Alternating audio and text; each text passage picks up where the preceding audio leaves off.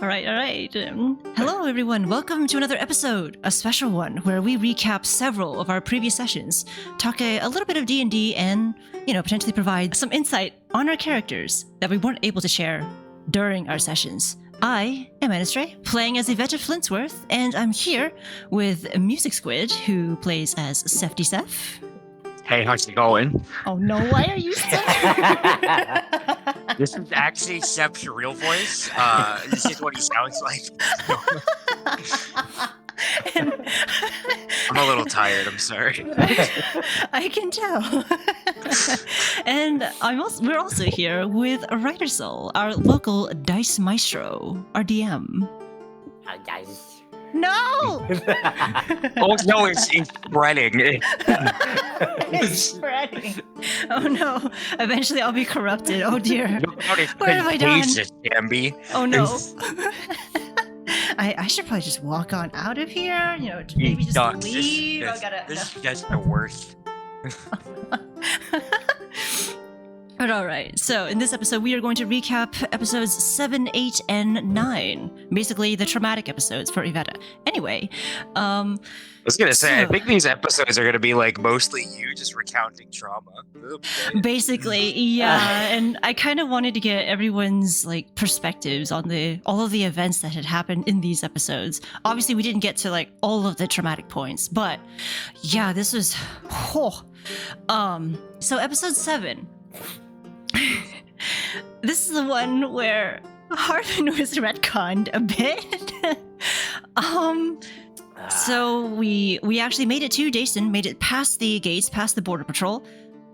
But we forgot what time of day it was. DM thought it was, we landed there in the evening time. We did not, actually. We got there in the morning. So the whole thing with Harvin did not actually happen. Yeah.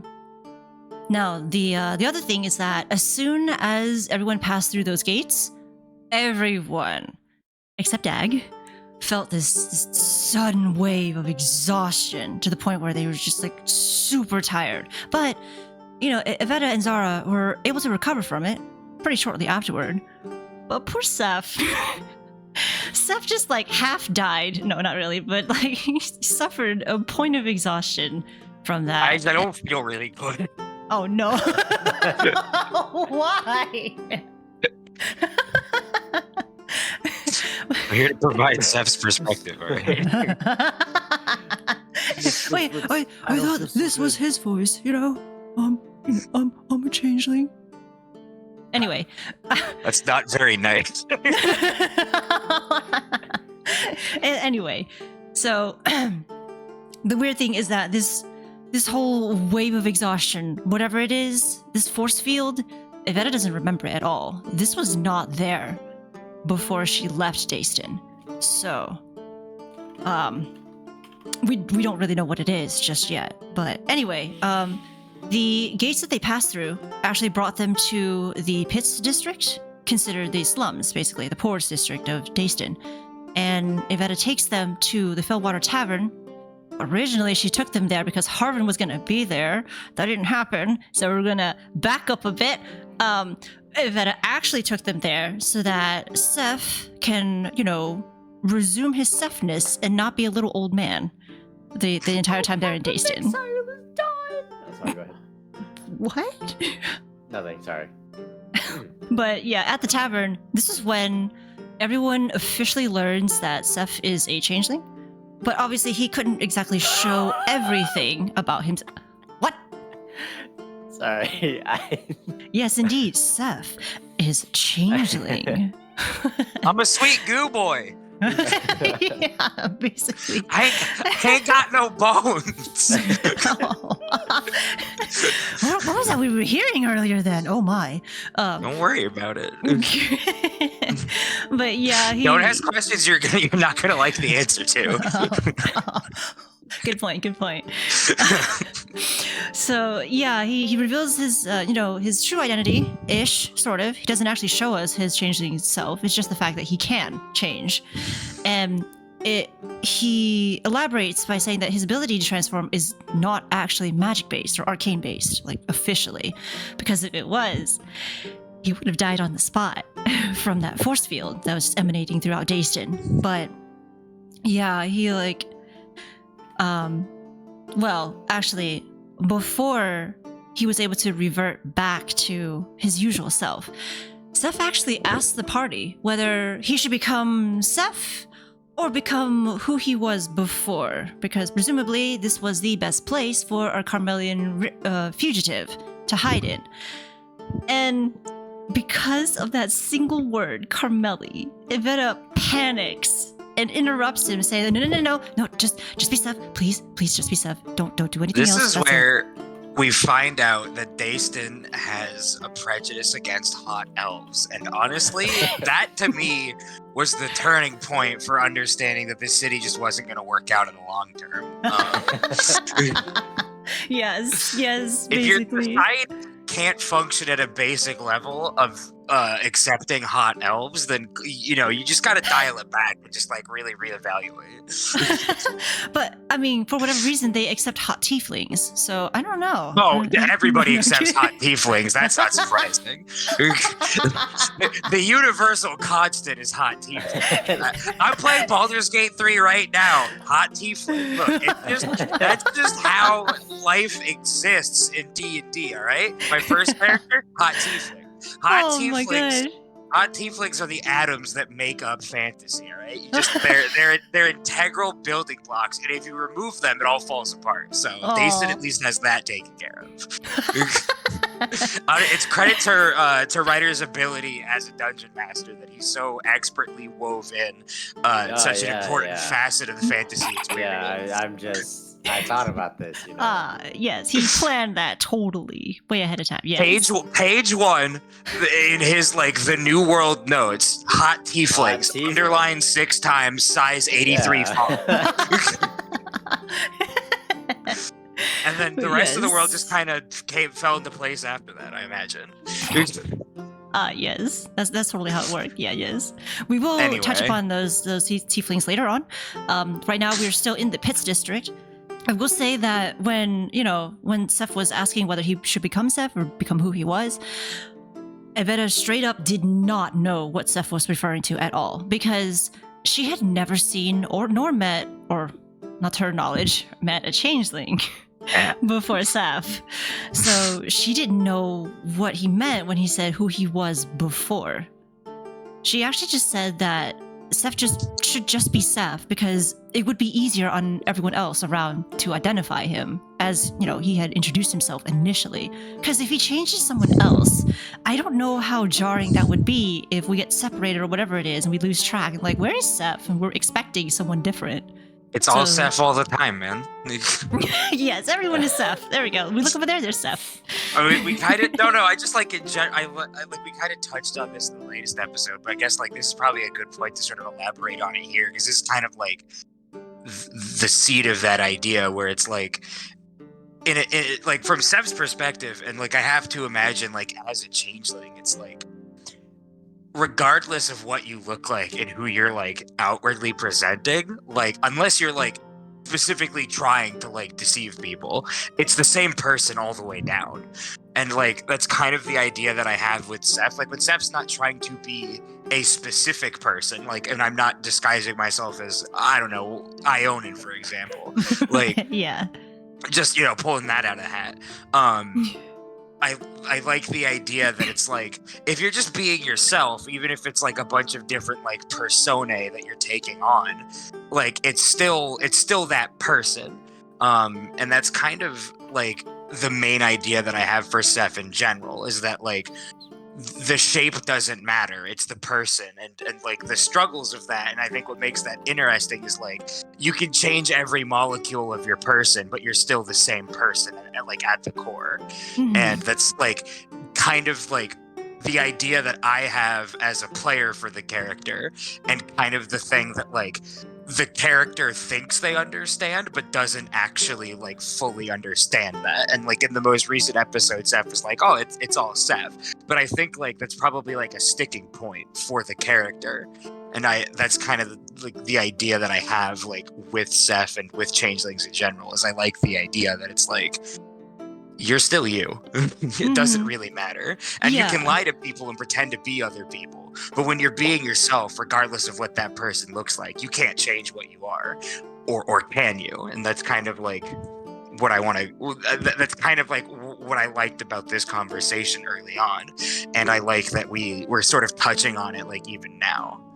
Yeah, which it was a really good point to bring that up because yeah, for changelings, changing your shape or whatever, however you look, it's basically just like putting on a new hat for changelings. Yeah, well, yeah, it's just like it's a nothing new to them. outfit. Yeah, what do I want to exactly. wear It's a new today? outfit. Yeah, and to everyone else, they identify people based on specific color schemes, specific silhouettes, and such. So for other people who are not used to that type of thing, they find it a little bit harder to be able to identify someone when they keep changing that often with their outward appearance. So yeah, it'll be quite the learning curve for some of our characters who are not used to that. But I think that's great. I find that great that, yeah, Seth himself just doesn't find it that big of a deal if he has to change into someone else while he's out there. Yeah, and like the idea that I have is that like Seth doesn't think it's a big deal because it wouldn't be, because yeah, it is just sort of going ahead and like changing stuff. But like that, I like the idea that thinking, the idea that like, oh, I'm the same person no matter what. Like for somebody like Seth who is like who's like an order, a clockwork sorcerer and an order cleric, somebody who has like very rigidly defined like ideas of things, like he's kind of at odds with his like fluidity and his ability to be whatever he wants. And so like in the later episodes, he's been staring at his hands a lot, and the idea with that is like I'll probably touch on it again when we get.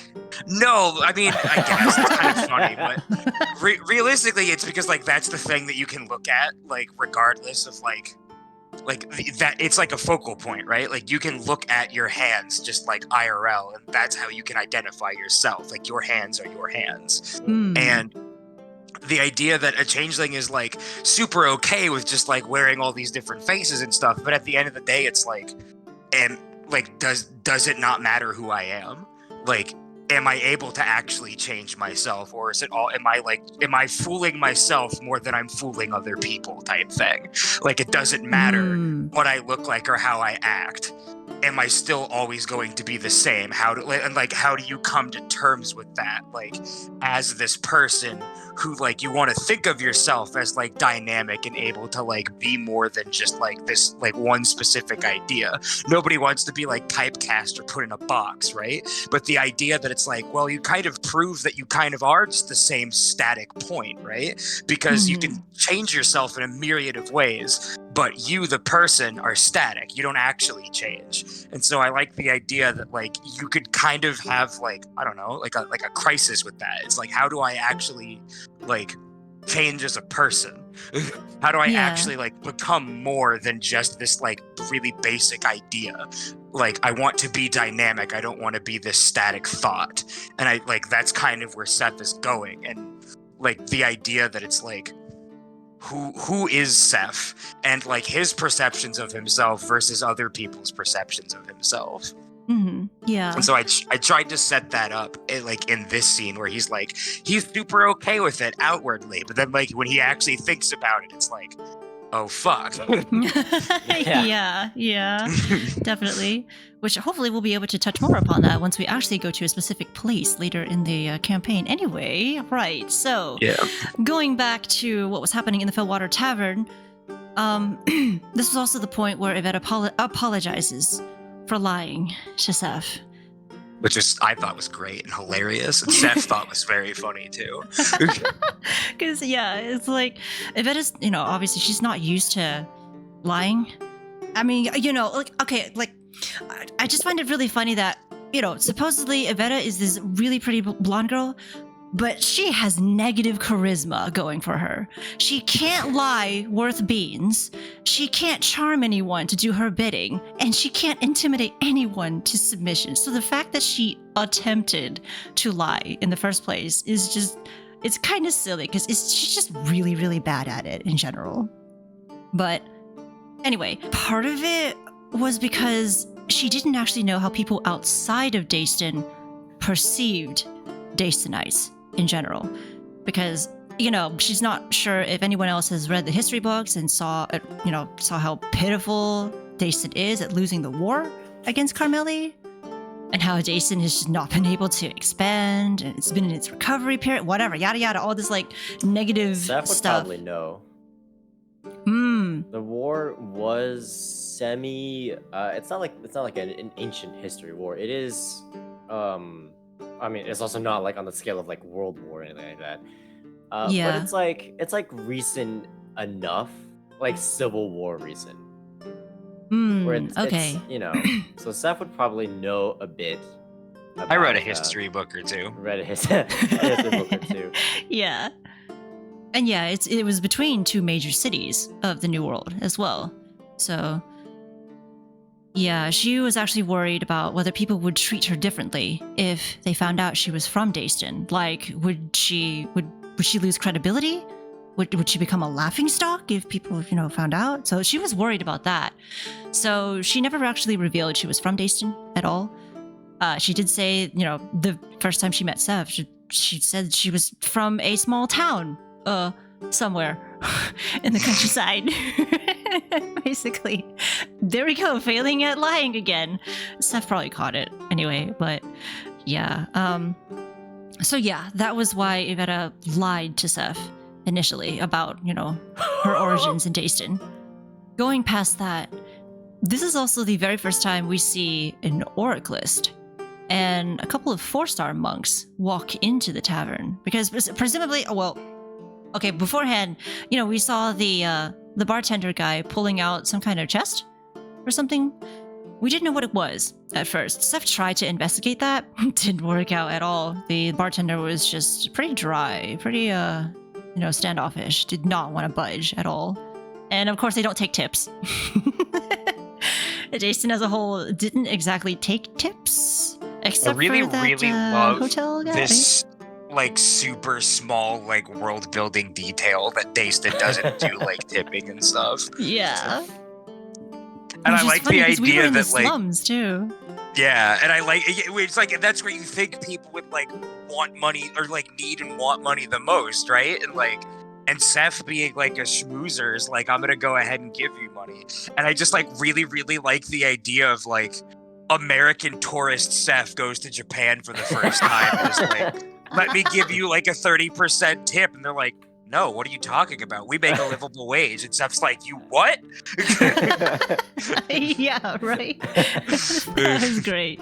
That was pretty funny. Yeah, everyone was trying to reach for the bill there, trying to pay it off and stuff, except for Dag. Dag was like, free meal? Thanks. So that was a great segment. Food is free. Yeah, right? Well, like, I like the idea that, like, Dag comes from like a gladiatorial background, right? So it's like, yeah. What's your reward for like winning in the pits? You're gonna get a hot meal and you're gonna get a place to sleep. So Dag goes out, he adventures with us, he kicks a bunch of ass, and he's just like, well, I'm gonna get paid in food. Yeah, exactly. So that made sense. Yeah, I'm gonna have a bed to sleep in. I'm gonna have a hot meal. I killed like 3 goblins the other day. I'm owed 3 hot meals. Like, yes, that segment was great. I really enjoyed that part. But yeah, we see an Oraclist come by. What I thought was really interesting here was that the Oraclist, number one, he didn't have a blindfold, so okay, that was fine. I heard DM dice being thrown here. And noticed that the Oraclist kind of did a little double take when he saw the party at the table. DM, are you able to explain what that was about? Nope. Seeing as we're in a... Okay. God dang it.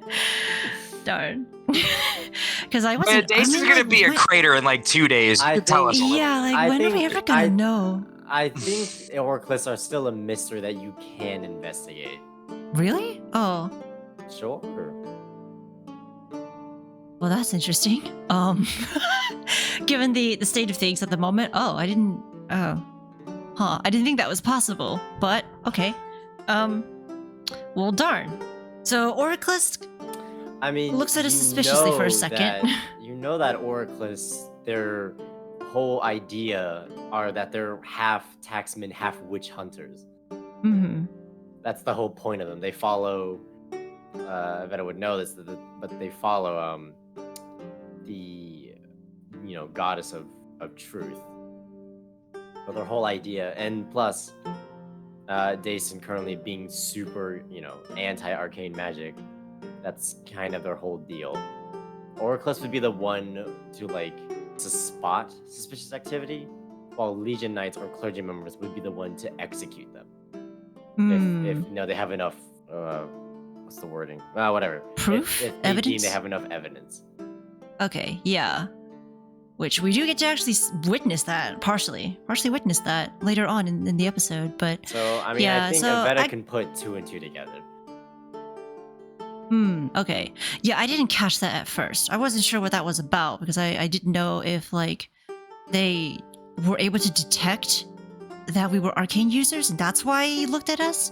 Because that was really scary when he, looked at us for a second, but he just continued on his way, picked up the money from the chest, and just went on their way. Because, yeah, they were there to actually collect taxes from the local businesses in the area. Did you have any thoughts on that, Squid? Did you have an inkling that was what it was? Yeah, no, I basically, because I think going into this, I knew already at this point that Dason was a religious town. So I'll add one more thing. Because they're that intimately close with businesses, and part of their role is they are essentially lookouts for suspicious arcane activity. They are also maybe not intimately, a degree. One degree away from intimately aware of all of the citizens. Oh, interesting. Given how enormous Dason is, I'm a little surprised by that. Okay. Moving on. The 4-star monks didn't exactly do. Oh wait, that's right. Sorry. Squid, yeah, did you have any thoughts on why the Oraclus was looking at us?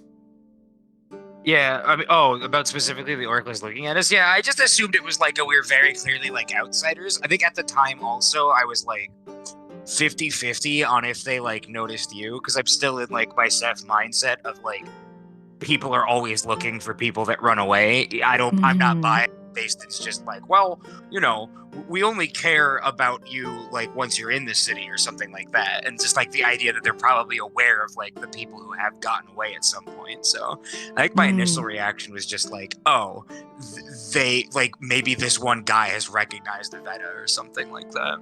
Yeah, that was that was also a point where I was a little worried about that too. I had no idea. It could have gone either way. It could be that they noticed because one of us, I don't know, might be emanating some arcane, or he recognized Evetta, and I was like, oh no, oh dear. But yeah, thankfully, nothing happened. He just walked on and walked out. In fact, that was actually the reason why I had Evetta scan the nearby bulletin boards. I don't know if you guys remember that, because I asked to see if there was anything worth noting at the bulletin boards and stuff. There wasn't really anything. What Evetta was actually looking for were any wanted posters of her, any missing posters of her, and potentially any propaganda for the Scorch King at the time. But she saw none of that.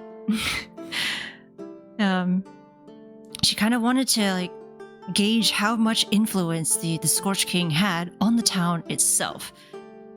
But because there really wasn't much to be seen outside of the Scorch King banners flying alongside Dason banners, that was it. It was kind of surprising that there was really nothing there. It kind of threw Evetta off guard a little bit, because the Scorch King's kind of scary and everything. It looked like at the time they had already integrated themselves into the military of Jason's. So she wasn't sure if half of the town had already been converted to Scorch King. But, we'll find out about that later on. But yeah, no. I'm sure it's fine. Nothing will come of it, I think. Oh dear. But yeah. What Evetta found there was just a bunch of church-related posters, some job posters and stuff. But the one thing I regret not doing, looking back on this now, was that we found that one job poster thingy, no, bounty. It was a bounty poster for how they were offering 50 gold for any arcane-related artifacts that someone has found. If they found someone who had been dabbling with artifacts, I'm sorry, arcane artifacts, and I, thinking about it, I should have had Evetta try to rip that page up, because obviously it skews the public's perception of arcane users.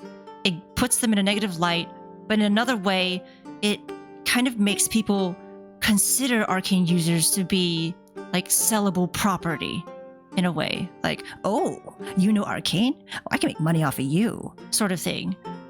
But yeah, I really should have let Evetta tear up that bounty poster thing. Anyway, okay, so moving on. Oh darn, I wish Quenie was here so that she could provide her perspective. I forgot about that, but she won't be here for another hour. At least an hour. That's assuming she doesn't spend like, another hour or two getting settled before joining. Yeah. Who knows when she'll... That's fine. If anything, maybe I'll go back to some of these points or whatever it is to get her side of the story on it. But yeah. They were at Fellwater Tavern originally for Harvin. He left. Doesn't show up until much later. So instead, Evetta goes out to actually show everyone the Market Plaza, in Central Borough. Takes them to the Buyer's Marmalade, whatever. How do you pronounce that? I don't even. That's not how you spell it. Oh, okay. It's might Promenade. Oh, is that American English or British? It's maybe British is Promenade. This is what Google says. Oh, interesting. Okay, well, either way, Central Borough immediately looks so much better, so much more refined compared to the Pits, which, I mean, it kind of makes sense because it's considered the middle class district, basically where all the it's the trade district in a way, where all the artisans go, people who have a little bit more coin would live and stuff. And when they near the Buyer's Promenade, they notice that towards the center of the city, there's this giant statue of a woman in flowing robes holding up this majestic orb. And it's a statue of the Silverlight, basically the goddess of the divine. To humans, she basically represents life and the creation of man. But not everyone sees her that way. They just consider her goddess of the divine and stuff. But yeah, she's holding up this orb and it's pulsating this golden wave of something every few minutes or so. And every time it pulsates, Steph's just like, oh! So it's understood Silverlight's out there pondering her orb, making life difficult. See, okay, funny enough, you know how Steph kept cursing Silverlight and everything whenever he was trying to cast and stuff? I didn't really roleplay this very well, but Evetta actually took slight offense to that. That's fair. I'm sort of because she believes it's not the Silverlight's fault for this trash that's been happening. But yeah, no, I thought that was funny. I actually really like that. There's probably I don't know. There's probably some time at some point in the future for Seth, Evetta, and Zara to have the religion talk, because I really liked actually something that you've sort of been doing in the last couple of episodes, and I think it starts around here, where you kind of see that even though Vetta's not fully drinking the Kool-Aid, she at least has a degree of respect and she kind of has some belief in Silverlight, and I actually really like that. I like the way, because it's really subtle, and you don't do it a lot. It comes up pretty sparingly, so that makes it really interesting. Whenever it does come up, and I think I've talked about this with Seth, but I don't know. I don't really have a huge opportunity for it to come up, but cursing Silverlight is definitely part of it. Where it's Seth believes in gods. Because I think not believing in gods in D&D is stupid and actually just kind of dumb. There's no reason There's like genuinely no reason why a character in D&D shouldn't believe in like religion, because the gods are like actual tangible things. And 9 times out of 10 like are like have like historical backing for like physically manifesting and stuff. But I like the idea, like with Seth in particular, like he believes in the gods, but he just doesn't care about them. Because in his mind, they're like just as fallible as people. And his whole thing is like, I don't need to worship deities directly, because all they are is like a manifestation of these like specific ideals and aspects. So I'm just gonna cut them out and start worshiping those aspects directly. I don't need to like pay homage to the face of the aspect. I'm just gonna worship like the ideas themselves. And I like that we kind of have this like dynamic between our 3 characters where it's like Seth doesn't really care about the gods themselves, but is a religious person. Evetta has like a weirdly strained relationship with religion, because like ostensibly she believes in it, but like she was brought up by extremists more or less. And then Zara isn't necessarily an extremist, but as a paladin is like a very, very devout follower of her god. Like, and again, I wish Quenie was here. She could maybe elaborate, but like the idea that like she's a devout follower of her god, like to the exclusion of other gods. Like, sure, they exist, but like hers is the important one type thing. And I really, really like that we have that like dynamic between those 3 characters. Yeah, that was something that I was trying to go for with Evetta, because like she does believe a little bit in the Silver Light and stuff, because she came from Dayston. She grew up with that kind of culture and stuff, so inevitably she will eventually, like, she will actually believe in it. But when I'm wondering Dag's perspective on that, it's too bad David's not here. Anyway, Dag probably believes in his fists, so that's probably why. But anyway, the only god I believe in is the god on the end of my right arm, brother. Only God I believe in is the Second Amendment. Yes, that is so Dag. But yeah. My other god's an M16, brother.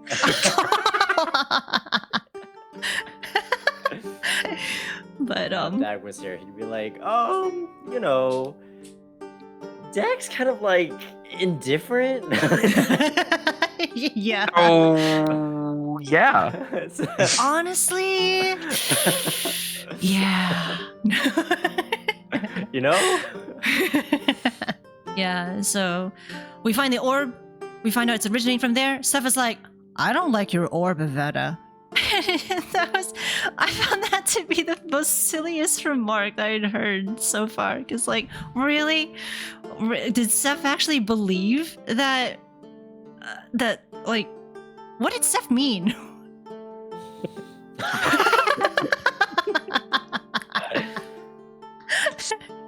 Because I was like, part of me is like, wait, you actually believe Evetta was here when this was created? Oh.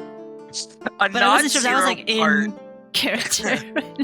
A non-zero part of Seth's personality is that Seth likes messing around with people a little bit. But the problem, the problem is that Seth doesn't have a lot of time to do that because the world's falling apart right now. Yeah. But Seth, again, this I might be reading way into. I might be a little too like lost in my own sauce, but the idea that like with Seth being the same person at core and not being able to change.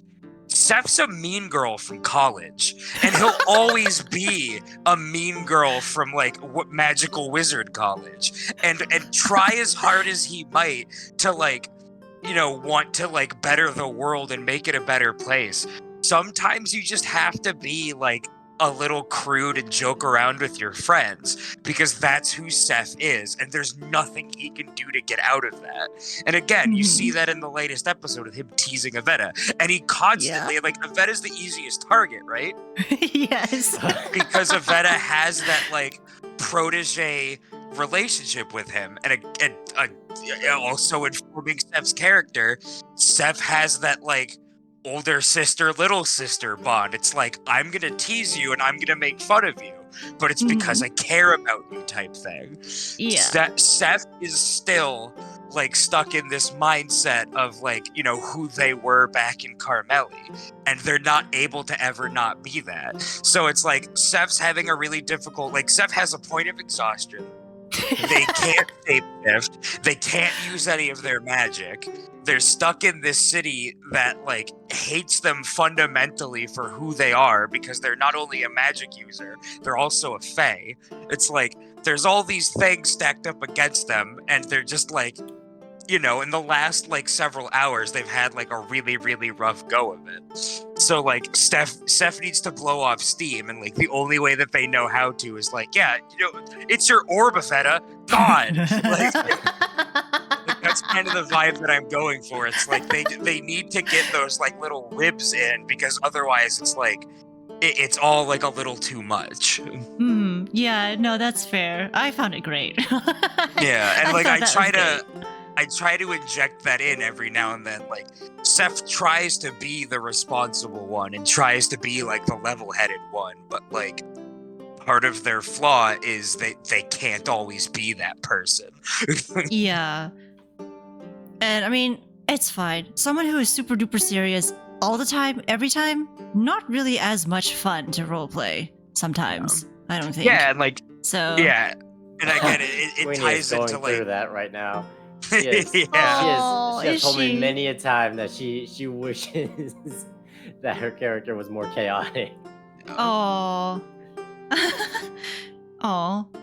I mean, well, still, yeah, she has the option of like letting Zara go. Maybe not right now, but has she actually considered that? Not necessarily killing her, but like letting her go her own way and becoming a different character. I mean, Oh, okay, I wasn't sure if she I ever feel like mentioned that if, to you. If I would have known, then you would have known. Oh, okay. Like, Okay.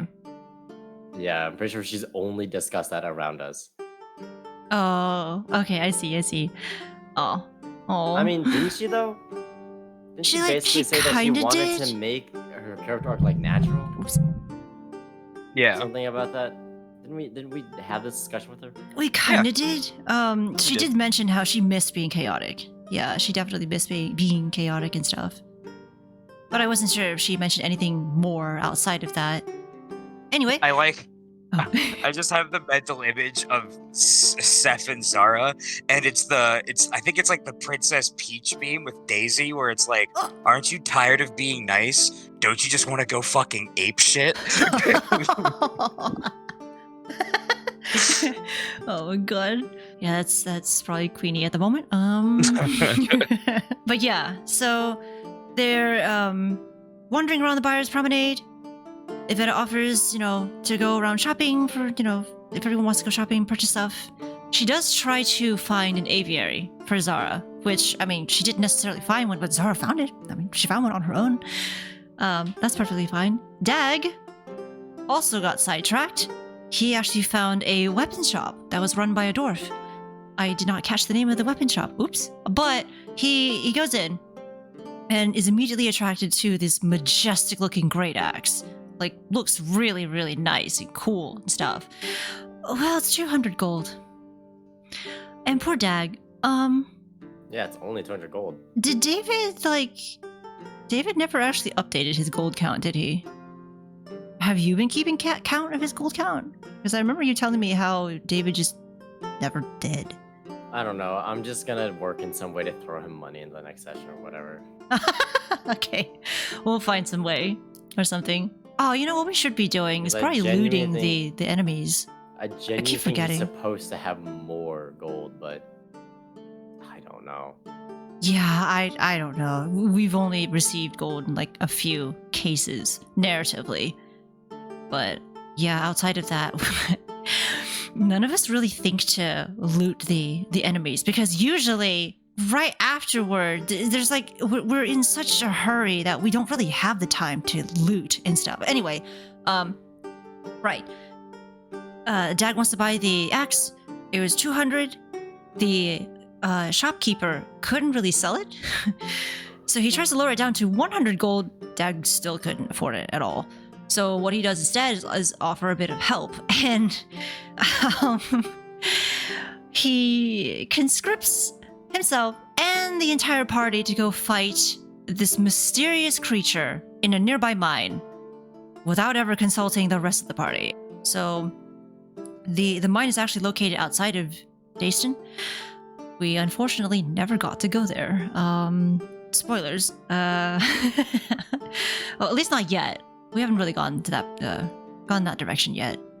But there was that. Zara actually finds an aviary of sorts. And I don't know what the heck happened here during this segment of the episode.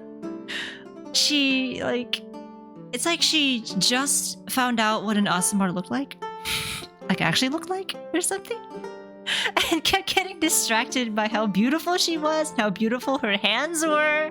The origin of the hand meme. It's the origin of the hand meme. Darn it. Okay, I'll have to come back to this later when Queenie's here so that we can actually ask what happened. What was actually going on here? I think I've asked her before, and I think she told me that it wasn't the fact that she was beautiful or anything. It was the fact that I described that she wasn't wearing a falcon glove while she had a falcon resting on her arm, right? So implying that this Aasimar is very strong. Oh. Or was not not weak or skilled or whatever. And that's what she was reacting to. Just a strong woman. A strong woman. Okay. Who doesn't appreciate a strong woman? I know, right? No. I see. Okay. I thought that whole segment was great. Yeah, of course, none of us really got that. At least initially, I mean, no. It was kind of hard. I figured that was what she was reacting to, but the hand thing was so funny that I couldn't pass up making fun of her for that. It was. I yeah. had to. That was just. That was great. What I also found really funny here was that she actually attempted to haggle a bit. She actually didn't have enough gold on her. I have no idea what her gold count is. But, yeah, I guess she didn't really want to pay the actual amount that the falcon was worth. And tried to haggle, which, I mean, she did successfully and stuff, so that was nice.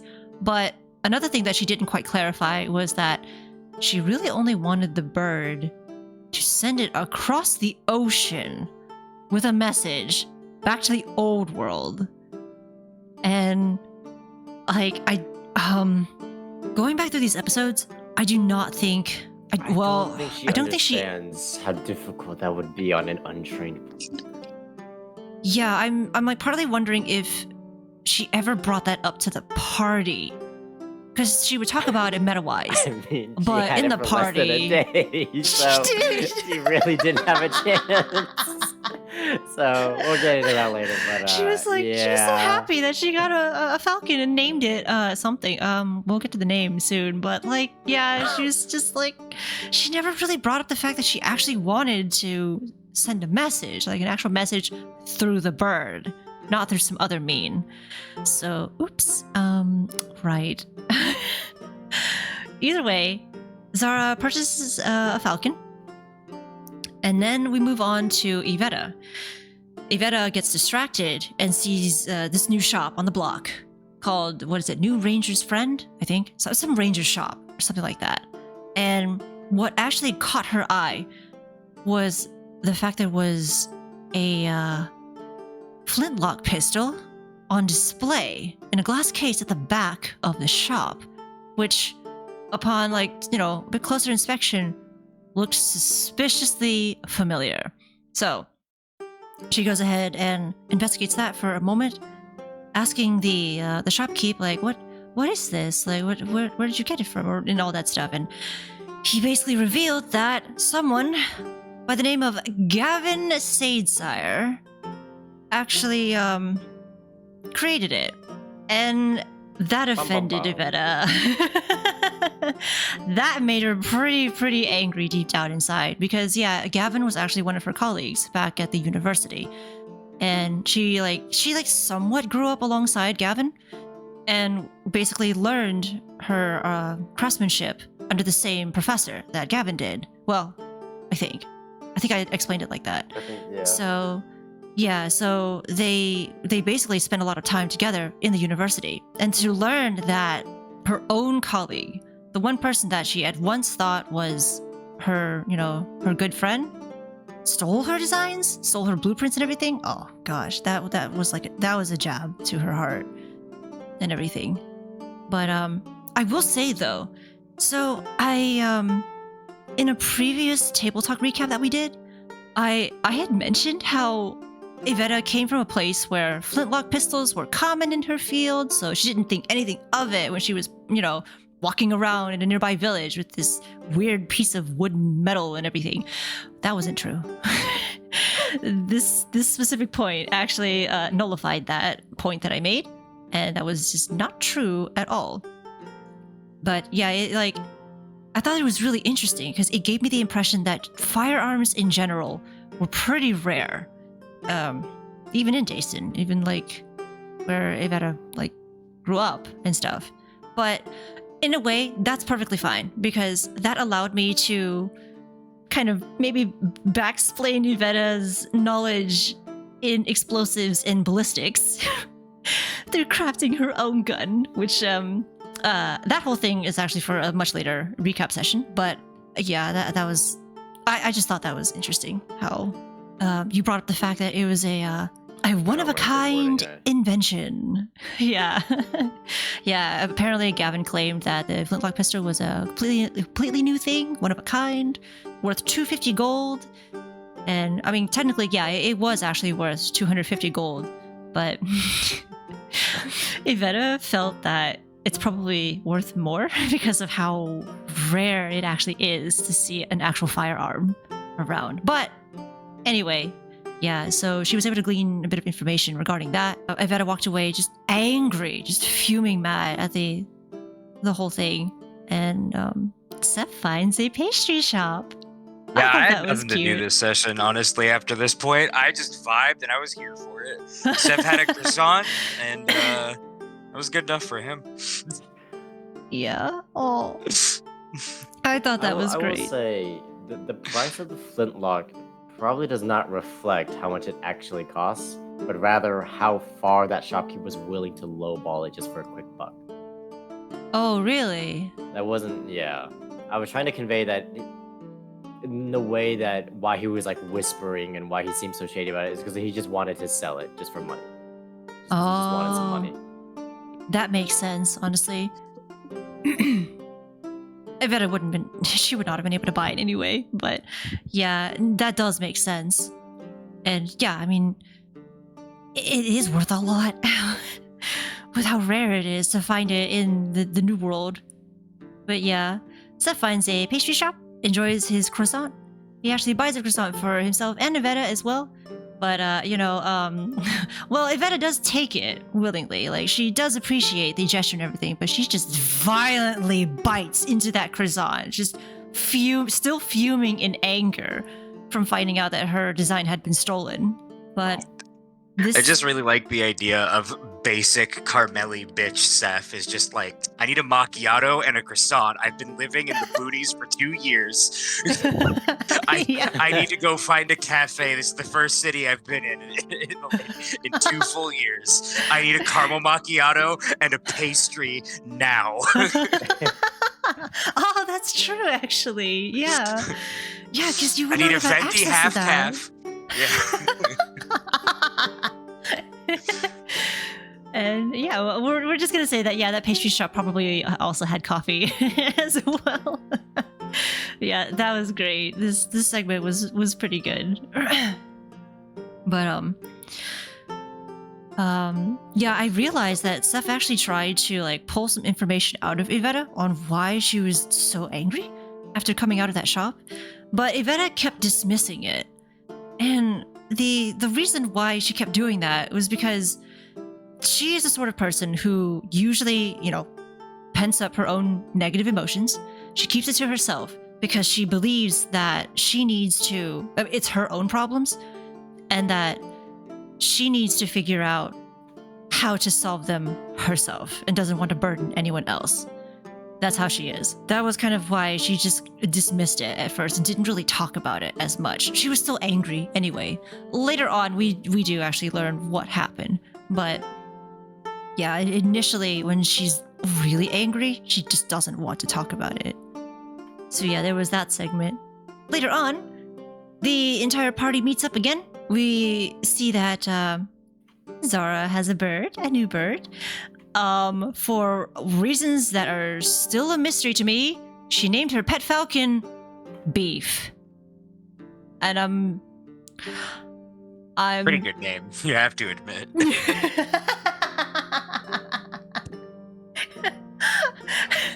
Like, she's already named her horse Pork. And now she's named her falcon Beef. So who's gonna be chicken and turkey? And like, I still can't tell if it's Zara naming the horses or if it's Quenie. right? Like, I can't tell. I'm so confused about this. But I maybe Queenie will be here in another hour or so, and maybe she will be able to explain why she named him the way she did. But yeah, she named her bird Beef. Oh, I thought this part was actually great. Seth actually like breaks off a piece of a croissant, Evetta's croissant, and gives it to Beef. And Beef was, he was a little confused about it at first, just staring at it before actually before he poked at it and stuff, before he actually picked it up and started eating it. And as a player, I don't think Evetta would know this at all, period. That's why Evetta didn't say anything. But as a player, I thought this was really funny because this was a great demonstration of how knowledgeable Seth is in specific areas, and this specific gesture right here showed that he knew nothing about bird care. No, zero idea. That's wizard shit. I don't need a familiar. What do I gotta learn how to take care of birds? I don't need that. Yeah, right? Seb's like, take your stupid books and take your stupid birds and piss off. I don't. Yeah, at the time I wasn't sure if you were role playing a Seth just didn't actually know, or if the player didn't actually know. But I thought it was great. I thought that was really funny. No, I know that you're not supposed to feed birds bread because it's like really bad for them. But I like the idea. Like Seth has no clue. Seth wouldn't have any idea. They don't know. They've probably never. Seth probably never had a pet growing up. I have to imagine in Carmelli. There's like. Yeah. You'd have to think that like all the familiars, like all the like the quote unquote pets, like they would be reserved for like wizards and stuff because they actually need them, like they're functionary. So like you probably have to like apply for a permit to get one, and if you're not like actually like a wizard or a warlock where like you need a familiar, they're probably like, yeah, I mean it's exorbitantly expensive, you can't have one. So Seth's probably just like, yeah, here's some fucking bread, I don't know. I saw some old lady at a park throwing bread at a duck once, and I just assumed that's what you do. But also, again, I really like that you're like, yeah, that Seth's really knowledgeable about like specific things. No. Don't let Seth fool you. Seth's only kind of smart. He's clever. He's clever. I will give him that. Seth is the literal incarnation, literal manifestation of like the talented kid from school, but they only have surface knowledge level of everything. Dude, like the moment you pry deeper, they're like, yeah. Seth peaked in high school, bro. Like he.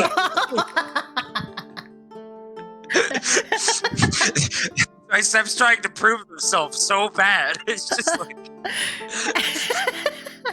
but just like they are like you said, Ryder, just like the living embodiment of like, oh, I know a little bit about everything. It's like, no, I have like proficiency in history and arcana, but my bonuses is only like they're only like 3 or 4. Which is like, you know, not like the worst, but like most of that is my proficiency bonus. It's not even just like my actual like skill. Like my actual stats not very high. Seth is incredibly good at making other people think that they're very knowledgeable about things. Yes. And that's the charisma. that's the 20 charisma. It's just like, yeah, I fucking know about this. It's like, oh yeah, please explain, elaborate, tell me some more about that. I gotta go. Here's some bread for your bird on my way out. Yeah. Oh my god. God, I like partially died inside and just started laughing at the side as well at this part. Did the bird end up eating the bread? It Or was did. just kind of like it did. Yeah, the bird ended up eating it, and I was like, "Oh, it really doesn't know." This isn't food. What is this? Right? But that was great. The way you described how the bird was behaving with the piece of bread, I thought that was fantastic. Because yeah, realistically, it would probably be like, "What the heck is this? This doesn't look like meat." Because yeah, falcons are carnivorous, so it's like So yeah, I'll probably bring this up again And it took when a bite. And Quenie's it's like, here. I mean, it's not offensive. I guess I'll eat it. Yeah. I guess I did. I like genuinely didn't even think of like, because like I was doing it as like like Seth just doesn't know what to do, so here you go. But like I do really like the idea that this just plays into Seth just like, oh hey, if you pay attention, like you could. Seth says a lot more than they in their Yeah. that just doesn't really fully corroborate with what they actually say. Seth feeds bird bread. Oops. And you know, Feeds no one a else raptor really like. bread. Again, Yeah, if this feeds was a a raptor. duck, the Yeah, duck that's probably would have right. been super into it. But yeah, here's this raptor. It's fucking bread. Oh Lord. Tossing berries at a goddamn T-Rex. Right? Basically. But anyway, so yeah, after that bit of silliness, the team finally finds out what that piece of paper that Dag had been holding this whole time. And yeah, he did just enlist the entire team to fight a monster that none of them were familiar with. What was the monster? It was called a boulette. Now, okay, meta-wise, I didn't know what a boulette was either when I first heard this word. So I was like, what the heck is this? Like, what? And then I heard... Okay, so I went through that Critical Role episode where they were ambushed by one. And I was just like, oh my dear God. I don't even know if we can fight that, but oh my God. So, Bullets are super cool. They're very, very cool monsters. At level 4, maybe it would have been dicey, but now you guys are definitely like ready. Like, Yeah, we could. yeah. It's not if it's just one boulette, like it's definitely not gonna be an issue. I think 2 would be like a pretty decent fight. Yeah. Okay. Yeah, so... But yeah, they're a cool monster though. They're just big underground doggos. Yeah. Oh.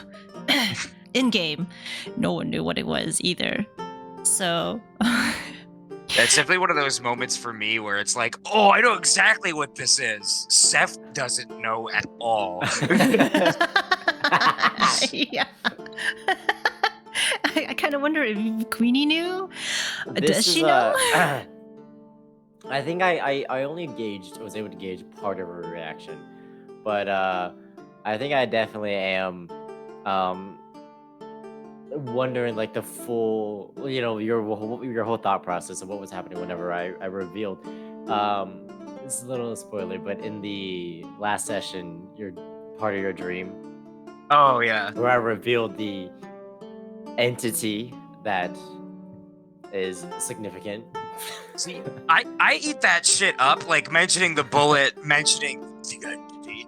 I love that shit because there's nothing boomer D&D players like more than having old shit referenced. That's like our bread and butter. And I'm not even that much of a boomer D&D player. I've only been playing since 5th ed came out. Like, fucking people that have been playing since 3.5 look at me like I'm the noob, even though I've been playing for literally a decade. Like, that's just D&D culture. But like, even now I'm at the point where it's like you mentioned some like old school shit, and I'm just like, fuck yeah! It's like MusicSquid liked that pops up. Yeah, right. I saw this idea for a homebrewed lich who's been alive for so long. They use 3.5 spells. That's cool. Oh, that is Actually, interesting.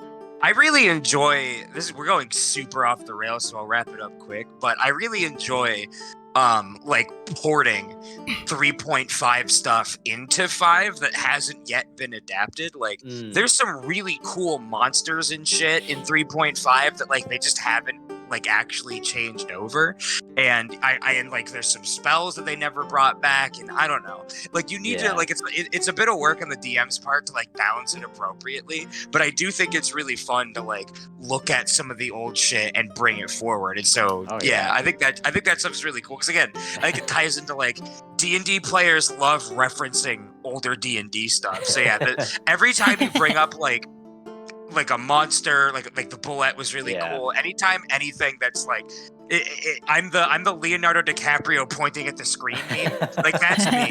Every time you like point out some old D&D shit, I'm like, oh, I know that. Anyway, moving on. Since no one knew what a boulette was at this moment, Evetta tries to look for a nearby hunter, leatherworker, or whoever it is, to see if they could, like, provide some insight on what the heck this thing is. Well, I didn't actually write down all of the description for the boulette, but they described that it's pretty dangerous, very territorial, and also quite large. Because, if it's just standing on all fours, it towers over all of us. So that was a little alarming to find out that we might be out of our league, at least at that moment. We might be out of our league with this creature, maybe. I mean, we could probably fight it now. But that was pretty funny when Dag tried to convince everyone that, if we go out there and fight it would be fun, We would gain so much knowledge on this monster. Like, wow. It's a really good impression, actually. It's all in the vowels. Yes. Fight it. Stretch it out. Yeah. Yeah. But no, I thought that was great too, because like, as a loot goblin, I'm like, yeah, dude, let's get Dag the sick axe, but just like realistically, in the way that like the course of the events play out, it's like we there's no time. Yeah. We just keep going from one calamity to the next, and we actually cannot catch our breath. And it's like, good luck, Dag. We'll get you a better axe one day, buddy. Yeah. It kind of did. Yeah, I mean, we'll get to this. I think it's probably next recap, but yeah, when we get all the cool like magic items and shit, like we'll get there. It's good stuff. Yeah, he actually did. This was pretty cool. D&D players only want one thing, and it's fucking disgusting. Good loot.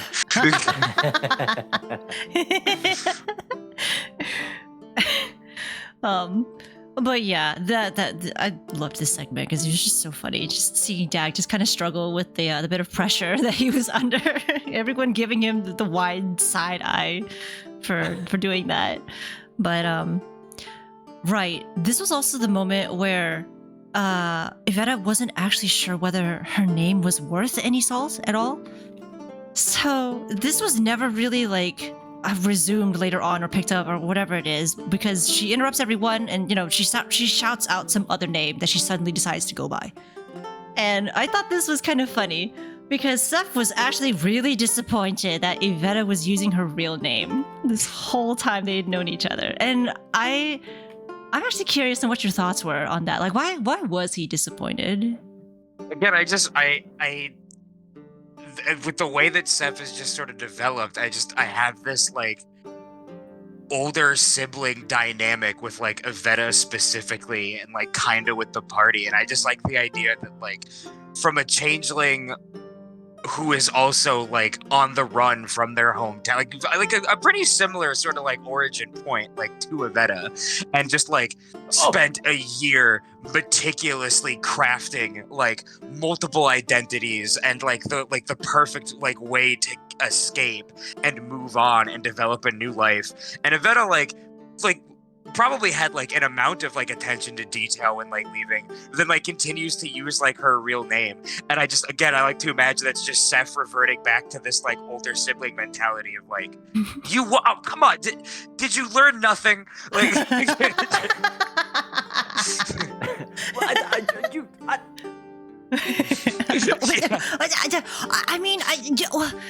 yeah, exactly.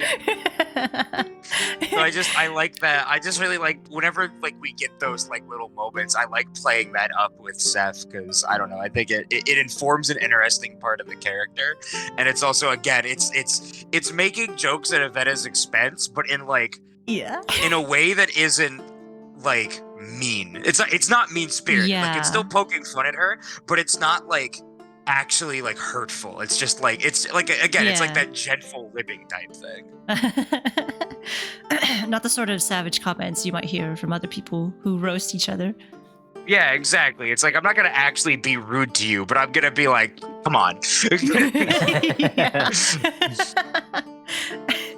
And yeah, it really was mainly because she never thought she would ever return to Dayston, even though she did forget a few things and left some things behind, as we'll find out soon.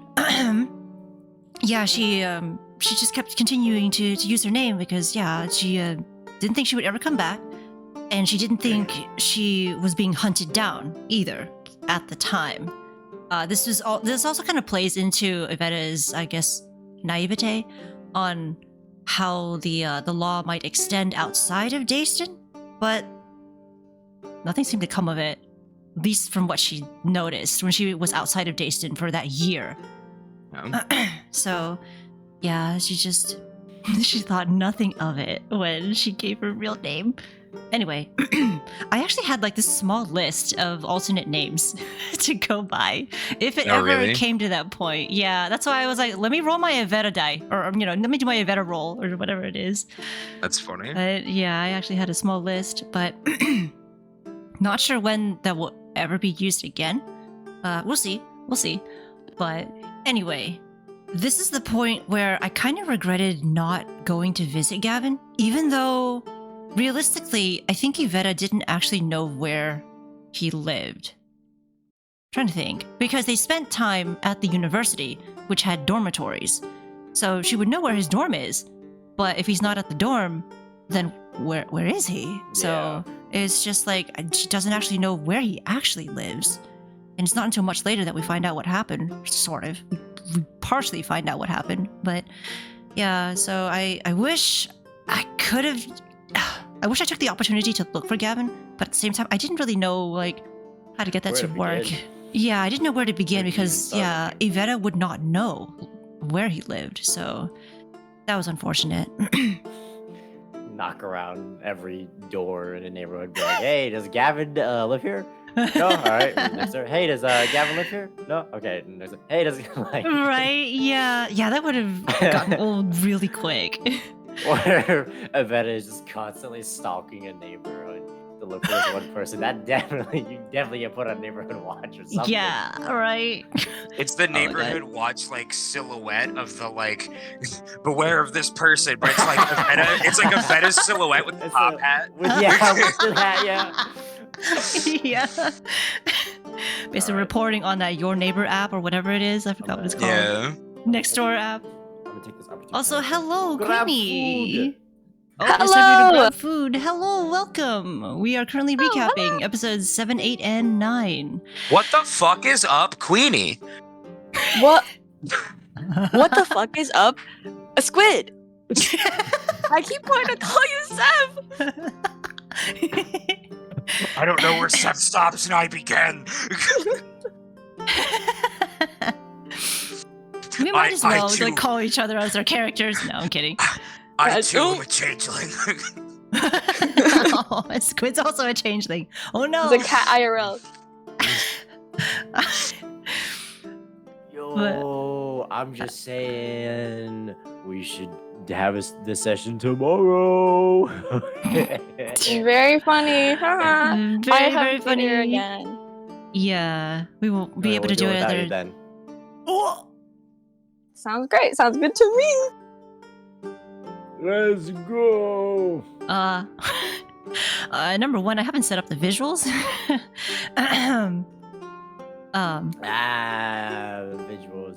Visuals.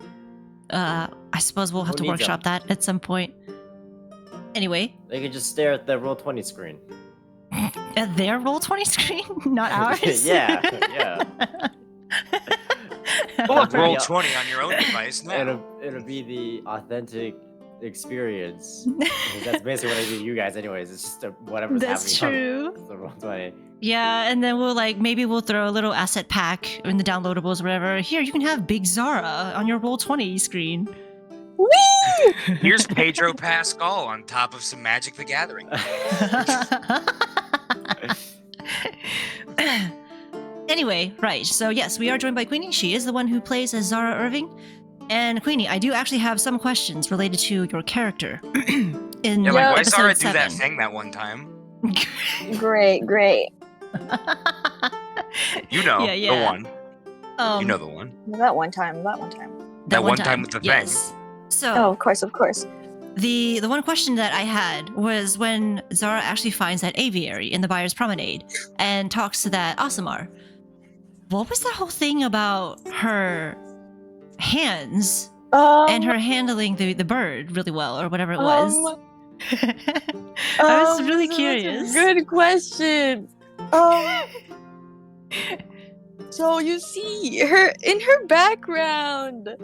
She has enough. See the thing with that was just, a very thought out character move. Definitely. That relates to Zara's backstory and not just me thinking the fact that she's handling a bird that should be handled with gloves without gloves. Cool.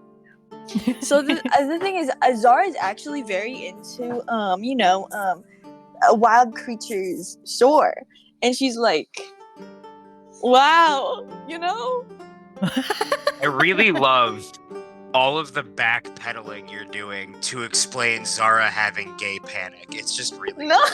good. Yeah. It was definitely part of her backstory. Uh-huh. Yeah. So yeah, okay. I so believe you.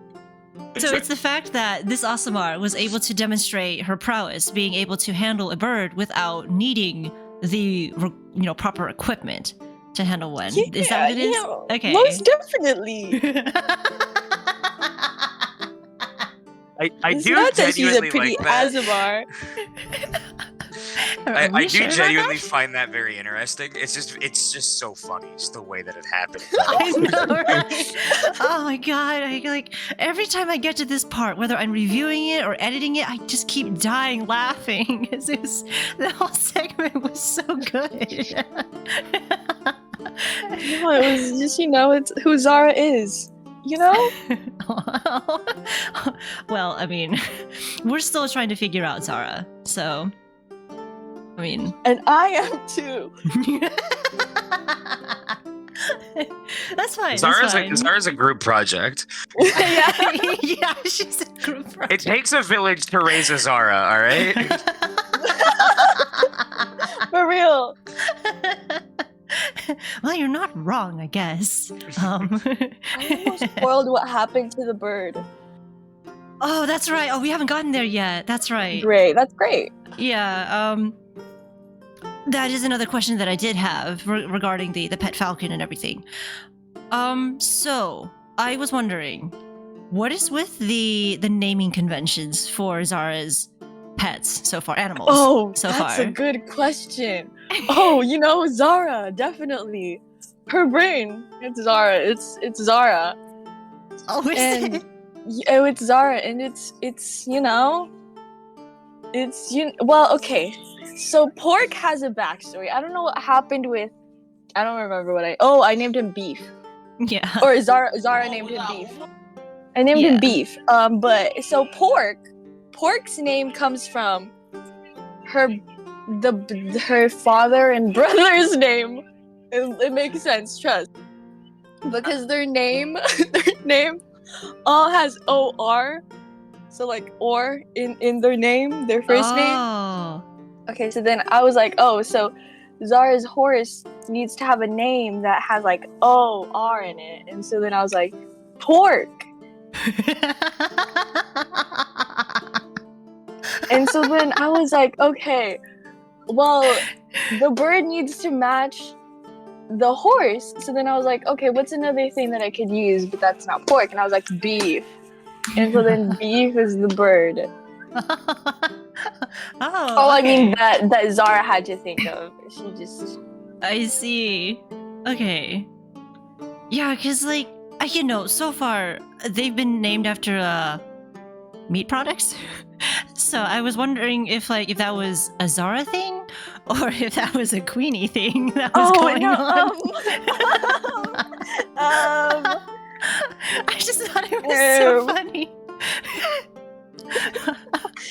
Because, like, the next pet that Zara gets, I'm just wondering, are you gonna name it Chicken? Are we gonna name it, like, I don't feel know. like Chicken would have made too much sense. For the falcon, yes. Yeah, because it's a bird. Yeah, So no, it that's... had to be beef. It had to be beef. Alright. Cool. There was that segment where Seth actually offered a piece of bread to Beef. What did you actually think of that scene? When Beef was like really confused at the piece of bread for a second. That's a good question.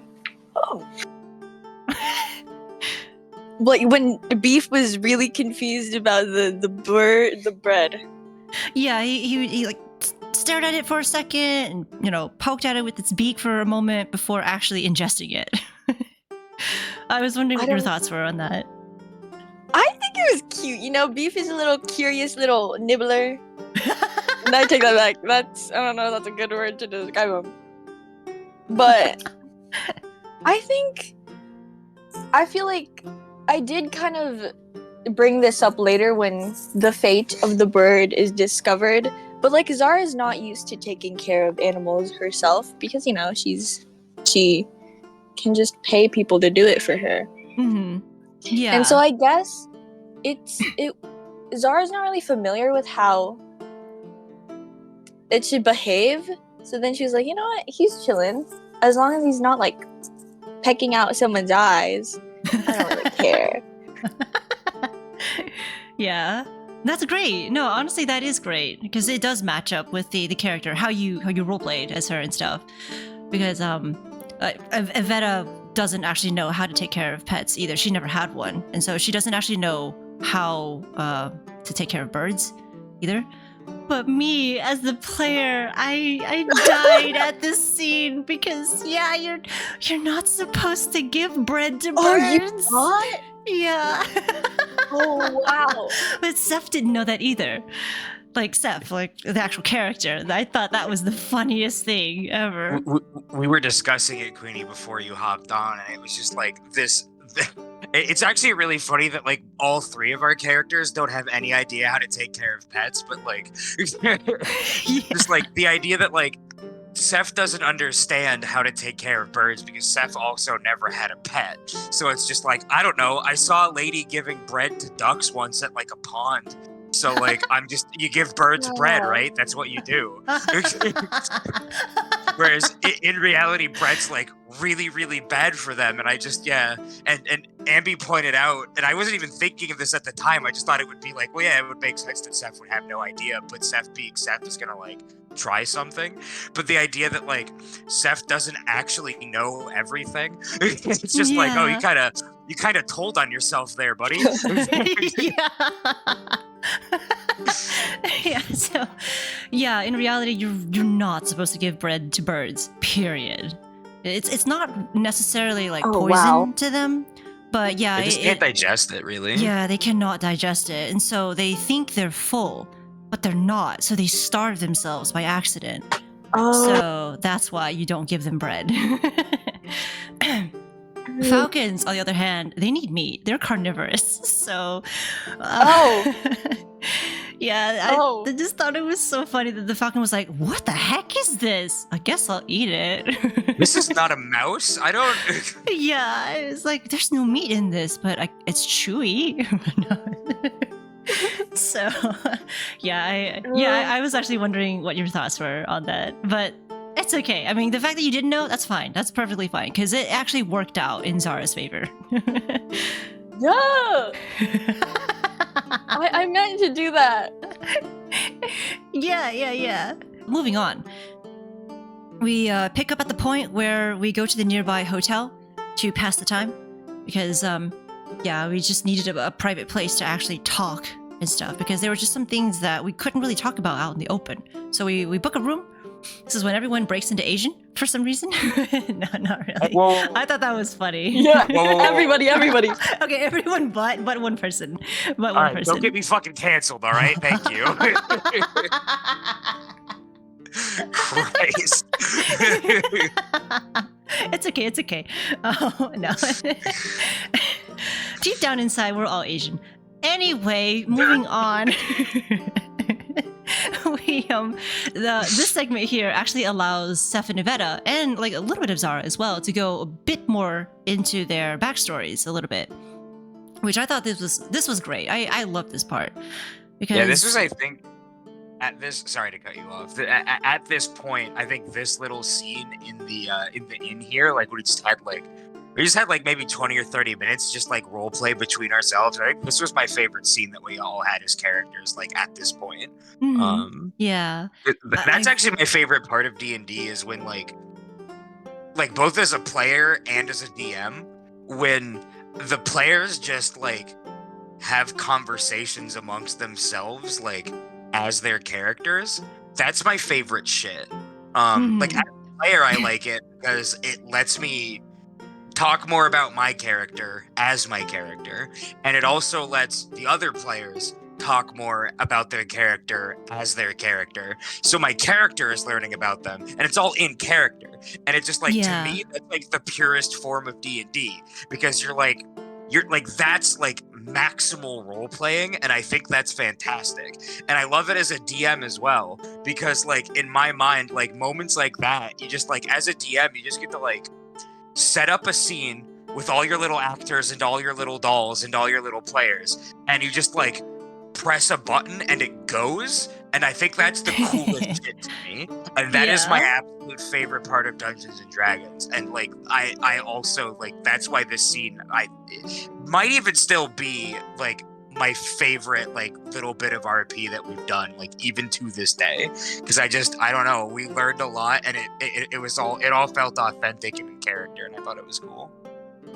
Yeah, I wish I spoke a little bit more about Evetta, but I mean given what had happened during that time I couldn't really talk that much about it. But anyway, yeah, this was the scene where Seth officially confirms that he is from Carmeli.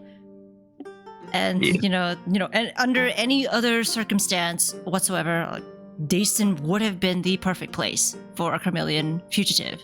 If it didn't have that arcane nullification thing, this would be great because no Carmelians would be here. Period.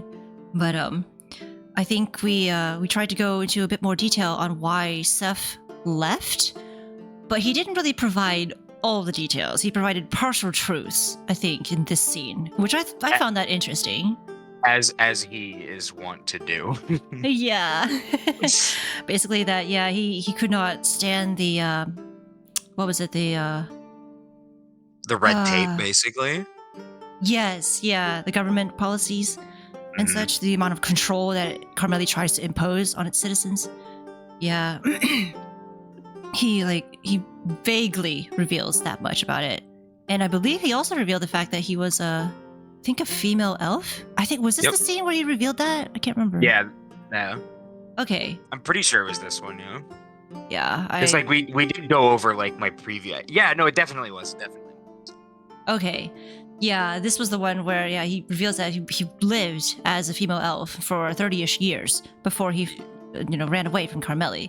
And everyone's like flabbergasted, like, really? What? You can be a woman or a man? Wow. You can be a wall man. You can be a wall man.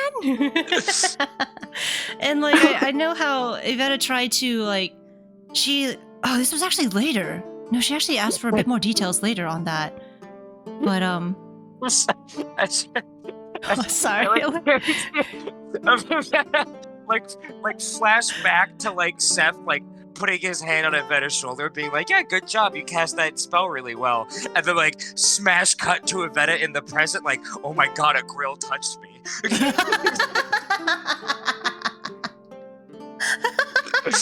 Oh god. Oh, I didn't even think of that. Wow. But yeah, this was the same scene where Evetta also revealed that she didn't necessarily have any plans after she fled Dayston, because she just endured so much trauma within a short amount of time, just decided that's it. Dayston has nothing to offer her anymore, so she just left. Because yeah, like number one, she said that she lost someone dear to her, and she lost her career. So she just left. She also left Dayston illegally too. So she didn't actually have the patience to wait for the required paperwork to be sent to her home before she ran, because she was just furious. She just had enough of the laws in Dayston. So, oh, that's right. Seth does actually pull out the search warrant that we picked up from those Carmeli Knights, and he actually shows it to Evetta and shows what he was actually called back in Carmeli. So interestingly enough, in game, Evetta's the only player character who actually knows Seth's Carmelian name. Oh, okay, outside of Seth, but yeah. And I DM'd over that to you. So also IRL, you're the only one who actually knows Seth's former name. Yeah. Except Ryder, who knows Seth's real name. Oh, that's right. Yeah, the Layers GM has within all layers. the secrets. But yeah, I thought that was cool. That was really interesting. It was actually around this point where they start hearing some commotion happening right outside the window, and we see that there are these two people who like they have their hands up. They're panicking and they look like they're surrendering. And in the distance, we see this oraclist approach them, and he's blindfolded. Where his eyes should be, there was like this beam of golden light that just scans over all of them, all of those people who had their hands up.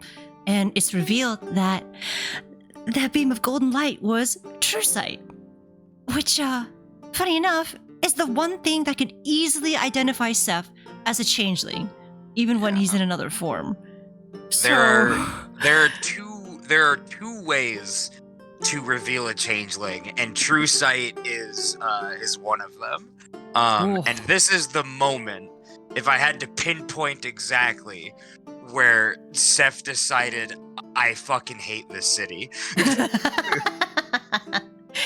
Yeah, that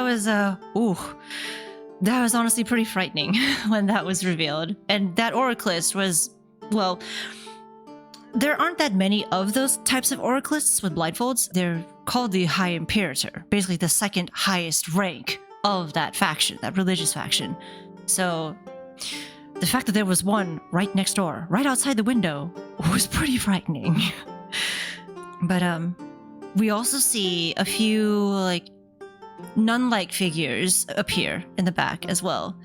They weren't completely nun-like. They did have the hoods, they had the robes and stuff, but they also had pauldrons and this mask, this silver mask over their face. So we had no idea what they actually looked like underneath all of it.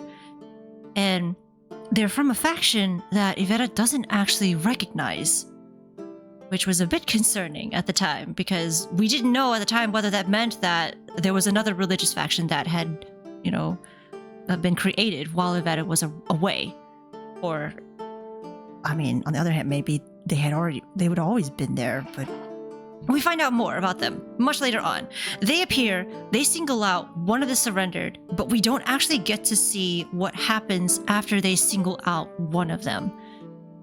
This was when Seth just starts panicking like mad, just rushes out, closes the blinds, closes the curtains, and then he just, like, tries to move a bookshelf in front of it too with his negative strength. But I thought that was pretty funny. I think this is probably the very first time Evetta had ever seen Seth panic in this way. And so that was really alarming. That was like a huge red flag. And I wasn't sure, like, did you have any thoughts on this whole thing, Queenie? I feel like because they were all Zara? religious figures who were out there. Yeah. Zara's still on her way to like reaching her boiling point. So, but I feel like this is really what introduced her to, what's the word for it? Like the idea that religion can be fallible, basically. Yeah. Yeah. Or like there can be an extreme to it that would bring harm upon a whole city. We were talking earlier about like I personally like I'm kind of waiting, like I feel like it's kind of inevitable at this point, like we're gonna get to a point with our three characters where we're gonna have like the religion conversation. It's like or at the very least, like our characters are gonna have to like examine it themselves and like from that probably discuss it, because we sort of like established the idea that each of our three characters sort of represents like a different point along this axis of like how people approach religion, where like Zara believes in her god like wholeheartedly and believes in like the good and like the power of like faith, and Evetta sort of exists along this idea where it's like gods can help people, but like people can twist that in like a negative way because like because of her background like growing up in Dayston, it's like the gods themselves may be inherently good, but like faith itself, like the like faith as people have constructed it, can be like inherently flawed. Yeah. And then you've got Seth, and like Seth's idea, and obviously Amby, you can elaborate on that and get more specific, but like and Seth exists in this world where it's like, well, no, it's actually the gods that are like the inherent problem. It's like gods are just as fallible as people, and people are like the worst. It's like the actual like belief that's important, and it's like the ideas that you believe in, like that's actual religion, and the gods just get in the way of that. And I really like this scene and how Zara reacts to it is just like it's a good look into her sort of like her dynamic within that sort of like triangle that our three characters have. Yeah, and as I mentioned much earlier, Evetta does actually believe in the silver light, but not to the extent that Zara does. And of course, like, you know, Seth believes in an abstract concept instead of gods. Evetta does actually show, like, it's pretty subtle when she actually shows her the religious side of her, because it's, you know, she grew up in that kind of culture, that type of environment, so she's used to doing that. But you know, that's something that I'll probably go into a bit later on.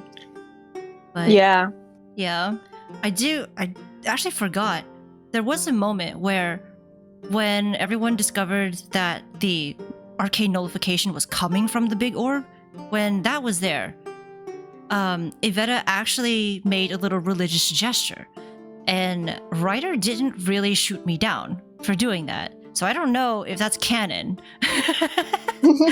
I did it for a second, and then that was it. He didn't say anything, so I have no idea if that's what the common people of Dayston would do. Okay. But yeah, Evetta made a little religious gesture towards the silver light. Oh, and right, yeah, like when, you know how whenever Seth was cursing the Silverlight, when he tried to cast magic and stuff, Evetta actually took slight offense to that. Because, interesting. yeah, she believes that it's not the Silverlight's fault. It's the people who twisted her. who are I at see. fault. So, because Silverlight didn't actually create that orb.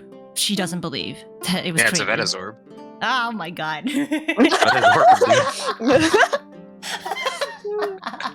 Oh my god. Yes, it's totally Evetta's orb this whole time, this entire time. Yeah. Oh my After god. she developed the pistol, she developed the orb. Plot twist! Oh, major plot twist. Oh, she had a twin. Oh No! my god, wow. Oh my goodness. M. Night right. Shyamalan bullshit. Is Ryder actually there? Is he back or is he still AFK? I think he's probably That boy- AFK. That boy hungry. Okay, so meta-wise, I will say that we, when I was discussing Evetta's backstory with Ryder in the past, I mentioned that she had a sister. The sister has never come up since. I have no idea if the sister is still canon or what. I don't know if Ryder remembers that she exists. I never made any mention of it because I wasn't sure if that was actually canon. Because I didn't know you that lost he a actually sister. made. I got a sister. This man just misplacing sisters. Everywhere. For real. My backstory stole your backstory, sister. Oh, dang. Oh my god, what if Cecilia's my sister? No, I'm kidding. They mixed it all. Wouldn't that be the plot twist? Wow. What's the age difference? It might line up. So you know what? I think writers Wow. confirmed that Cecilia is around Evetta's age. However, I will hashtag spoiler alert. Oh, no. Cecilia is an elf, so like it's Oh. Okay. Yeah, so that's not maybe- possible. yeah. Okay, I'm not gonna make that joke. That's mean. Okay. Yeah, and I mean, I said that Evetta had an older sister as well. Mm-hmm. So, interesting. I guess we'll see if he actually remembers. Not really sure if he'll ever bring her back up or anything. Just ask your mom. No, Yeah. actually, if Ryder's not here, this is how you do it. You don't say a word to him about it. You wait until your mom's conscious, and then you spring it on him in character. Yes. And you're just like, Oh. so what about my sister, Mom? And then we just have to watch Ryder Give him the panic. watch. as he's like, Oh my god. Yes. That's how you get him. We'll have him turn that's off good. noise suppression and And everything. unless he listens to this episode before that scene happens, Right? there's no way for him to know because he's eating right now. I should do that. Oh my god. Oh, that's a good idea. I might do that. So to answer your very, very early question of why Seth's a gremlin sometimes, it's because I'm the gremlin sometimes. Because I like instigating. Yeah. Yeah, and like I said, I thought you were actually going to be the gremlin for this campaign. But I mean, we do see parts of it every now and then. We do see man. parts of But- Gremlin. Which is pretty good. I took the fact that I like being a gremlin and made it part of Seth's entire, like, ideological complex about his nature of being alive. So, you know, Yeah. if I want to be a gremlin, Seth's gonna have to suffer through it, like, emotionally and mentally and have an identity crisis. But it's all for me to make jokes at Evetta's expense, so it's worth it. Yeah, which I found was great. I thought that was pretty great, pretty funny. But yeah. So anyway, going back to the scene that had been happening. Yeah, I like this part a lot, too. Yeah, Seth was I like- really rattled. He saw that someone used True Sight. I keep thinking it's casting magic. It's not. Someone used True Sight on some people. And Evetta doesn't know if it's safe for her to go out either because she doesn't want to walk into a trap herself where someone would recognize her, then they would throw the law at her and get her imprisoned for, crossing borders illegally and stuff. She didn't want that to happen. So the only people who were able to walk outside were Zara and Dag. And they actually witnessed, when they rounded the corner, they witnessed those nuns, those scary looking nuns, plunging it's just the one nun actually. She plunged her blade into that person on the floor and obliterated her to pieces. Like, there was basically nothing of her left aside from her bones. And we see that there were actually a few, like, ghostly black spirits that shot out. Is that the word I'm looking for? they kind of emerged. They emerged from the person as soon as she was, struck. And before they were trying to get away, the spirits were trying to get away. But before they could do that, they were sucked right back into the sword that the nun was holding, which I don't know what the heck was going on in this scene at all. That sounded really fantastical. Classic writer has to make everything about Skyrim. It's a soul gem. And specifically a black soul gem. Oh, now he's back. Oh, he's back. Hello, welcome back. Hey, I said I'd go grab food. Yes. Yeah, I was actually really curious on what was going on in this scene. Like, we couldn't exactly glean that much info from it outside of the fact that Zara noticed that the person looked like they had elven ears. So, could be an elf. They were obliterated right out in the open by this scary looking nun with this intimidating looking blade. And what were those black spirits that were coming out of the person? I don't know. Like, is that a writer thing? Is that a D&D thing? I don't know. It's a black soul gem, bro. Black soul gem. I mean, true. Like, teasing writer aside, that was my genuine thought, which was then immediately followed by sick. So, like, I'm not. This is not an indictment of how rad it was, because it was still cool. Yeah, I actually regret not letting Evetta go out there, despite the fact she was fearful of getting into trouble. Because, like, part of me actually wanted to follow them to see where the heck they were going, where they were taking those bones, or whatever it was. That's because, fair. Presumably they weren't going to go to the gallows. That just doesn't make sense for bones. So, where else were these nuns going to go? I mean, maybe to I don't know, where they dump bones, but, like, she wanted to know more about them. No. Yeah, like, Evetta wanted to know. A boneyard. Right? It's like a 5-acre just boneyard. Boneyard. I mean, this is kind of dark, but I figured that Dayston was not kind to arcane users, obviously. But after they've been hung, I figured they just tossed them over the ocean. Oh, wait, no, they're landlocked. They just tossed them into a pit. They didn't even do a proper burial for them. They just disrespected them heavily and just threw them into a pit. That's what I figured Dayston would do. You know what, though? Evetta would know this. Because I bet she's seen it. Why not? You like dark? Let's go dark. Why not? Oh, and no. They leave them to hang there. And they wait for their body to decompose. How about that? That's horrid! Oh my god! This world is getting darker and darker. So if I could also crank it up to another notch.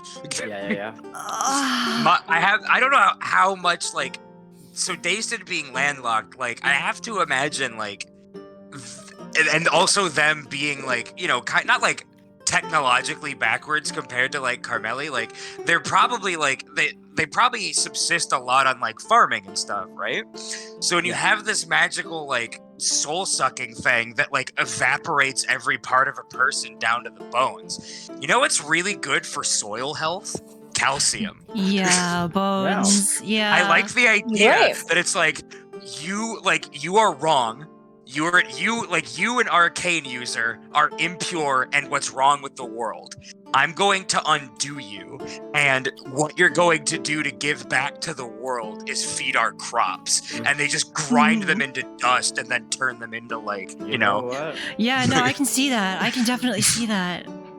What's interesting, there is a character that I know, because I may or may not be watching a certain thing that I can't stop watching. Anyways, there's a character that is exactly that, actually. Oh, really? not like in such a, I don't know, vindicative, maybe the word I'm looking for. Not in, like, in that way, but, like, he, like, essentially kind of a graveyard keeper in a sense, except he doesn't bury people in coffins. He like assists with the dead, and he buries them, and then he makes tea leaves out of them.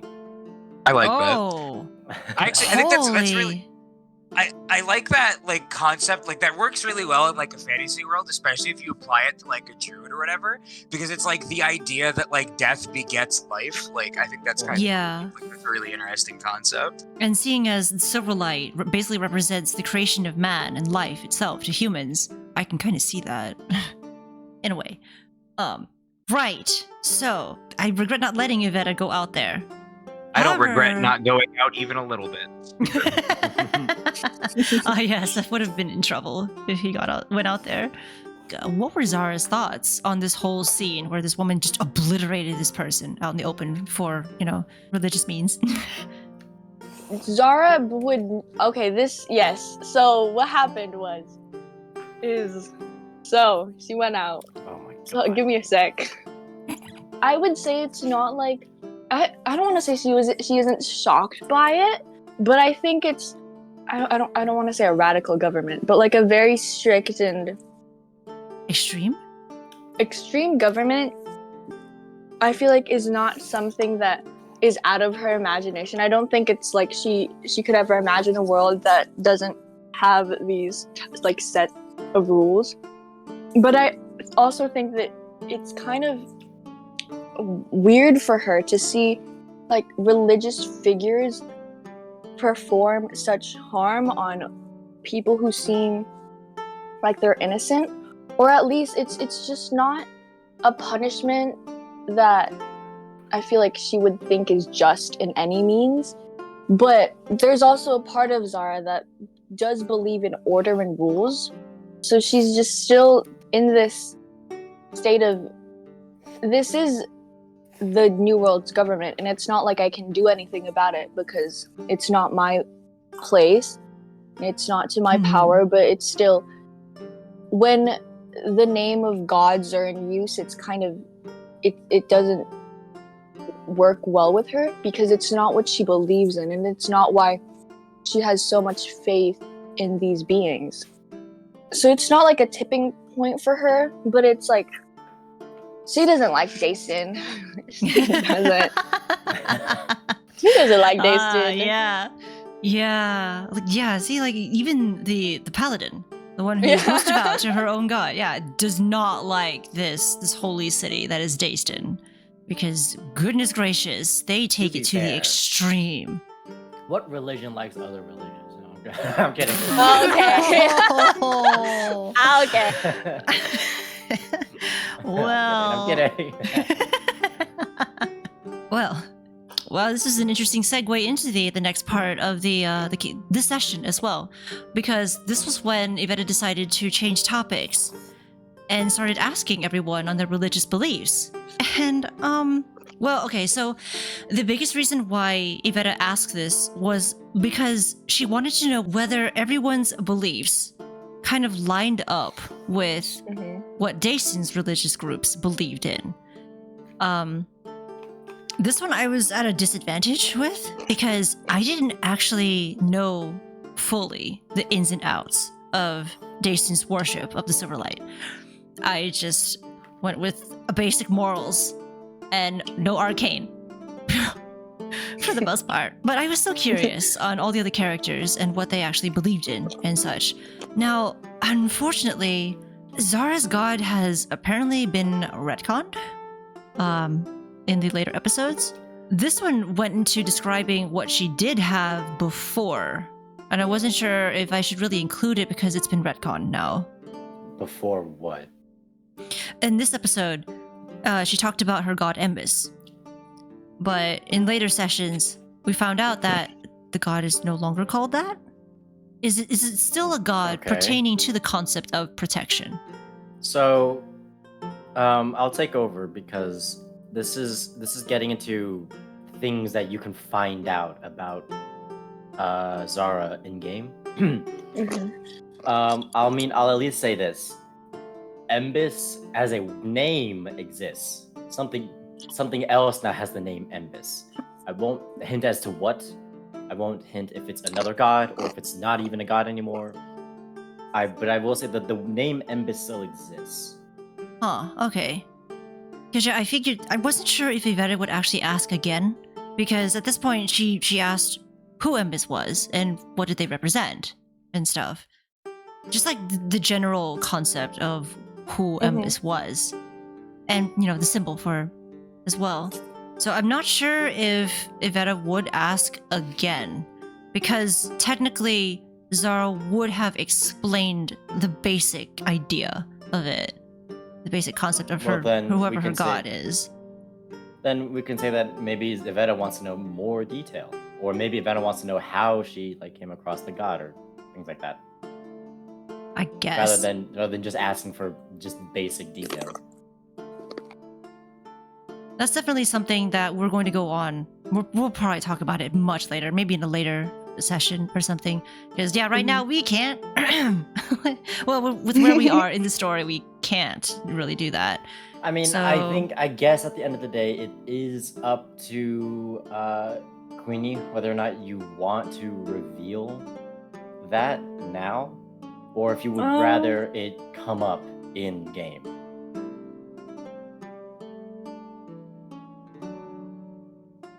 Because there could be, it could be a quest. There could be, there could be like a quest to, or not a quest, but just a general, like how there's a general mystery around Dag and his backstory. Yeah. Mm-hmm. It could be something like that.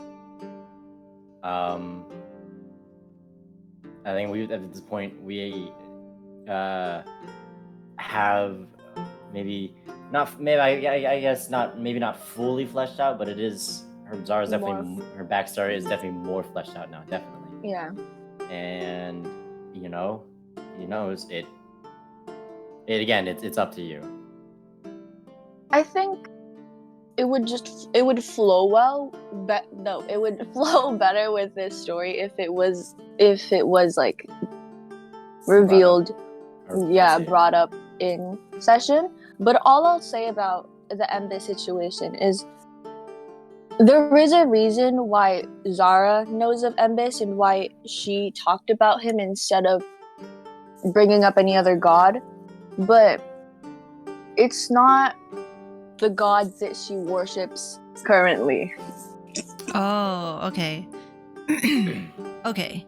Yeah, I wasn't sure what to think about this segment because we went into a bit about Embis and such, but yeah, I didn't know. I'll say this.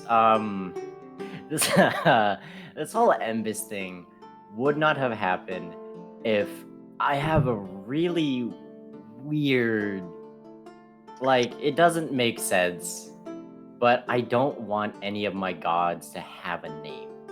I much prefer they have a title associated with them, right? The Silverlight or the Blind Maiden or things like that. The judge. Because it's the judge. I like how ambiguous it sounds, because in a way, then that allows the people who worship them to shape them how they see fit, right? Yeah. Which is tying into why Dason is why it seems like it feels like the Silverlight just seems to be this horrible, oppressive god, but that's just how Dason is using her. Yeah. So I actually really like that as a bit of world building. Yeah, I did not know about that because I know initially. Yeah. That's why I kept correcting you when you said Luxia, and that's why I kept saying it's the Silverlight now. Yeah. Because again, it's it doesn't make sense, especially in D&D, when gods in some level have an actual some gods have an actual form. So it's it kind of doesn't make sense. But well, no, because I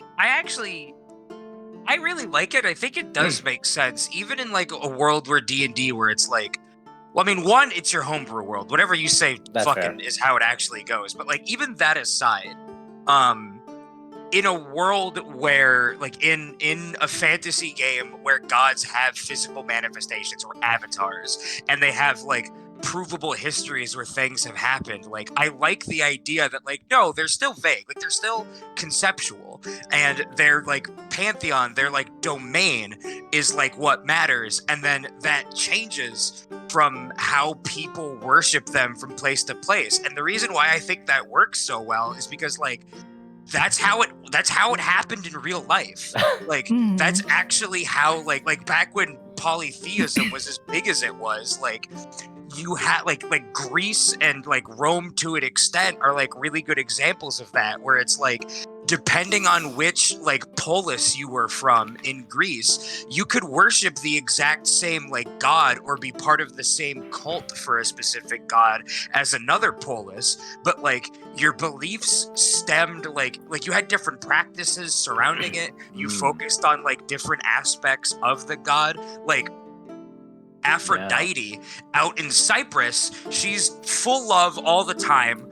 Her origin story is like one very specific thing, and she's like 100% the goddess of love and beauty and fertility. In Sparta, she was part of the war domain. Aphrodite existed to the Spartans as like a war goddess. She was like right up there with Athena as like you would pray to Aphrodite for like victory in war, and the Spartans would come back, and that was like a sign of like her love and like the concept of like love, and like that's why they loved their soldiers and stuff like that. Like I think that the idea that gods are like general concepts that can be applied specifically to specific regions or cults or like anything like that, I think that's incredibly grounded, and I really like that. So I don't know. I think it's cool. I popped off, but Yeah. but that like that's the first example that I could think of, because like that's an observable way that it happened like back in the day. And again, in fantasy where like gods actually exist, yeah, it can get like a little skewed, but also like people back then talked, I mean, people still do, but like back then they talked about the gods as if they did really walk among us. Like there's all these different stories and fables, like, you know, they would actually come down and perform stuff. Demigods were like a thing, and they were told not like fables, but like histories. And like in fantasy, it kind of exists in the same way, only in the real world, we're like, well, that's not actually how it happened because we have science, blah, blah, blah. But like, if we didn't have that, then like, you know, we were like that once type thing. Mhm. Like we performed the same way that like these people in fantasy do. So I don't think it's that much of a stretch, really. Yeah. And I didn't know about your decision to actually remove all of the names of the gods and goddesses. Yeah, it's literally just because of an ick I have. It's not that deep. Like, And yeah, no, because Squid points out the Roman and Greek gods, and it's like they're all named. But like I don't know if that's because having them named makes it a little bit easier to identify them in a way. But in the same sense, having titles, well, if they're succinct enough, I suppose, I think they can also be used to identify.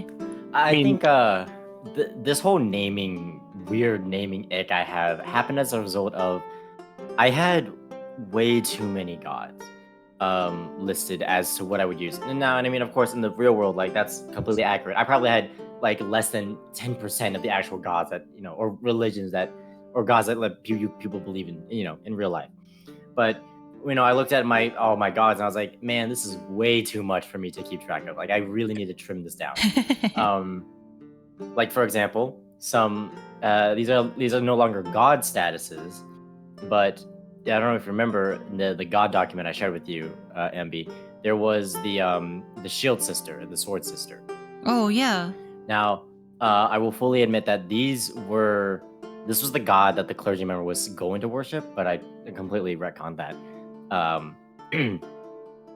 That's who they were going to worship, but you know, I was like, I mean, this is kind of not necessary, and I trimmed that off. And then also, I wanted to entertain the idea of different regions having a different name for gods. You know, similar to the Elder Scrolls. Embis would have been called Embis in the old world, but in the new world, they would have gone by like a different name or something to that extent, right? But I was like, that's really confusing. And I mean, like, you say that, but that's another thing that happened. I mean, yeah, and exactly, it just happened in the real world, though, and that's I recognize that. But I'm like, yeah, I mean, like, that happens when people have been, you know, isolated for like, you know, decades, centuries. Yeah. I'll just keep it one name because we're, you know, we have other things to do. The No, for intricacy sure. of god naming is not one thing we should keep on our planet. Yeah, So I was like, and I'll not just trim all it of down. not all of our characters are that religious either. Yeah, so I We was only like, follow this like is one or two. This is how I know that I'm a different tier of nerd, because I'm just sitting here, I think that's the raddest shit, dude. Like you just saw me pop off about it. Like I think that I like world building, and I think that shit's incredibly cool. I like it when it gets to like that like nitty gritty level of like minutia. And yeah, like the idea that like different regions have like different names, and again, like that's a thing that happened. I think that's sick. Yeah. I thought that was pretty neat too when I found out Maybe- about that. Yeah, it's again Maybe like maybe once I finally have a concrete idea of all the gods, because I keep wanting to change them, but I really need to just let them be. Once I have a concrete idea, I'll reconsider the naming and all that. Yeah. All right. So Embis does still like technically exist somehow. It's just Yeah. we will find out Zara's actual god later, which is fine. Yeah, that's perfectly fine. Just having What'd it that be god revealed do? in the having it revealed in the campaign would be better. Would flow much better with the characters and stuff. So that's perfectly fine. Yeah, right, Queenie? Yep. I just imagine she's like she just She's drop like- all of her food. And like, Yeah, oh, she God, was, like, my eating pan. it. Oh, hang on. You guys got cameras in my house. Oh, what's it? Oh, what's it actually happening? Wow, I was just making that up. Anyway, right. So, Seth had an interesting belief. He didn't believe in a specific god, but rather a concept itself. And this is basically what Squid had already talked about much earlier during the recap, where Seth believed in the concept of order and justice, you know, balance and equilibrium and such. Just, you know, basically the balance of the world. I thought that was really neat because me being agnostic, I did not realize that you could just worship a concept. yeah. I thought that was really cool. Just like cutting out the middleman entirely and just going straight Yeah. to what it is that you actually want to believe in.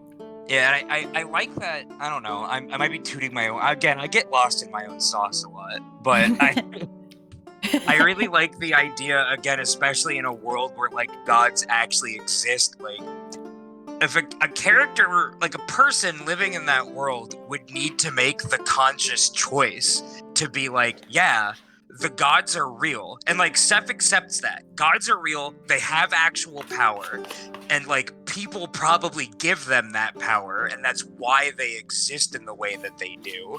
And yeah, they probably loosely sort of align with like the domains and like convictions that people ascribe to them. But at the end of the day, because it's people providing,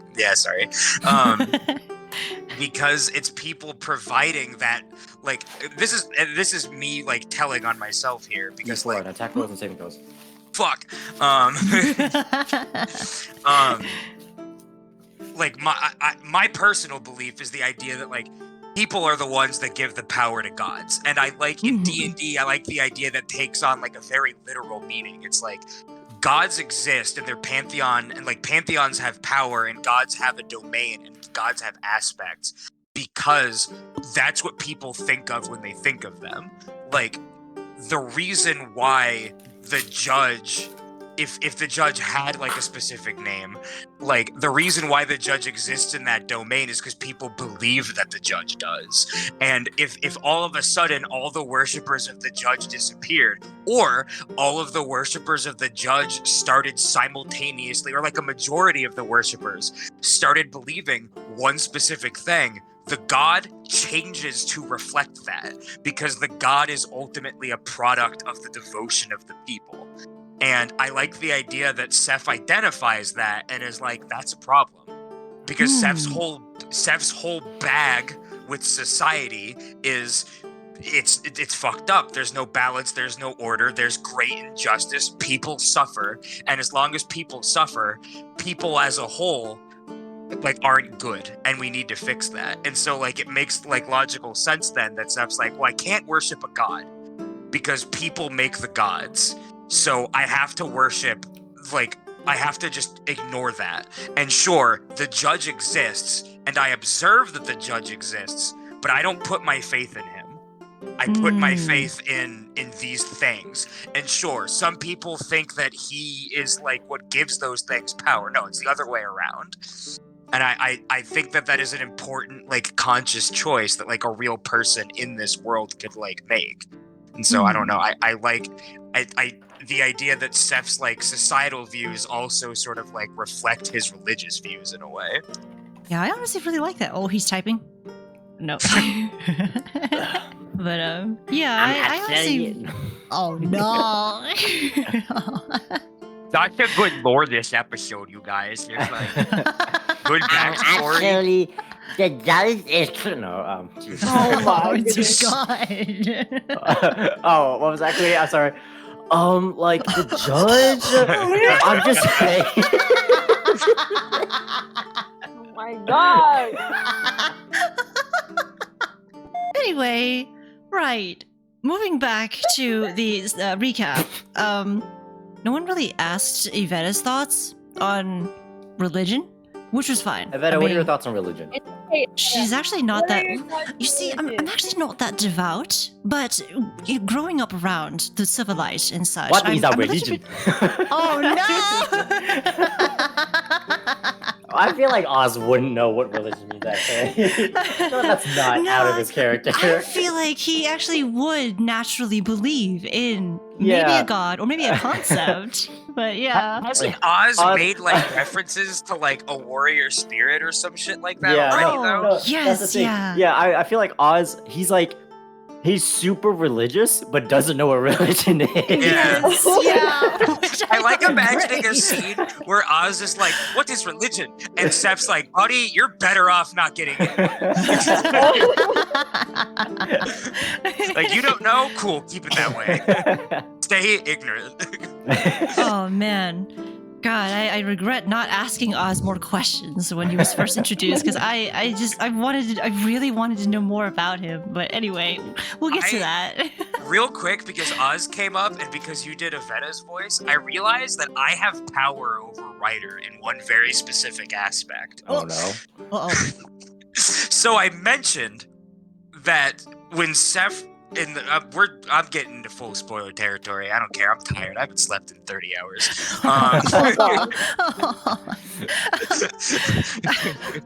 Oh. Where Seph woke up in the second to last episode and was speaking in his previous voice to Evetta. And I described it as he's speaking in a female Carmelian accent. We haven't met any other Carmelians yet. So if I shift before we meet any other Carmelians, I could speak in a voice and then every Carmelian has to talk like that. Oh, I just realized that. Wow. So Yeah, we're gonna find out all of them talk like this. Oh Well, god. my idea actually, I like the idea that the Carmelians are French. Again, I like the idea that Seph's a mean girl. So I like the man. idea of it being super snooty. I was like, well, I gotta give him a French accent. You know? Oh god, you'll have to practice your volley voice over and over again, Ryder. Oh god. Wait, she's French? Oh man. It's like very vague French. I've been but, trying to yeah. make it like some Slavic accent, I mean, but I've been it was still good. clearly not working. I also thought it was French for once. Yeah, I think it's the way you say certain phrases that gave Yeah. it off as a French thing. Well, you know what? That's fine. It can be like a mix of accents. It doesn't have to be one or the other. I'm totally Actually, not yeah. miffed that I failed, man. It's like part French. That's fine. That's cool. I could make Belly Slavic if you want. No. Oh, well then I guess that just means it'll be French. You keep volley as French, and then I'll turn all of Carmeli into Slavic. You just we can't go. have any other Carmelian Yeah. pop up before I talk. Except Springfield. Oh, that's great. I'm I so sorry gotta- about that, but yeah. Was the no, I think that was. No, was it? Oh man, I don't remember if the episode where the Carmelianites came to visit Fraudenfar is recorded or not. It was. Yeah, one of them was. They Yeah, didn't, it He was. didn't do a voice for them, I don't think. No, he did. He did. Oh, he did. Let's go. He actually. I'm switching sides. He basically gave them the voice of the High Elves in Elder Scrolls. Writer, which is at it like- again with Elder Scrolls. Listen. Fucking Bethesda fanboy over here. Listen. Hey, no, hey, his Argonian voice is very good. That was very good. I gotta really get that one Khajiit just in my brain. The black mark, I can't do it. The black market is closed. Why is your Khajiit South African? No, listen. We were playing ESO. This is gonna go on a tangent, but me and Amber were playing ESO, and we came across two wildly different Khajiit accents. One of them, now, okay, granted, they were in different occupations. One of them was some guard of a captain or something. He had like this, U.S. militaristic, Marine accent voice, right? Like super stern.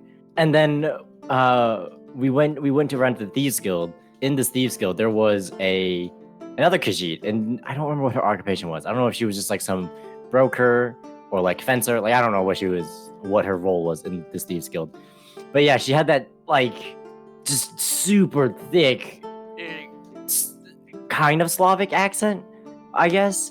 And so every time me and Amby are like, the black market is closed, it's because that's what she said, and it has stuck with us ever since. Because we're like, this is an accent. Yeah, The VA she really greeted went us for it. with that, didn't she? Yeah. It was such a disparity. It was just going from "I'm sorry, I cannot let you pass here" to that, like Yeah, the exactly. black It was market. yeah. It was like, I'm sorry, but if you want to see the captain, then the black market is closed. It's like, yo. They were both Khajiit, so I was like, wait a minute. So it was really funny. It was just really funny. But yeah. But now we've got Tunar and his 30 different accents. I guess I just can't stick with the accent. The accent that eventually leaks into everyone else's dialogue Yeah. too. I'm trying to make it. The thing is, I'm trying to make it Irish, but I'm like, I don't know what Irish people sound like. Wait, have you heard of this? Hang on. Real talk. There's this thing called the internet. I'm not sure if you're familiar with No, I don't know what that is. No, actually, I've been okay. What I've been doing recently is I've been trying to learn a Scottish accent because I got into a different campaign and my character is a dwarf, and so I'm like, oh well, of course I'm going to be Scottish. Why not? I'm super original, guys.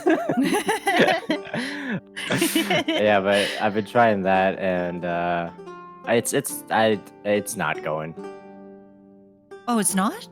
Oh, you mean the accent? Yeah, the accent. Yeah, no, not the Oh. campaign. The accent. Lighter's accent is so bad they actually canceled. They kicked me out. They kicked me out. Yeah. Oh. No, we're having like a session 0 this Saturday, and apparently most of everyone in this campaign is like new. Oh, So interesting. we'll see how that goes. boy. No, there is Right. there's someone else in the Discord who is actually like self-proclaimed D&D veteran. I see. Does he have more than 5 years under his belt? I don't know. I didn't ask, but I'm pretty sure Seth was the first person to play D&D ever. So like, if Seth can or Squid, god dang it, if Squid, god. I'm pretty sure Squid was the first D&D player ever, so Squid can confirm they've seen this person. My mind. But But anyway, Right, yeah. So, yeah, just going back, Evetta is not that devout, like I said, or like We're we've still on already episode discussed. 7, dude. We're We're gonna still in go to, episode like, 7. 2. Yeah, we're stuck at the moment. She's like more or less knowledgeable of the teachings and practices. I, as a player, don't know it, but Evetta should. Yeah. Evetta knows because she grew up with those practices and such. So she knows what the majority would follow, as well Evetta as their went to Sunday contradict. school? Yes, she had to. Yeah, and she is aware of their contradictions and stuff. She still doesn't believe that the Silver Light would actually wish such harmful things upon her children. So yeah, that's why she took offense, a slight offense, when Seth was cursing the Silver Light. But, I love this because like we're gonna have this conversation. It's just like, no, it's not Silverlight, it's the people. And Seth just like takes a long drag on a joint. You don't understand, man. It's the people that inform the gods.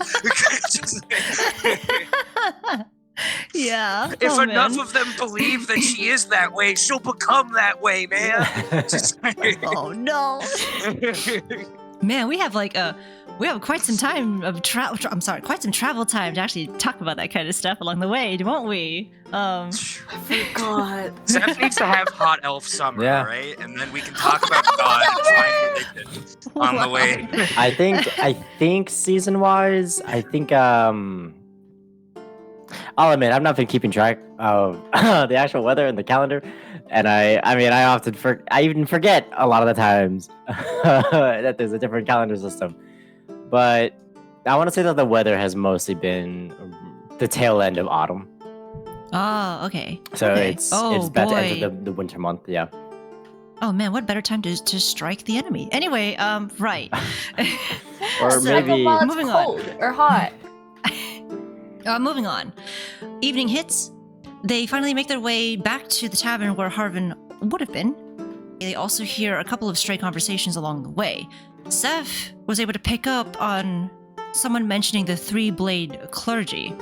And Dag also picks up on something, but he only mentions that the people were surprised about some I don't know, powerful religious figure just outright obliterating someone out in the open like that. What I found was kind of interesting here was that he purposely, well, okay, I don't know if this was on purpose, but David left out the part where the person dying was a drow. And I don't know if that was on purpose or if he just forgot and didn't actually pay attention. We asked him if I remember correctly, and he said that he did it on purpose. And He I didn't wish- say I wish he was- anything. oh, he didn't? I could have sworn we asked him, and he said like, no, I didn't say that part. I maybe I'm misremembering. I could have Yeah. sworn that he said that. Yeah, he didn't say anything about it. Ryder was the one who was like, it seems like he's purposefully leaving it out. Oh, okay. Yeah, so I thought that was interesting. I'm not did sure. someone make an inside check? No, none of us No? actually thought Oh, that's to make weird. an I just inside said check. that. That's weird. I just said that, huh? Yeah. That's a little weird. I don't know if you can would've done that maybe now. explain that with a passive insight. Oh, but that wouldn't matter at this point. But yeah, it was kind of odd that he didn't mention the drow. But either way, anyway, we reach the tavern, finally find Harvin, who is just, he's just enjoying his time, just drinking at the bar and such. And this was the moment where it had been at least, almost a year since Evetta had seen Harvin, and she knows of how chaotic-ish Harvin can be. So she was actually testing on whether Harvin would recognize her and not just, immediately smack her in the face or elbow her in the face. So that's why I did that. The whole slow moving up and patting him on the shoulder and stuff. I heard DM dice for that moment. Right? Are you willing to explain what you were No. rolling for here? I actually don't remember. I actually don't remember. Wow, darn it. Okay, well, in any case, Harvin doesn't actually. I mean, react I as think I'll be violently. honest. I think I know what. I think it was the same reason I rolled the Oraclus. It's actually the Really? same reason. Yeah. Oh, what? Interesting. Huh. Okay. I'm I have no gonna idea I'm gonna be then. honest. I'm gonna let you know because listen, the folks of the pit, they need money, especially Okay. folks who are very desperate. Yeah, no, that makes sense. That was kind of, yeah. When I saw those bounty posters, I was like, ah. Yeah, That was the the impression I barkeeper got. Harvin may not have had no interest in actually, pursuing witch hunts, but other tavern folk who at most get a silver a day or a week they definitely have prying eyes. And when they see folk they don't recognize, Oh, just okay. saying. I see. Okay. Did not realize that. Ooh, yikes. Alright, well, in any case, Harvin takes everyone to a more private space that is normally reserved for members of the Underrunner, but since he's a good friend of Evetta, he makes an exception for her and her new friends and stuff. Yeah, this is when we finally get to ask some questions about what the heck is going on with the city and stuff. And I found the introduction of this kind of interesting because, Evetta introduces everyone to Harvin and such. And for some reason, Harvin was giving Seth this weird look which he didn't do to anyone else, because he was specifically looking at Seth's garments and the bracelets that he had and the necklaces that he had as well, or just the one necklace maybe. DM, could you explain? Writer, are you able to explain why Harvin did that? No, because Harvin is still alive. Oh, And you never can mind. go ask him if you're so inclined. Okay. Yeah, I don't know if Evetta actually noticed it. Seth did. Seth noticed it. But Oh, Seth noticed it, all right. yeah. But so yeah, what were your thoughts on that, Squid, when Harvin was giving you that look about a strange look? I mean, it kind of played out in the session pretty well, I think, where it was like Seth was trying to be like amicable and nice up to that point because Evetta was introducing Harvin as like a friend, and then the second writer did that like little scene where Harvin like shoots me like that weird look, and I remember that I rolled well enough to catch it, I think. And that's the moment where Seth is just full like self-preservation mode the entire time. The second somebody gives Seth a look like that, it's like, we're gonna have a problem. Mhm. Yeah, like I knew there was a problem of some sort. I just didn't know what kind yet, and I wasn't sure like what your thoughts were on that. What you had assumed Harvin was, In my mind, I think it thinking. was kind of touching on like what Ryder already talked about, like the fact that like these people don't have a lot of money and they might, Seth's kind of like a walking cash bag, but also like Seth doesn't dress like a Carmelian. Seth has their like Carmelian gear and their like necklaces, but at that point wasn't wearing any of it. It's just wearing like their normal robes and stuff.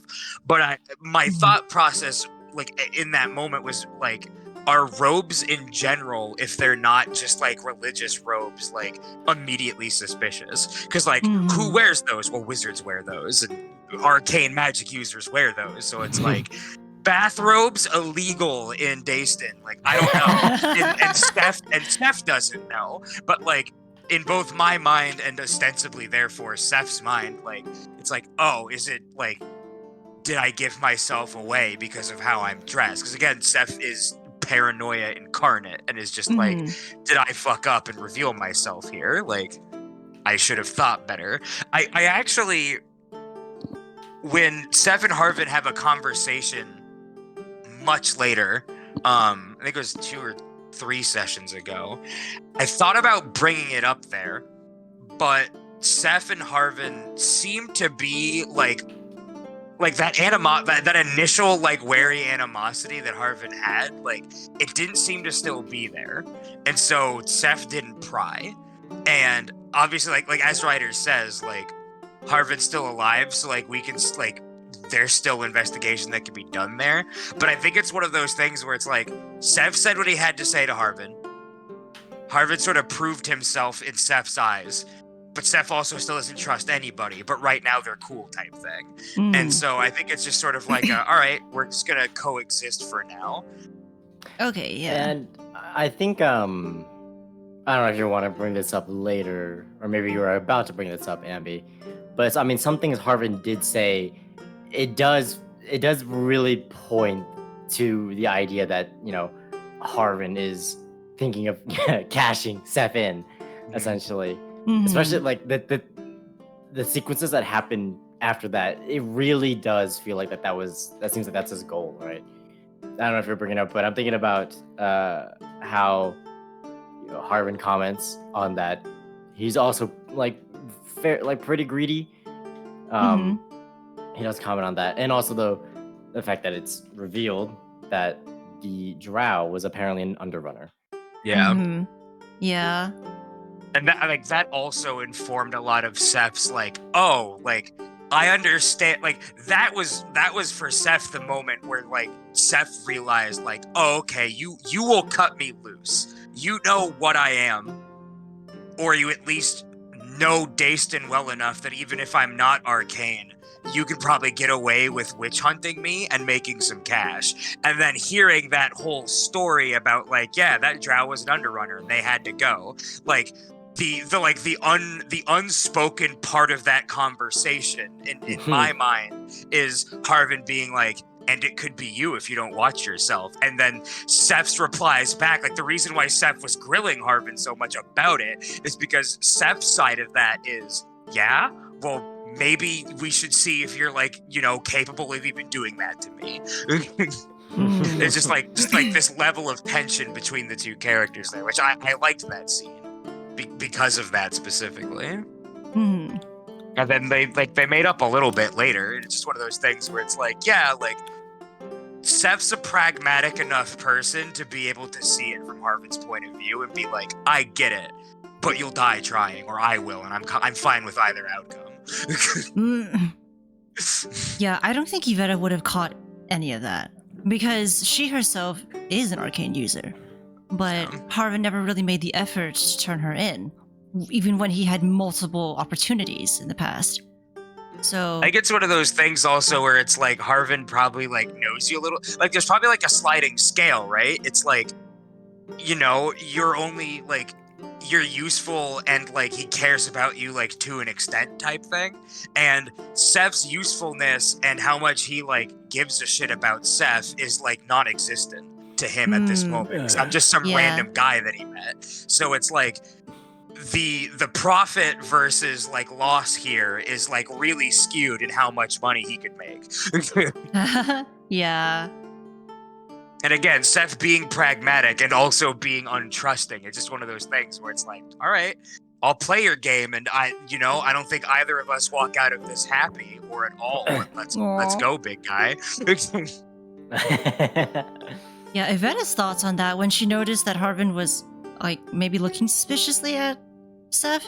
She thought that it was because Seph looked like some priest that could maybe rat them out. Yeah, that was that's her also line fair. of thinking. Yeah. So she recognized there was a bit of tension. So, Queenie, what were your thoughts on that whole scene? Well, I'm gonna be honest. I don't remember it. But let's say. Valid.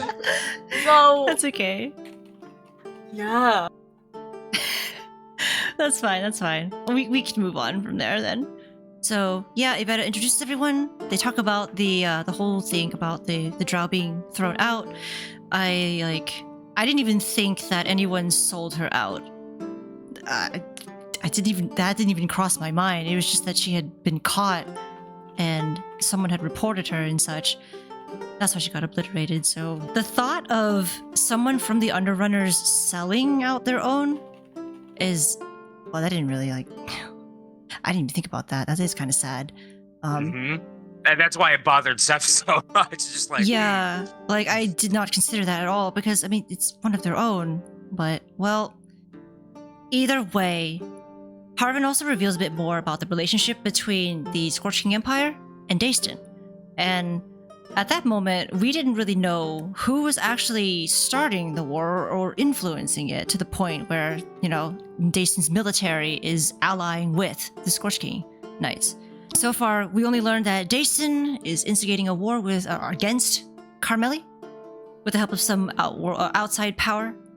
And at this moment, Evetta was only aware she thought it was the Grand Imperator, who was pulling the strings, because she thought that they were the ones who had the say, the power to determine who the military should work with. But apparently that's not the case, I suppose. What would you say? Is the Grand Imperator like the Pope or something? How do you describe the position? We never really talked about that. Just that I think it was the highest rank. Sure, it's essentially like the Pope. And because Dason it masquerades as a theocracy, it can be seen as the position of the king. Okay. So yeah, I think at this point, Evetta would think that it was the Grand Imperator who started all of this, which, I mean, we find out what happened later on. And we also learned that at that time, there were a lot more Scorch King Knights outside than inside, which made sense because I think, as Seth described, the Scorch King Knights are known arcane users.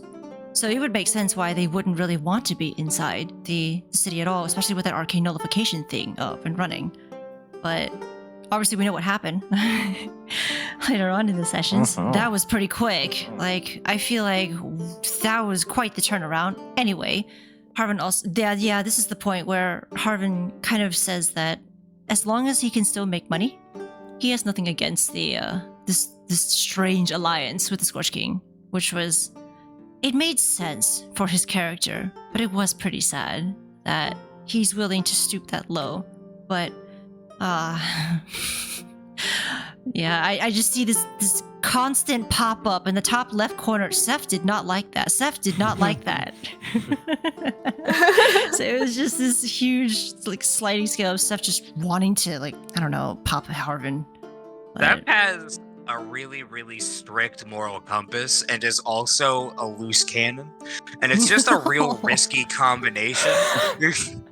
Yeah. And Seth also, this kind of came up in like the second to last episode where like it was just Ryder and I for a little bit. Seth also doesn't really care about Seth very much. Seth cares about other people way more than Seth cares about Seth. And there's probably going to be a point where somebody pushes Seth to just like martyr themselves. Aw. Because Seth doesn't care and Seth's morals will get in the way and he will sacrifice himself to prove a point. Oh my god. Oh And no. this Harvard scene was almost that, where it's like, do I care about being caught more than I care about putting this guy in his place right now? Oof. Yeah. And again, like, you see this with Voltus too. And it's just like, Seth's a ticking time bomb for Seth. Oh boy. Oh dear. It's fine. Everything's great. Everything's fine. Everything's good. We're fine. Anyway, Harvin goes on to reveal to everyone that those nuns that they saw earlier in that day, with the symbol of the three swords, they belong to the three-blade clergy, which was the same name that Seth had heard earlier. And what's interesting was that they're known as Jason's assassins. They had actually been around for a long while. It's just that Evetta was never really near any sort of situation that was serious enough to call them out. So that's why she had never heard of this faction before. And she also learned that one of her friends was wanting to join them? That was interesting. I'm sad that we never really got to talk to them while they were in Dayston. I don't know if Evetta would have known where to go. Now that you know, I'm going to just say, now that you know where she is, from the beginning, she's been there. Oh, okay. That was my plan with her the entire time. I see. Okay. I forgot to roll for, like... But the info, trying to get the info would have been pretty hard. Because assumedly, anyone who would know about that is either high-ranking, or you have to get really lucky and find the right person. Right? Like, you either have a high chance of finding out that info if you talk to, like, say, like, you know, a high-ranking member of the Oraclus. Heck, if you can manage to talk to a clergy member, you might have been able to figure that out. Yeah. But for like a 4-star monk to know that would have been a very rare lucky find. Yeah. So you got like the 26 on the investigation, I think. Yeah, That I was it. did. Oh I my was god. like, you managed to find someone who somehow has this information. No joke. That was why I was asking about that clergy member who healed us. But she already walked out, so I was like, I missed my chance. Oh well. Oh well. Anyway, 3 Blade clergy members. They are assassins. They're also, wow, very good at healing. Holy moly. Anyway, Awooga. Bro. See, this is why we kept making fun of you for the hand thing. You keep making jokes like this. Sorry. It was Zara. Sorry, it was definitely Zara. That was Zara. Oh, okay. Alright, that's another joke for Zara, yeah. Yeah. Anyway, okay, so since no one else seemed to have any questions. Oh wait, no, we talked about the orb. Forgot about that. Harvin finally explains what that orb of arcane nullification was, and it was interesting that the structure began development around the time Evetta fled Dayston. And not only that was also around the time there was sort of a mass exodus of other people who were trying to flee Dayston at the same time. And so this statue was constructed. It actually finished not long before we made it to Dayston. And it ended up working on first try, which in Evetta's mind is very weird. That sort of thing is extremely rare. That just... no, you would never expect such a strange mechanism like that to work on the first try. I kind of regret not attempting to investigate that statue, but I don't even know if we would have been able to get to it because the walls were too tall. And I figured that the one way to get to it was in the Silverlight Domain, which, I don't think we can get there. So I did not know how to even approach that kind of problem if I wanted to investigate it. So a little sad about that. But the orb nullifies any kind of magic, both arcane and holy, which was interesting because, we were under the impression that they were completely against arcane, but even holy magic? Huh. It just blocks just all magic. It's not like it's targeting specifically arcane and holy. It's just every magic. Yeah. Because that was probably the only option they had in order to get it up in such a quick time. Oh, I see. Okay. That makes sense. That's how they were able to get it to work immediately. Interesting. But it doesn't target magic equipment, which is an interesting loophole. Which is definitely a massive loophole in the... Yeah, now that makes sense. And yeah, it instead targets individuals who cast from within themselves. And unfortunately, the only way to counter it is by wearing a special bracelet. Those bracelets are only provided to high-ranking clergymen, so there was no way anyone could actually get their hands on one unless we have a really good rogue who can steal. We didn't. I got you. Oh, okay. Is that your next character? Yeah, Known for her Zara can stealth. do it. Yeah, Zara. Zara known for known her for her can do it. amazing stealth roll. Exactly. We have last session to show for it. Yeah, last session was those dex checks, man. Whew. No, that was great. Everyone else man. has to keep up. That was Correct. incredible. No one can top that off. Zara's on a whole nother level. You're speaking. You're spitting right now. I'm speaking. You are using words. Anyway, right before... Oh, wait. Oh, that's right. Evetta also actually goes on to ask about the people she had known before she had left. And she brought up 3 different people. Brought up Gavin Sadesire. Harvin did confirm that he saw quite a number of blueprints and schematics in his house that revealed, Evetta's flintlock pistol design. And he's seen Rayleigh leaving his house and is apparently pretty disheveled. Pretty, hobo-ish for some reason. And I'm still sad that I never got the chance to actually go see him, but well... So Evetta asked about Gavin. Evetta also asked about Caserly. This is when she learned that Caserly wanted to become a 3-blade clergy, but Harvin doesn't really know where she is because, he doesn't keep tabs on her. That was fine. And then she also asked about Brennan, one of her best friends. And this was the one who actually tried to follow Evetta out when she was escaping Dayston, but failed because he was caught. Well, he's dead. So that's another best friend on Evetta's list who's dead. First list of trauma.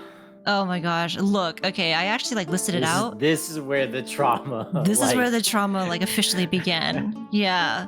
I listed 12 different trauma points for Evetta. Oh. That is a lot for one person to handle in a short amount of time. Wow. I'll get into that later on, but yeah, the main reason why Evetta was asking about these friends was that she was gauging whether these people would be, potentially helpful towards their cause in stopping this war, stopping the Scorch King. But they're either dead, or they're unhelpful, or they're gone. They're not even in the city. So, that was unfortunate. Couldn't really, gain anything from that. She was also about to ask about the Footwell family. But she got interrupted by Seth. Wait, really? Yeah, that was the moment where Evetta tried to ask about the Footwell, and Seth actually asked about the Orb of Arcane Nullification, interrupted her completely. I actually went out of order. My bad.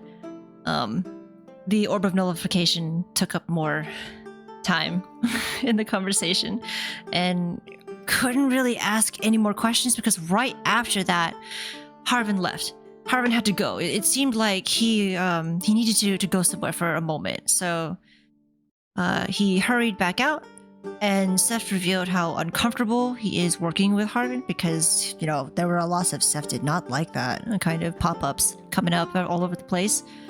But he also believed that Carmeli wouldn't be able to handle both the Scorch King and Dayston at the same time. I feel like Seth has kind of changed that a little bit with these more recent sessions. Spoilers, sorry. But yeah, this was when we were trying to figure out why the Scorch King is actually here. Why is Dayston working with known arcane users? Because it just seems like, I don't know, backwards. You wouldn't think that they would ally themselves with it. I cannot remember if there was anything else worth noting during this conversation while we were waiting for Harvin to come back. He didn't come back for a long time. He was gone for quite a while. We were actually about to go check up on him until he suddenly came back and was very worried. He had this sense of urgency in his voice, saying that somebody must have tipped off the knights because they're Legion knights looking for us specifically for some reason. And he was trying to usher everyone out to, go in the other path and everything. Seth was just not having it. Seth was just like, I want to make sure this guy did not just sell us out. Because are you serious? You've been out there for a long time. You gave me this weird look. And now you're telling me that people are after us right now? It seemed too convenient.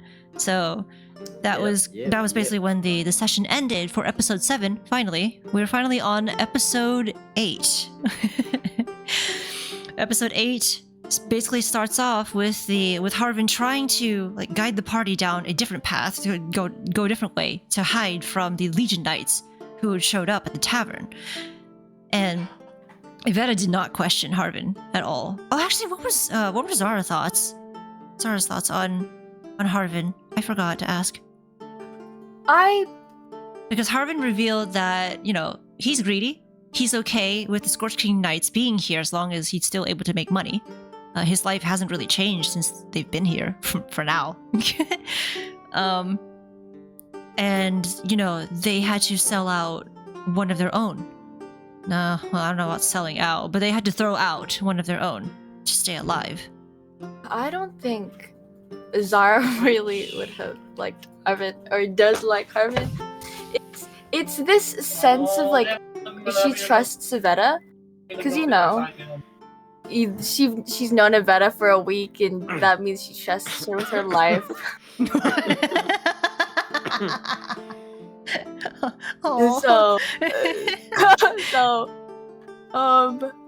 Yeah. None of the other party members, though, who she's also known for a week. Yeah. No, it's just Evetta. Only Evetta. Only Evetta. Only Evetta. Only Evetta. Oh. It's been like 2 weeks. Oh my bad, 2 weeks. 14 days. 14 days. Yep.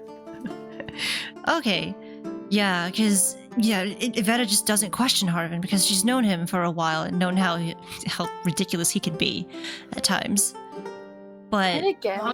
Oh, sorry. oh my god.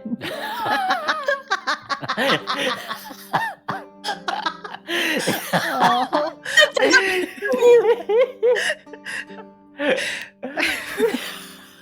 I'm sorry. Just the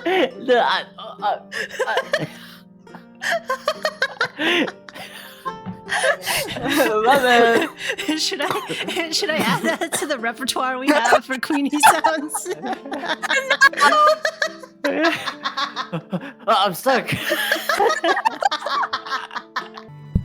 We did it. I'm stuck. Anyways, Anyway, right. Zara's like a fish out of water. And I think Yeah. it's the fact that this party has kind of been the one to like take her in and introduce her to the new world. Mhm. So it's kind of, there's parts of it that she has to kind of just go through, like she just has to go with the flow and observe what happens while being guided by the party. But Harvin's a little iffy. Yeah. The lack of loyalty is not nice. Yeah. No, that's fair. That's definitely fair. Especially learning that, yeah, they're willing to throw out one of their own just to save themselves. Pretty sad. But yeah. So Zara also did not like that. Exactly. When Zara Harvin is spoke. like a lot of people, except Evetta, because she's known Evetta for 2 weeks. That's it. That's the That's only it. reason. That's it. 'Cause Yeah. She's so trusting. That's it. No Yeah, other that's- reason. It's not 2 like weeks. she's known Squid, Swift. Swept. It's a little late. Oh, I God. rest my case. Yes. Sorry, I had to step out for a second. Anyway. Right. So, yeah, Harvin ushers everyone into the tunnel, the hallway. Seth, doesn't really want to go, but he has to go anyway because, we can't fight. He cannot fight with his arcane nullification orb up. So, Harvin brings them to his room, which is so small. It's just this small room with a bed, a dresser, wardrobe thingy, small table. It's just tiny. Like, oh. But everyone is holed up in Harvin's room for a bit while he goes and tends to something else at the time. Steph does actually hear some movement. He gains some inkling on what Harvin is doing, and Harvin is actually knocking on one of the other doors to gain something from them. I thought this segment was kind of funny because, Steph was suggesting everyone should look for another way out. If there's any sort of alternate exit, please, because this might be our death or whatever it is. And I'm just imagining Zara just inspecting the floor, lifting up the bed, lifting the dresser too, just to see if there's anything underneath. It's just like... No. The real crux. The real thing that happened here. Oh, was let's that not talk she opened the wardrobe. about that. It was a little untidy. I thought that was great, honestly. She Yeah. starts folding them clothes.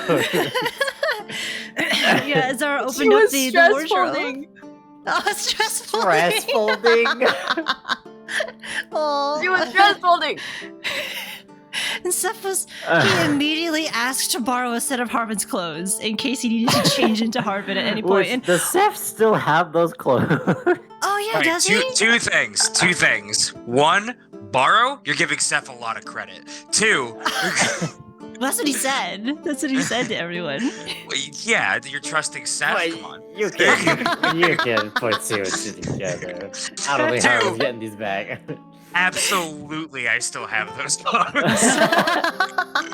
Oh man. I feel like Dragonborn, like clothes that are specifically fit for a Dragonborn, would not have been something that Seth like previously had, because he has like gnomish clothes and like halfling clothes and like obviously elven and human and probably dwarf in there as well. Maybe the dwarf and the halfling clothes are kind of the same, like. But like Dragonborn attire would be something like pretty specific that Seth might not have like previously thought to like go and acquire or like been able to. You have to find like a Dragonborn tailor or some shit like that. And so yeah, I had this thought where I was like, well, I have Harvin's face. Give me his t-shirt. Yeah, I know that makes sense because I completely forgot about that bit of detail. That was great. What was funny was that both Evetta and Zara were like, what? Why? Okay, this is only one episode after Seth fully revealed that he's a changeling, and so I definitely get like, oh yeah, that's pretty jarring to them, where it's just like, why do you want this person's clothes? I might need those. Yeah. Like Seth established like from the very beginning, like when he first shifted into Grant? who's our Oh wait. yes. No. Yeah, Grant. When he first shifted into him, where it's like, yeah, he has like all these different outfits like in his bag. 'Cause it's like each one of these is a person that I could be if I like, need to like not look like myself or wear a particular like style of dress to like pass myself off a certain way. And it's one of those things where it's like, Zara, why are you folding clothes? Actually, wait a second, Zara. Yeah. And yeah, Zara felt really bad about taking Harvin's clothes because, I mean, she's lawful good. It's not our property. It's like, why would you take someone who doesn't have much? It just doesn't make sense. Why? And, I thought it was really funny that Seth was able to convince her by putting one gold piece in the drawer. In the dresser. That's right. That's right. I do a lot of little things as Seth that I don't remember. Yeah. That's one of them. Yeah. These VODs allow me to pick them up, but I mean, I noticed that as well and thought that was really amusing because, yeah, Harvin would appreciate that. I don't know, he might get better pants or something with those. Adlib Squid is infinitely smarter than just regular thinking about things. Adlib Squid is popping off at like 120% brain capacity. But if I actually like try to sit down and like physically think about something, I'm just like drooling and falling asleep. So but if I'm improving, that's 100 neurons a second. We're firing off at the speed of light. We're just ready to go. Which works out because, I mean, that is the strength of D&D, being able to improv. But yeah, so anyway, Harvin returns. As soon as he opens the door, he immediately hands the sending stone to the closest person at the door, which happened to be Seth. How did Seth feel about that? Was he like, oh, don't touch me? Or is it just like, oh, you have something useful for us, finally? Yeah, I in the moment, it's definitely one of those things where Seth's just like, all right, cool. You're not back here with a bunch of guards. Also, I know what this is. This is a sending stone. So, all right, you have a plan. All right, I like when people have plans. Let's see where this goes. Yeah. Harvin made it clear that he wasn't trying to lead the knights down there. So, yeah, he gave the sending stone to Seth. Also, a set of keys to lock the cellar if he doesn't come back in a timely manner or whatever it was. And in good faith, Evetta made Harvin promise to survive. And if he did, she was going to give him 10 pieces of gold, which she hasn't been able to do yet. She hasn't forgotten. It just hasn't been a point where she can slide the 10 gold to him. I mean, there are probably a lot of opportunities, honestly. But, I mean, Evetta knows that Harvin is driven by money. So, I mean, she did that out of concern for him. But she just did not want to lose another friend. Right after learning that one of her best friends is dead, too. Just, no. So, she was trying to motivate him to survive. Give him willpower, in a way, so that he wouldn't die and everything. Anyway, the party waits in Harvin's room for a while because this is the point where we really don't know where to go from here. The other doors, we don't know if the other doors led anywhere, if they were just rooms. So we just sat there in Harvin's room for a while, just waiting on him and stuff. And this was the moment where Evetta wanted to ask a little bit more about Seth's changeling ability. And we learned that he actually can just change into anyone that he can think of. Like, it doesn't even have to be a real person. Because Evetta thought that it had to be a real person. Like, he had to borrow someone else's look. But no, that was not the case. Evetta was just ignorant. Ignorant of how changelings work, because this is the very first time she's been able to talk to a changeling about being a changeling. So Just ignorant of my culture, man. she was, yeah. She apologizes deep down inside, but she really is curious and fascinated by the whole concept. It was like a little seed that I like tried to plant like really early on with Seth, like studying everybody's like face and like taking really close like accounts of like the way that people look, or like the painting at the Lavellan Manor and stuff like that. Like the idea that I am not only studying this one specific person, but I'm also taking into account like all of the little details so that I can take like bits and pieces from 100 different people and be a new person. Like, I have this like catalog of identities, and I can just like take all the parts that I want and make the person that I want to be based off of that. Yeah, which Evetta did not know. That was interesting. That was a really interesting bit of detail there. She was also wondering if Seth ever had to, like... well, okay, she worded it as if bending his morals to fit the social norms, or whatever it was, so that he would fit in and no one would suspect him. And initially I heard, okay, Seth said no, but then he goes on to explain that being a beautiful elven woman can get you a lot of things, which in a way kind of answered the other part of the question where, yeah, you probably changed to fit the social norms so that you could get away with stuff. That was Seth 100% being coy. Like, no, I would never. I'm 100% on the up and up, young protege. However, I thought that was funny. That was interesting. And yeah, like Evetta was like, wait, you can be yeah, you can be a woman. Maybe this is this where it came out that Steph was a woman for like the first 32 years, or this might have been it and not the previous episode? Might have.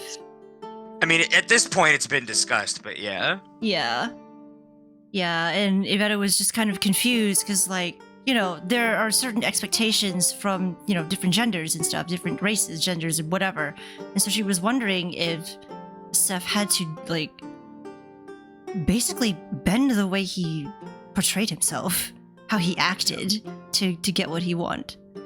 Yeah. And to fit into society. I guess to sort of elaborate that from, like, a meta perspective, Seth wouldn't think of it that way. I don't think, because again, to Seth, it's like the whole, like we discussed earlier, it's like, I'm just changing my outfit. Like, I'm not changing who I am. And then, like, when he actually thinks about it, it's like, what if I'm not changing who I am? What if I think that I'm changing who I am, but I'm just the same person? Oh. What if all of these things that I am changing are actually just who I am at the core of it? And he just like that's his existential sort of like thought there, and like that's sort of like what I'm trying to portray, like in this instance where it's like he thinks he's thought about it, but he hasn't thought about it as much as he actually could. Yeah, which I'm looking forward to seeing how that kind of plays out once we get to the next destination that we're going to go to. But anyway, yeah, so that conversation happened. Zara's still folding clothes. Yep.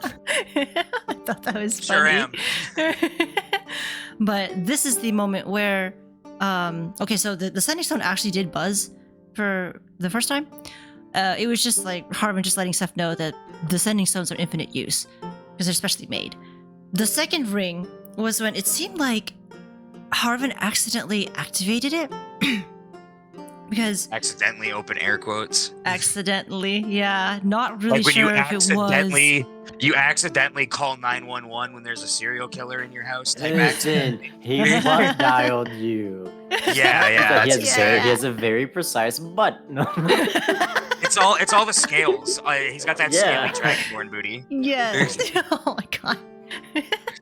But yeah, he only reason why I say that is because, he doesn't answer stuff directly. But we're able to hear some commotion going on in the background related to like a Legion Knight, what we presume to be the Legion Knight that Harvin was talking about, demanding information. And there were lots of like, screams, some whelps, because, one of the Legion Knights brandished a weapon, I believe, and actually struck someone down. This terrified Harvin because, he's trying to protect us, or, well, actually protect the path to the Underrunners. But I didn't really know what to do at this time because the Legion Knight was incredibly imposing. So this was the time where Seth feels this might be a right moment to run. We should probably leave, but we didn't know where to go because the only way we did know was back the way we came from, which is where the Legion Knights were, presumably, because that's back up in the tavern. So we try to open up the doors, knock on doors, or whatever it is. They're all locked. But except there was one. There was one door that actually like somewhat responded in a way. We waited for the door to open up. It cracks open. It's this half-orc. It's a half-orc that appears at one of the doors and asks if we're Harvin's friends. And, we're panicking at this moment because it sounds like the Legion Knights are getting too close to where we are. So we're like, please let us in. We need to run. Do you have a place to get out? Whatever it is. And, the half-orc is just like, hang on one moment. Closes the door on us. Please hold. Please hold. And like, oh my god, are you serious? What do we do? I don't even know where to go. Steph's trying to open the door. Which I thought was the funniest thing ever, because doesn't he have negative strength? He's a flat 0 on his strength. Oh Yeah. He's a little noodle boy. Yeah, so he tries to bust open the door. Nope, that didn't quite work. Nope. Well, at this point, Seth still had the sending stone on. He's currently listening to it, and right at this moment, this is when we hear sounds of Harvin struggling really badly. He's struggling. We hear some metal sliding, and then all of a sudden, someone just slumping to the floor. We can hear like this thud upstairs. Like everyone was actually able to hear a thud. So Seth clicks. That's Another it. Nope. point in the trauma list. Another point. No. Yeah, at this point, Evetta doesn't know what's going on. She just hears these loud thumps just going on upstairs and is, panicking because we don't really have anywhere to go. We're trying to open this door, trying to bust this door down. Thankfully, Zara and Dag were strong enough to force the door open. Oh my god. And, oh, right. This is when the sending stone rings again. And Seth picks it up because, we never know. Is Harvin still actually alive? Nope. It was this Legion Knight who says, "We know you're there." Click. That's it. Time to go. We gotta go. We're in trouble now. So yeah, Zara Dag forced the door open.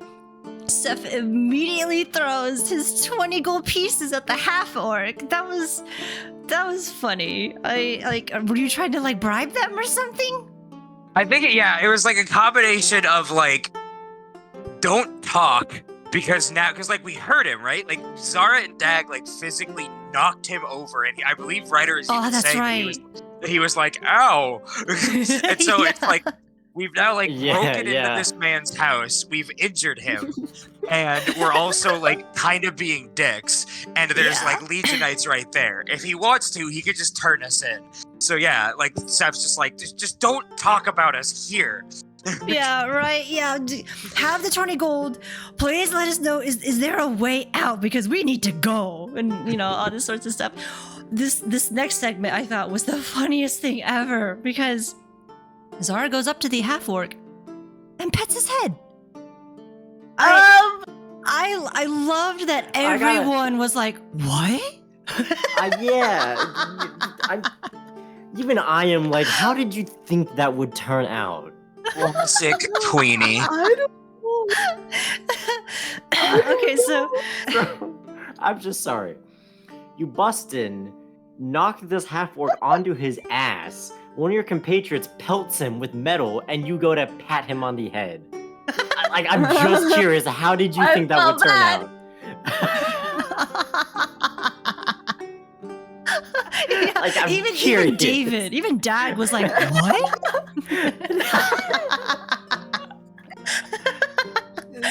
My excuse is I thought that was so funny, but so Zara's Meadow- a wild card, man. Yeah, yeah. Yeah. At the most randomest I of times. guess. Evetta's professor, who taught her all of her craftsmanship and her, artificer abilities or whatever, she's a half orc. So, I guess I feel like Evetta would probably understand that sort of gesture is slightly offensive to half orcs because it's a sign of belittlement. Correct me if I'm wrong, but that was the idea that I was going for when Evetta was like, "Why? I don't think you should do that." mean, I don't know if any just adult wants to be treated like that. True, true. that wasn't me, guys.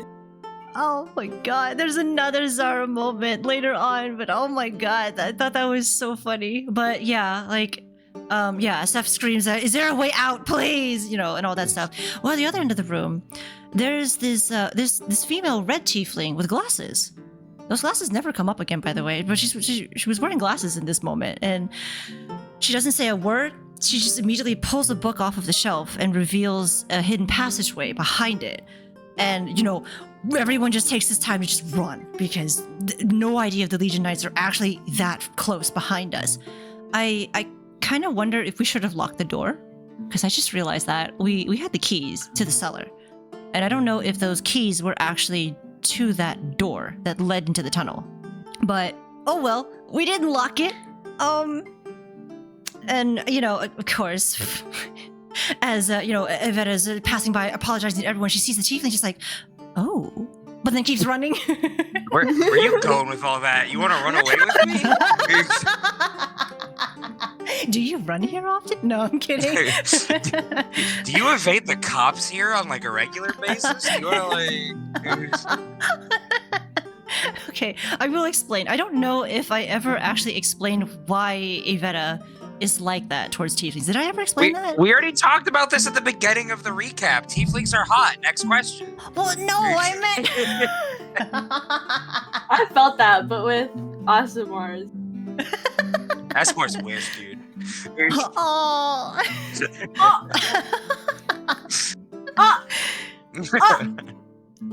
Well, see, I actually tried to tie it into Evetta's backstory because, this is not really spoilers anymore.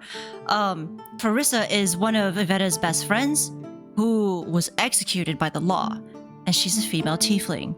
So, because of Farissa's death, it left this enormous void in Evetta's heart. This tiefling-shaped hole. This tiefling-shaped hole. And in her sometimes heart. you just need a tiefling to fill your hole. Oh my god, no!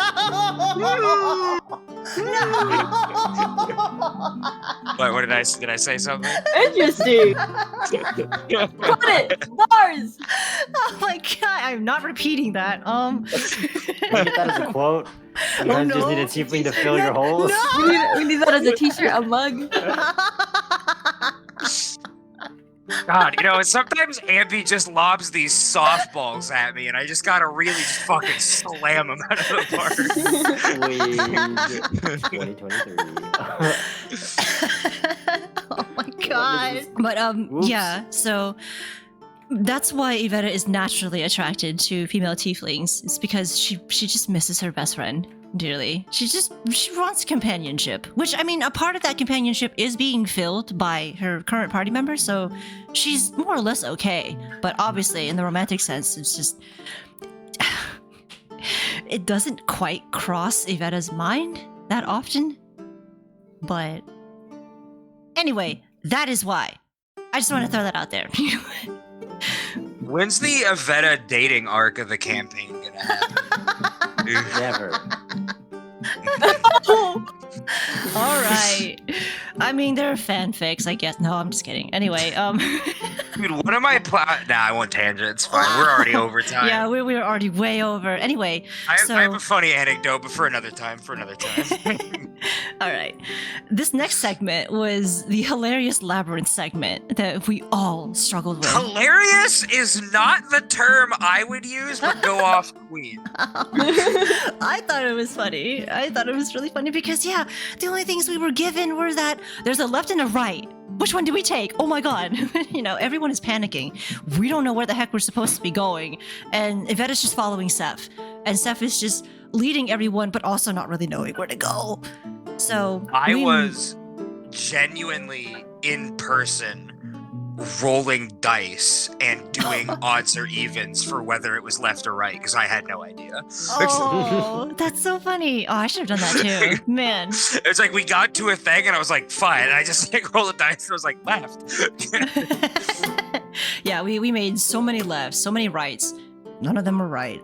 So eventually we do see the tiefling and the half-orc. We see them also rushing up behind, presumably also trying to escape from whatever was going on. And I actually loved how the tiefling led the party the wrong way initially. Because that was a great improv moment where I think I can't remember if it was in the last recap, but a writer led the party that way and then realized, oh, that's actually not correct on the map. So he just improv with the tiefling doesn't remember. I genuinely thought that was the right way. I thought that was great. I loved that moment. That was a great character moment. What was also interesting here was that Zara actually expressed suspicion towards the tiefling and half-orc because, she didn't know whether they could be trusted. Did you want to elaborate on that, Queenie? Well, Can you elaborate why you're racist? I mean, I just don't like those people. I think Ryder was being serious, but go off, I guess. So, I just don't like them. They look to start, they terrible. took our job. Yeah, exactly. They're a little too different. Oh my god. I just had this moment in my head where we made that joke and I'm like, I'm the only white guy.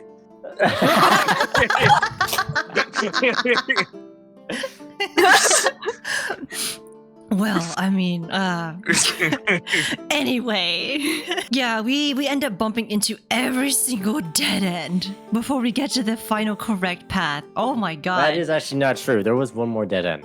Was there? Oh, I There thought you was, revealed yeah. the... Oh, okay. Spoilers, man. I wanted to go back to that. Oh, no. No, I revealed the last dead end, but you guys didn't go to it, I think. Oh, okay. I see. I was half tempted to, search through some of that stuff to see if we could Do I take still have anything, that- but nope. Do I still have that map? I might still have that map.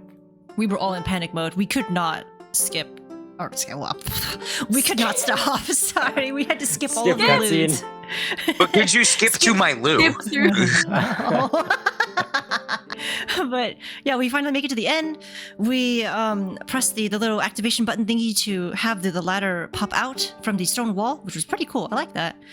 But we find out the half-orc is afraid of heights. This big man would not go up the ladder at all.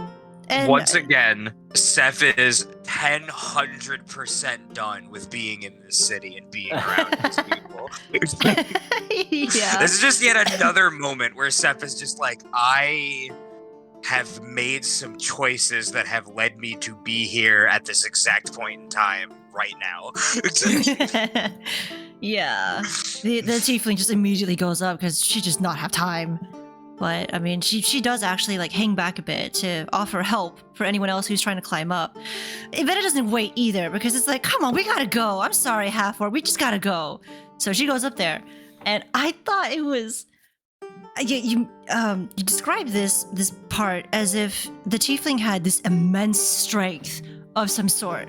So I'm just imagining the tiefling just, yanking Evetta all the way up. I mean, Evetta does land on her feet, but she's surprised by this, taken aback a bit, and ooh, strong woman.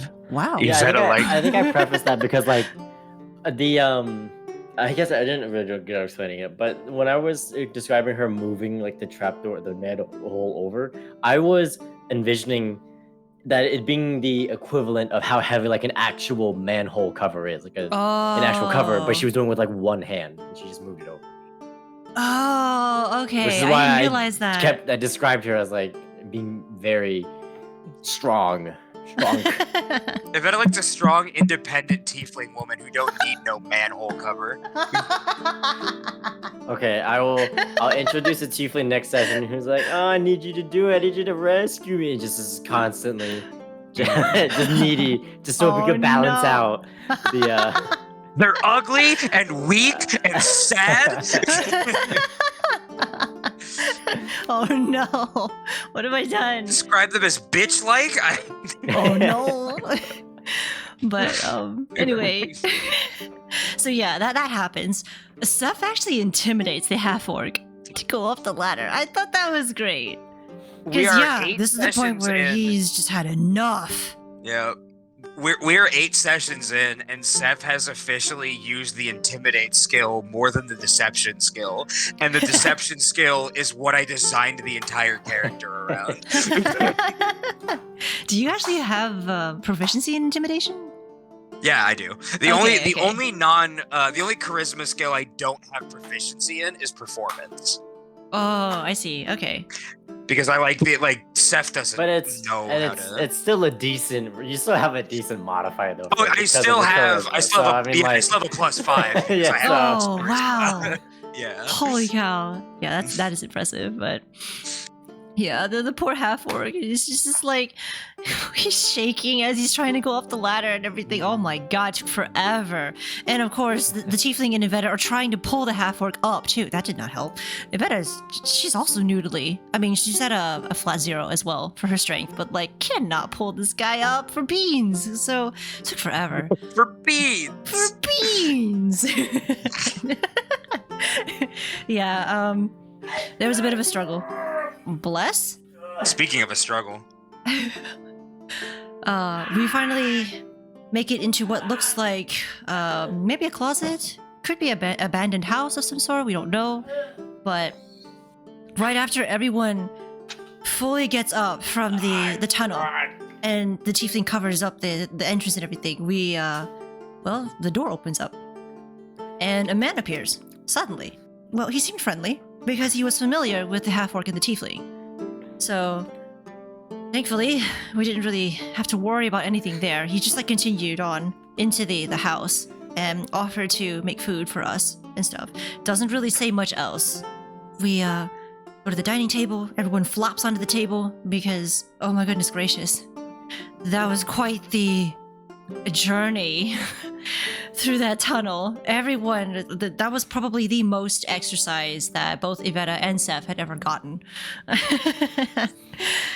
And of course, Seth was also exhausted too. He had that one point of exhaustion. Yeah, I've had a point of exhaustion for 2 sessions at this point. Yeah. Just no rest, no reprieve at the moment. Just oh my god. So, yeah, the sending stone was still actually going off at this point. It was actually going off while we were running. It was still ringing the whole time. That was weird. And yeah, Seth wasn't sure if it was wise to answer because, like, yes, just like that. Why you? Ryder's gonna fly over by his mic right now. Oh my god. But yeah, it probably wasn't wise because no idea. God dang it, you.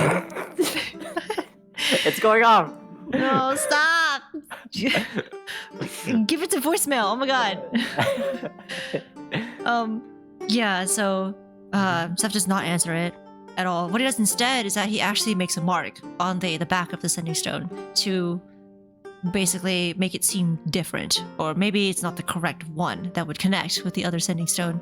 Or something like that, maybe, right? So the reason I did this is because by physically altering the sending stone, it's not gonna it's still magically connected to the other one, but the idea is that if you physically change it and somebody no longer knows what it looks like. Like if Seth is the only person that knows what this specific sending stone looks like, somebody now can't use locate object on it because they don't know exactly what it looks like. And in order to use something like that to magically locate something, you have to be familiar with it. So if I change it in a way that only I can see it, it now cannot be tracked by somebody. And like theoretically, if this person has the other half of it, they could maybe use locate object by picturing like the identical like opposite of the one that they have. But if I change the other half, now they can't like 1-to-1 match it, and then we can't be magically tracked. Oh, okay.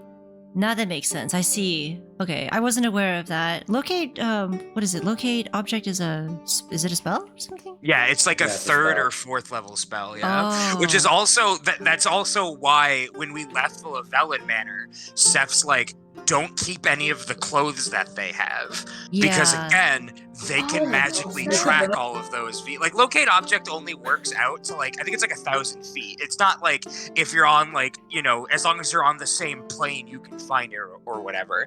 There's like really high level spells you can use to locate stuff like that, but like nobody's gonna bust out legend lore to find a sending stone. Like that's just not realistic. But like if they're in the same city as us and they have somebody that can cast locate object, theoretically, if we're within 1,000 feet of them, they will immediately know exactly where we are. And so, yeah, Seth being incredibly paranoid is like, you can never have anything that anybody can identify on you, because if you do, then they can track you. The idea, like, again, because he's a changeling, like, even if I could change myself 1,000 times, but if somebody, like, locates something that I have on my person, they can find me type thing. Yeah, that makes sense. Okay. So yeah, Seth makes the little mark on it to disable the locate object spell, which was good. Yeah, that was actually pretty smart. This was when I know a thing or two about D&D every now and then when I try. I don't know if the sending stone was still going off at this point, or if Seth just like dismissed. I think he Or, just stopped like- answering at a certain point. Yeah. Okay.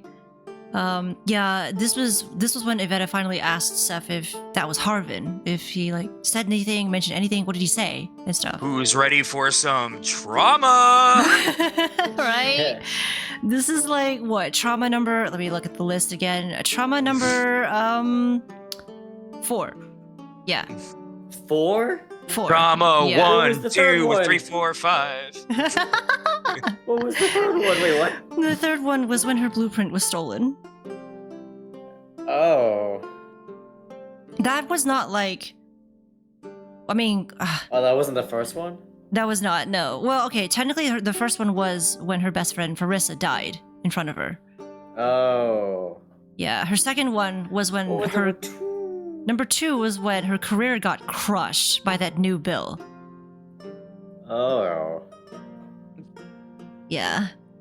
So there we go. That's 1 and 2. Anyway, we go back up to whether Harvin answered or what did he say? Yada yada blah blah. And yeah, like, did you want to describe this part, Squid? Or No, you have to relive your trauma. Don't push it off on me. all right. So what happened? I'll answer questions, but no. You have to dissect your character. My time will come where I'll die. Oh. Oh. Anyway. You either live long enough to have a list of traumas or you die trying. Oh god. But yeah, Seth just, he doesn't exactly mince words, but from the way he worded it, he does try his best to gently imply Harvin is dead. And oh my god. Evetta's heart just, it definitely sinks at this point. She's just at a loss for words. She's not sure whether to truly believe Harvin's truly dead. Is there a possibility he might actually still be alive? Like, is he hurt? Can we find him? You know, she like, part of her wanted to run back out there to find Harvin. But the other part is, you know, she's working at less than half, you know, capacity because of the arcane nullification field. So she cannot do a single thing.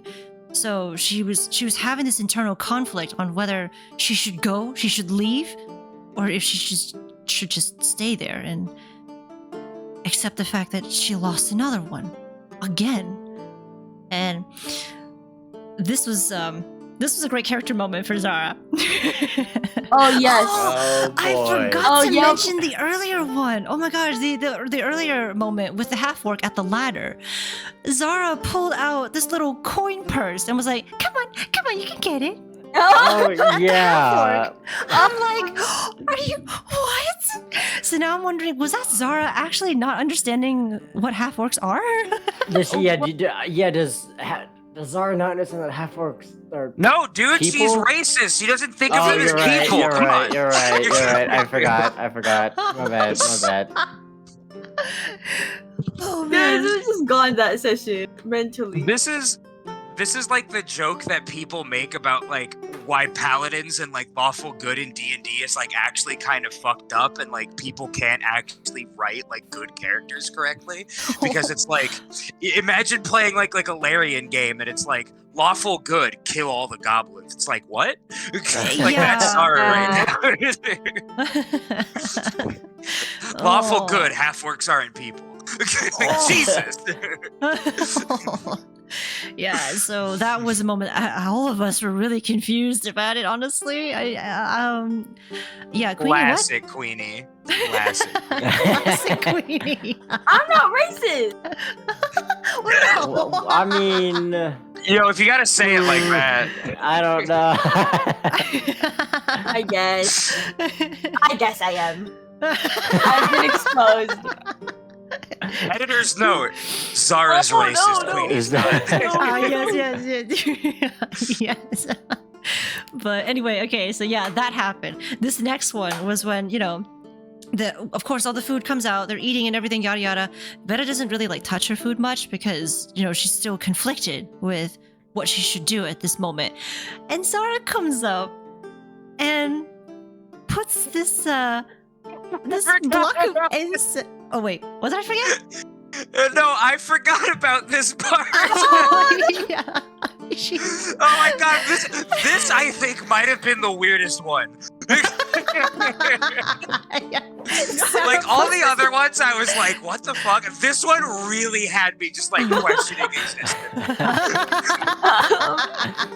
I don't know where she got it. If she had it in her bag the whole time, there's this block of incense that she just puts right in front of Evetta, and you know, Evetta is just like in almost tears at this point. And she's like, "What is this? What is this for?" And Zara's just like, "Yes." That's it. She just stands there and smiles. I like blocked this out until right now, and it's still so surreal hearing it recapped. Queenie, you have to explain yourself. Let me explain.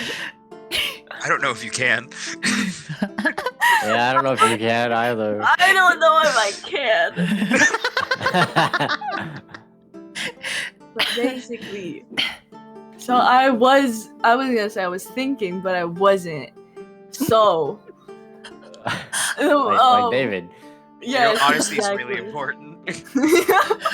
So what happened was I was like, Evetta kind of needs some comforting. She's been traumatized. I was like, okay, I have some incense in my inventory, and then I was like, okay, you know what? He died. So, you know. That's it. Wow. I was like, Sorry, you know your what? dragon died. Here's some incense. Oh, and I was like, yeah, you know, you could use that. And so I gave it to Evetta, and that was it. I look back on the VOD, there was no explanation at all. You were silent the entire time, and Vetta's just like, well, I appreciate it, I guess. That's it. I feel so bad.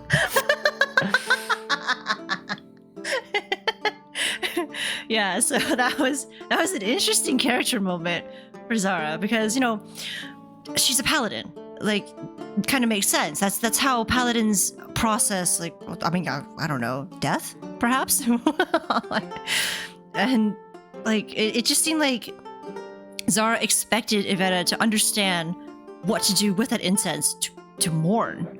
but no, like Evetta never really had to do that. She lost her friends, but she never mourned in that same way. She mourned in a different way. So I thought that was really funny. I died laughing at this part too, but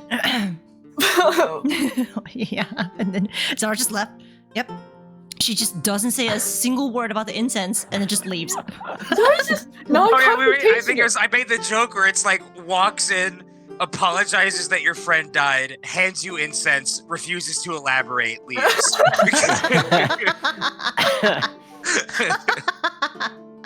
Yeah, that was a moment. One of the moments of all time. One of the moments of all time, yeah. Anyway, we learned that the male human who made us food was named Thayer, and we learned that the tiefling's name is Vali. They both go upstairs to discuss something, and Seth actually tries to go up there as well to eavesdrop on them because he wants to know what's going on, right? Nev still doesn't trust anybody in the Underrunners at this point, like even a little bit. Yeah. I mean, yeah, even though we all ran together and stuff, any one of them could implicate the other. So, yeah. So that was a good point to actually go up there and see what the heck they're talking about. Unfortunately, couldn't really hear anything. Yeah. I was actually wondering about that, but no, the only thing we were able to glean was it sounded like Thayer who said it. Sounded like you said, "I'll think about it." That's it. Didn't really know what else to expect from that. I think it was explained what was discussed later, maybe? I was gonna say, can I make a Was guess, even if it hasn't been? Yeah. Okay, sure. I don't know. Was it like the I'll think on it? My thought process now is that that's him responding to us potentially joining the Underrunners. That is a good guess. Huh. That's way more than I was thinking at that time. At that time, I had no idea. This is me, Queenie, like... I think that bar is pretty low for you. I'm just gonna say. I mean, following the incense incident. Damn, bro, I got a roaster like that. I'm book smart. Sure, man. Sure. Sure, man. What the? Obliterated. Just absolutely vaporized. Well, yeah, I honestly did not know what that conversation was about. I didn't really want to assume. I was just like, I don't know what to expect. They talked. All right, that's it. But yeah, unfortunately, couldn't really get anything. Zara and Dag go to bed. They go to sleep. Seth presumably heard Zara and Dag go up the stairs. So if there's like a missing set of footsteps that he didn't hear. So he probably thought that Evetta probably didn't actually go up. So he goes back down. Right. Thayer does actually, what sounds like Thayer, also went back down the stairs. So Seth kind of follows after, waiting a few seconds or whatever it is. And trying to remember what it was that you were trying to do here outside of being there for Evetta. There's something about wanting to help Thayer with something if he needed any help, right? Yeah, I think at this point, I was just trying to, get a feel for Thayer and see, where he sort of stood on everything. I'm trying to remember, the exact specifics of the conversation, and I'm kind of coming up short, but I think just the basic gist of it was hey, you're keeping us safe. I appreciate what you're doing for us. And I think at this point, previously, I think Thayer had already sort of explained the Underrunners at this point and, what their goals were. And I think I was putting together that Thayer was, if not the one in charge of the Underrunners, at least somebody pretty important. And so Seth just sort of Seth's unpacking the fact that Harvin just, to Seth's eyes at this moment, gave his life for them. And that Thayer is now also extending his residence to allow us to keep safe, be safe there and provide a haven to us in this unfamiliar city where we're now being hunted by the guards. And so Seth's whole thought process is more along the lines of like, all right, like you've shown that you're giving us some trust. Let me like extend that same offer to you. Let me also prove that like basically we're worth it at that point. Okay. Yeah, that makes sense because Thayer really made no effort to try to learn who we were. He didn't really talk much at all, which I found that a little interesting because, we are complete strangers. We just suddenly emerged from, the hidden passageway into a house where he was. Yeah. And so it was just kind of, I don't know, it was interesting that he didn't ask for details at all. And, I mean, he's probably seen this so many times. Yeah. Everyone has a reason to run in, Dayston at this time. So, yeah, I mean, he's seen a lot of it. Bit of out of character thing. I think Thayer's my favorite NPC that we've met so far, and I don't think it's even like a little close. God. Yeah. Oh my god, Thayer's gonna be pissed. I mean, that doesn't like whatever you have planned for him, you have planned for him or don't have planned. Like I don't care. I think he is my favorite NPC we've met so far. I find him really interesting. I think he's neat. Like especially last session, but like even leading up to last session, like before that, like I don't know. He like he has like a code, obviously.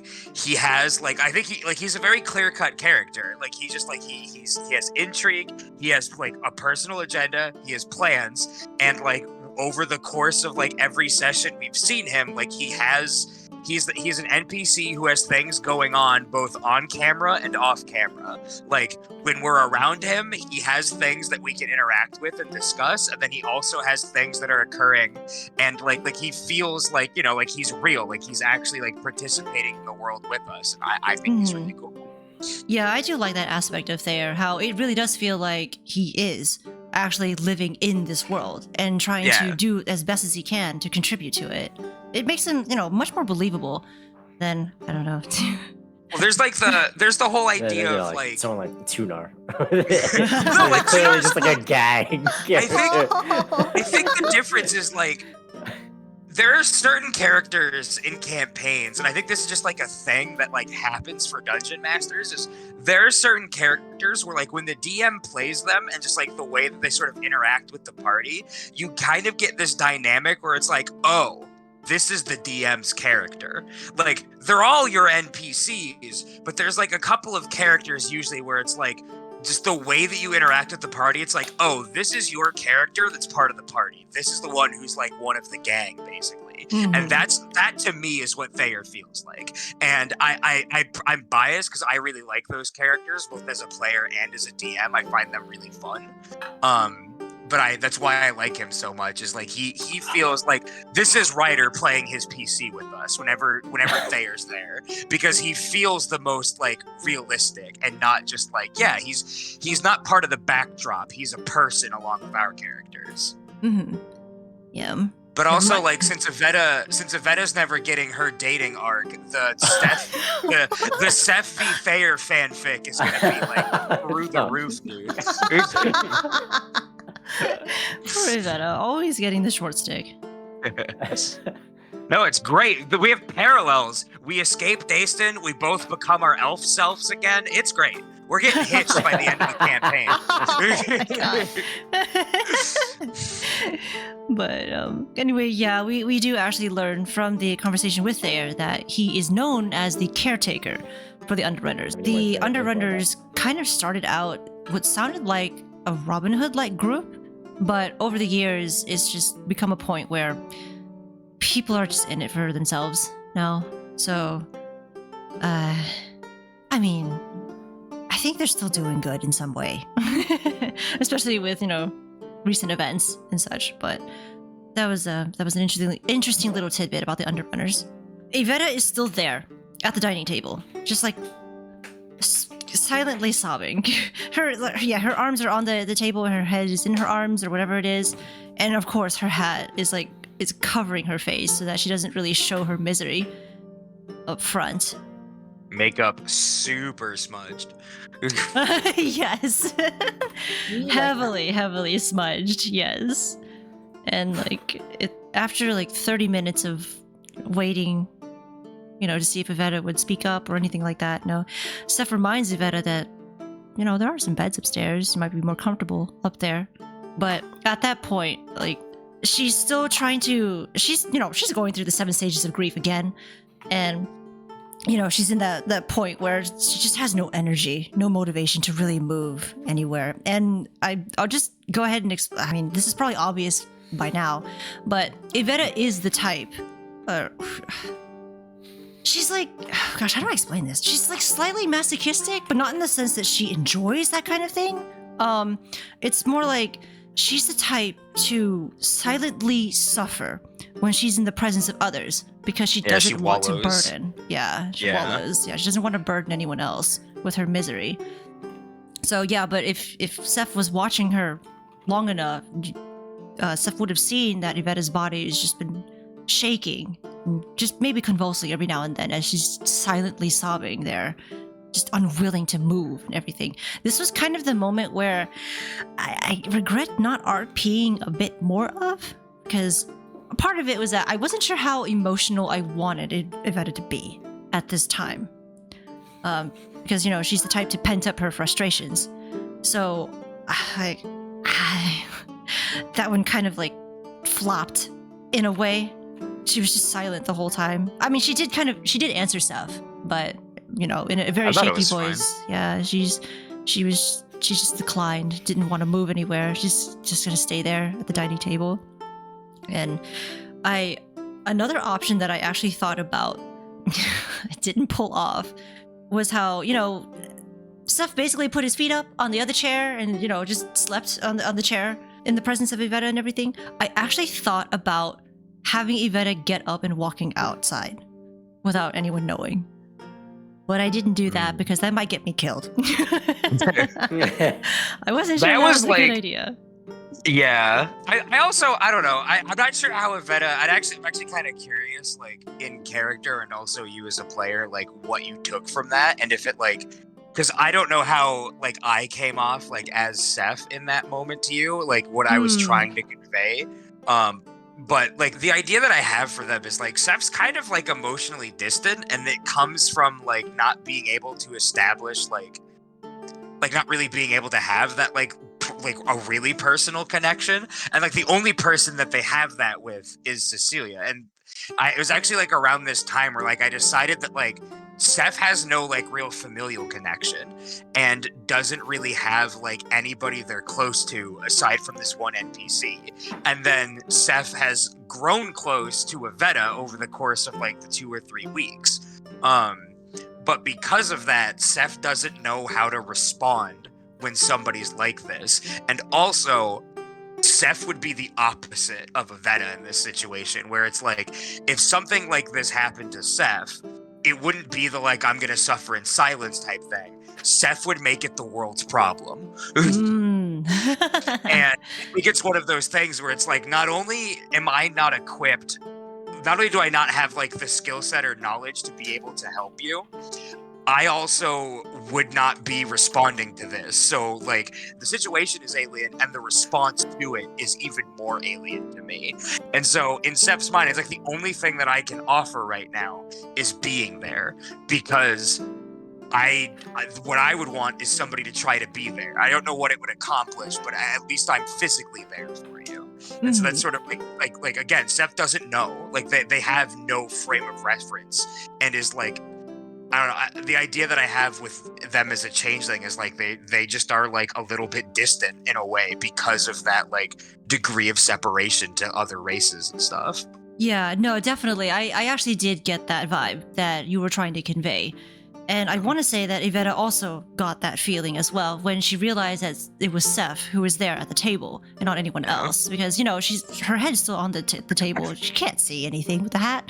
So, yeah, the fact that she heard Seth, she actually did feel comfort that he was there, available, if she wanted to talk or anything. And Evetta definitely wanted to vent. Yeah. But at the same time, she still did not want to burden Seth with it because, number one, Dayston has been the worst vacation spot ever, So, and, number two... Nice 1 star on Yelp, dude. I like all the churches, I guess. Churches were okay. Architecture was kind Pretty of mid.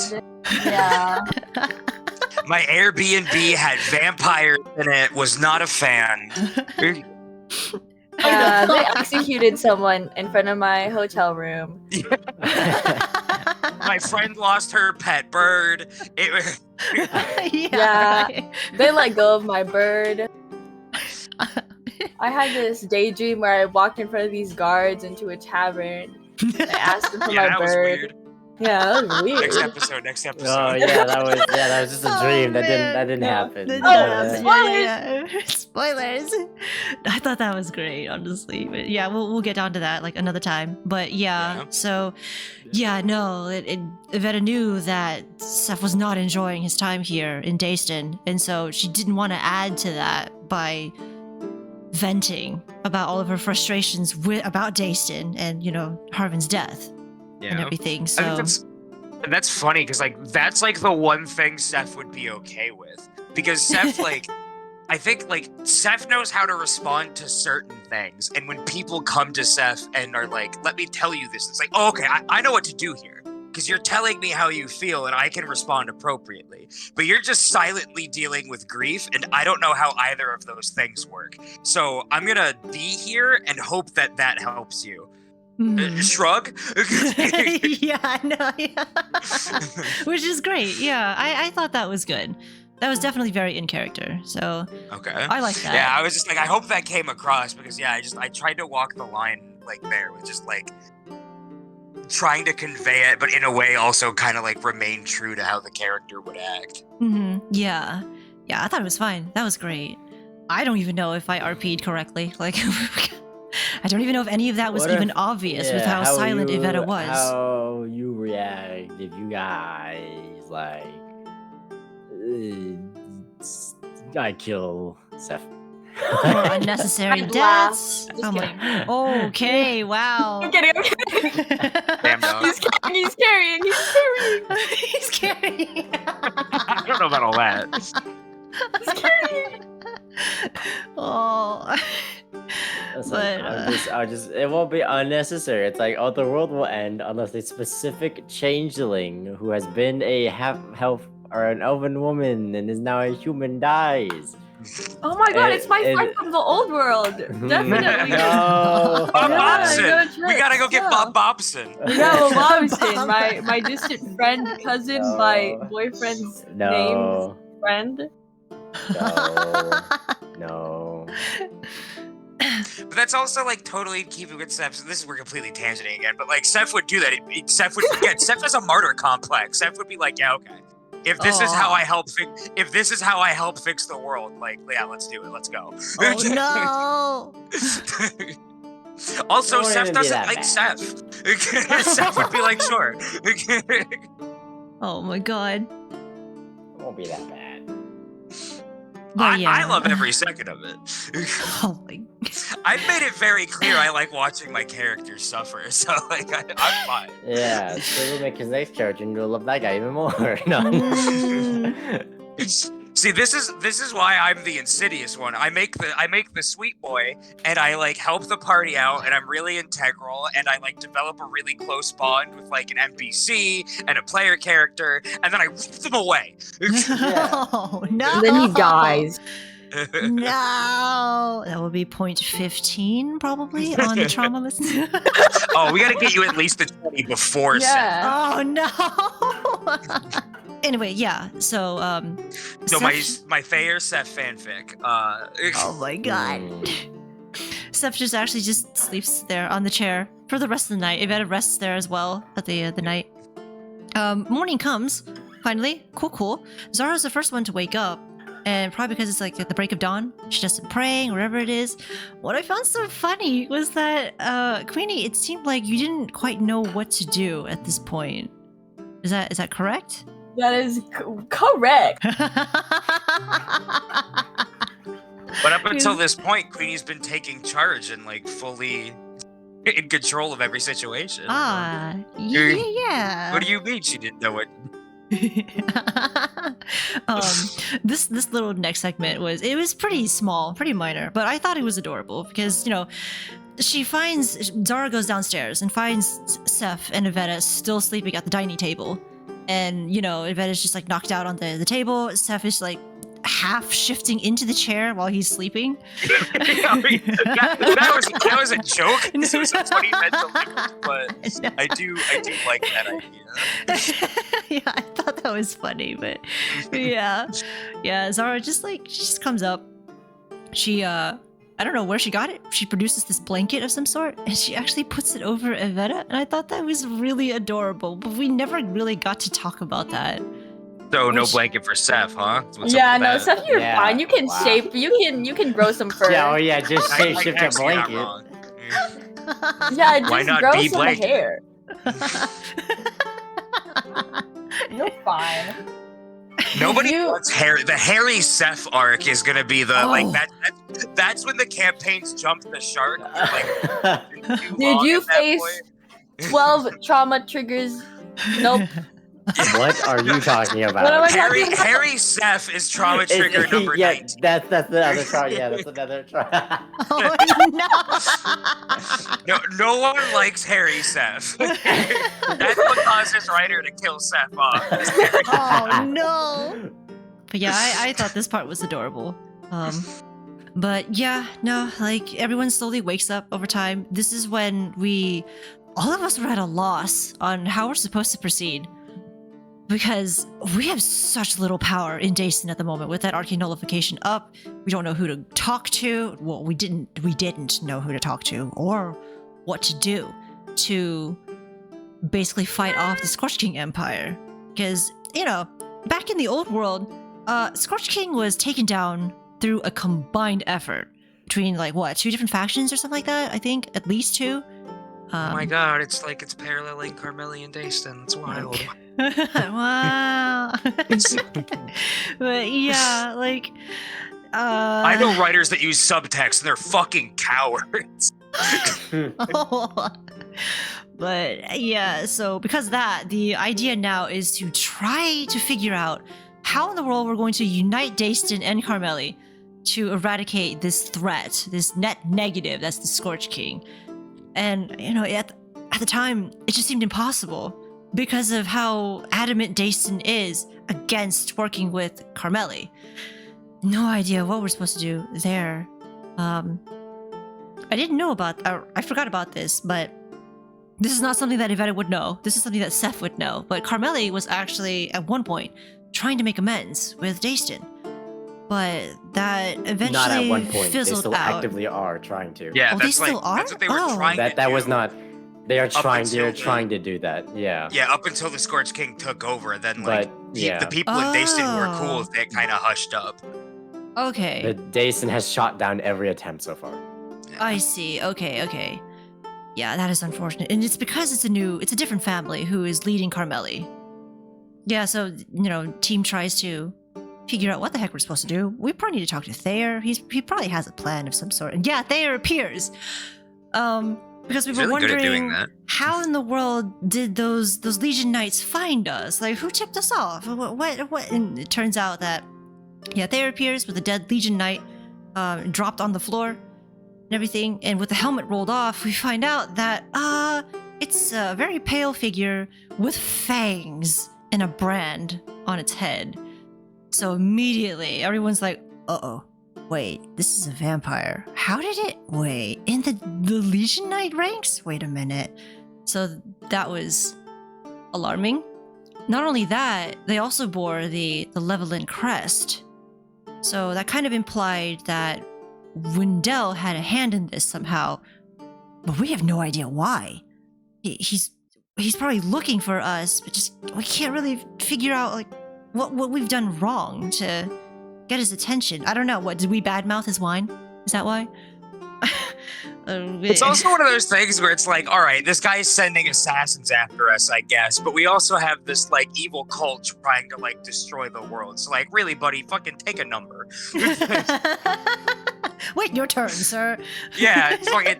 Once we're done killing the people that want to literally scorch the planet, then we'll just fucking like flick you like a fly. Because like, who do you think you are? Yeah. It's a perspective, Wendell. You fucking. Yeah. At this moment, Evetta like believes that Baby Voltus like maybe mentioned something about us or something. No idea how they actually found out where we were. How they found out we were in Dayston. However, meta-wise, I do remember we took that book, and I have no idea if that was used. Oh, dude, it's not even Wendell. It's the fucking like librarian. We have book finds, dude. Yeah, they weren't trying to kill you. They just wanted the book. They just want the fucking book back. That's it. I love. Yeah, he doesn't give a shit about us. His daughter's just been fucking nagging him about this book for like a week. And he's like, just give me the fucking book so my kid can shut up, please. She will not stop whining about it. Oh my god, yeah. So, yeah, we, that happens. We also see right outside our window is, what looks to be a Scorched King representative on, I think, well, I'm trying to remember. Was he lifted or elevated on some like throne-like thing? What you call it? Being carried out, basically. But he had both Scorched King knights and Dayston knights surrounding him at the same time, and he was just passing through the pits, presumably going out, or was it going in? No, he was could not going remember. into the He was Silver going Domain. in. Okay, I was looking the wrong way. He was actually going in to Dayston for some reason we don't know yet. And yeah, everyone was terrified of coming near this guy because they didn't know who he was. I have like one thought surrounding this scene and one question for Ryder regarding it, and just like this whole like procession, like as he described it. Never mind. Have you played Final Fantasy 12? No. Okay, then never mind, because that's all. There's a specific scene in that game. Did it? And it sounded like I was describing that exact scene. Yeah, and I'm just like, yeah. There's like this big, like, this big, like, hullabaloo. There's all these people, and there's like this really important knight dude, and there's like this huge procession. I'm just like, and that's not like, it's not like an uncommon thing, but there's like something about just like the specific way you're describing it. I'm like, dude, I'm watching that cutscene in FF12 right now. That reminds me, now that you have a PS5, have you heard about Final Fantasy 16? I have 200 hours of Baldur's Gate 3 to play, and then, yes, I will eventually be playing. Fair enough. Nice. I just wondered if you've heard of it. It's actually pretty good. I've seen, there's this really cool streamer I watch, Anistrae. I don't know, she's maybe heard of her. And she played a little bit of it. Very cool, very popular streamer. Would recommend at twitch.tv/Anistrae. Like, comment, subscribe. Wow, / Yeah, please follow. Ring the bell. Oh God! All right, this is. I was with you, and now I'm not. You gotta have calls to action.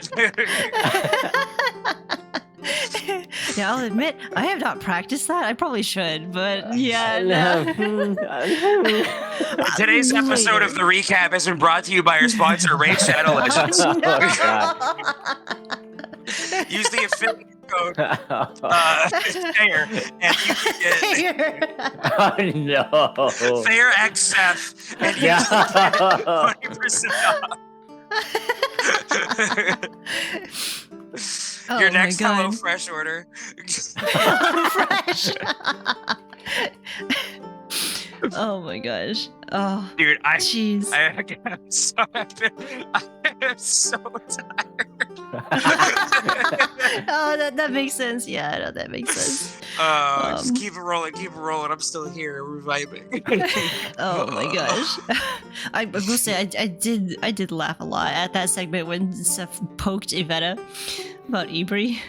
And I just realized, you know how I mentioned how Ivetta's little nickname is Evie? I didn't realize, that's pretty close to Ibri. What the heck? What Evie and Ibri. Oh no. Hey,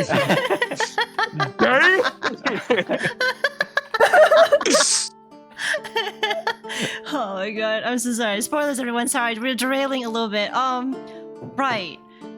That also. No, I'm just gonna keep derailing. I don't care anymore. That whole sequence last session, totally fucking off the cuff. That was yet another just 10,000 neurons firing at the speed of light. I just because I made the joke about calling it Ibri, then I was like, wait, no, now it sounds like Seth wants to name it after Ibri, and then I just on a dime just pivoted to like Evetta said, that was fully just the intrusive thought entered my head and escaped, and I was like, go with it.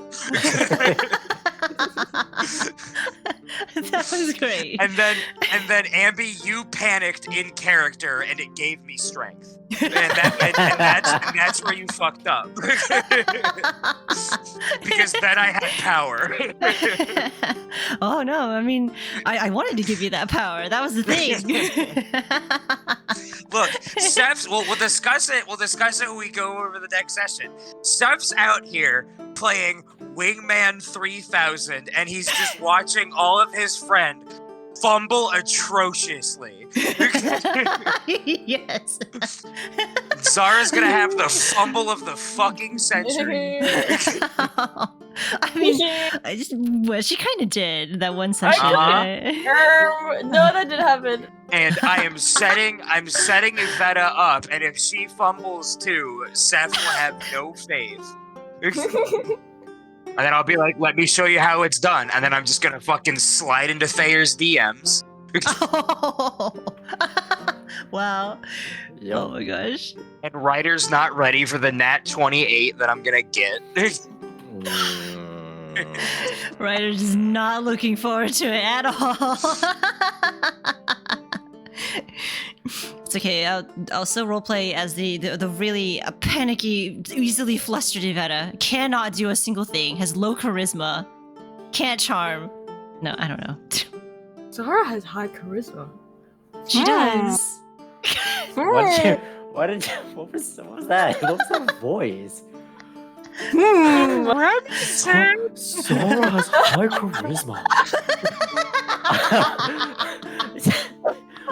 We've decided you're bad. What was that?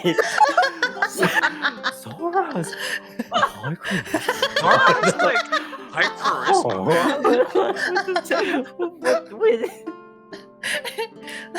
I'm dying. There's the same energy of the people give the gods power, man.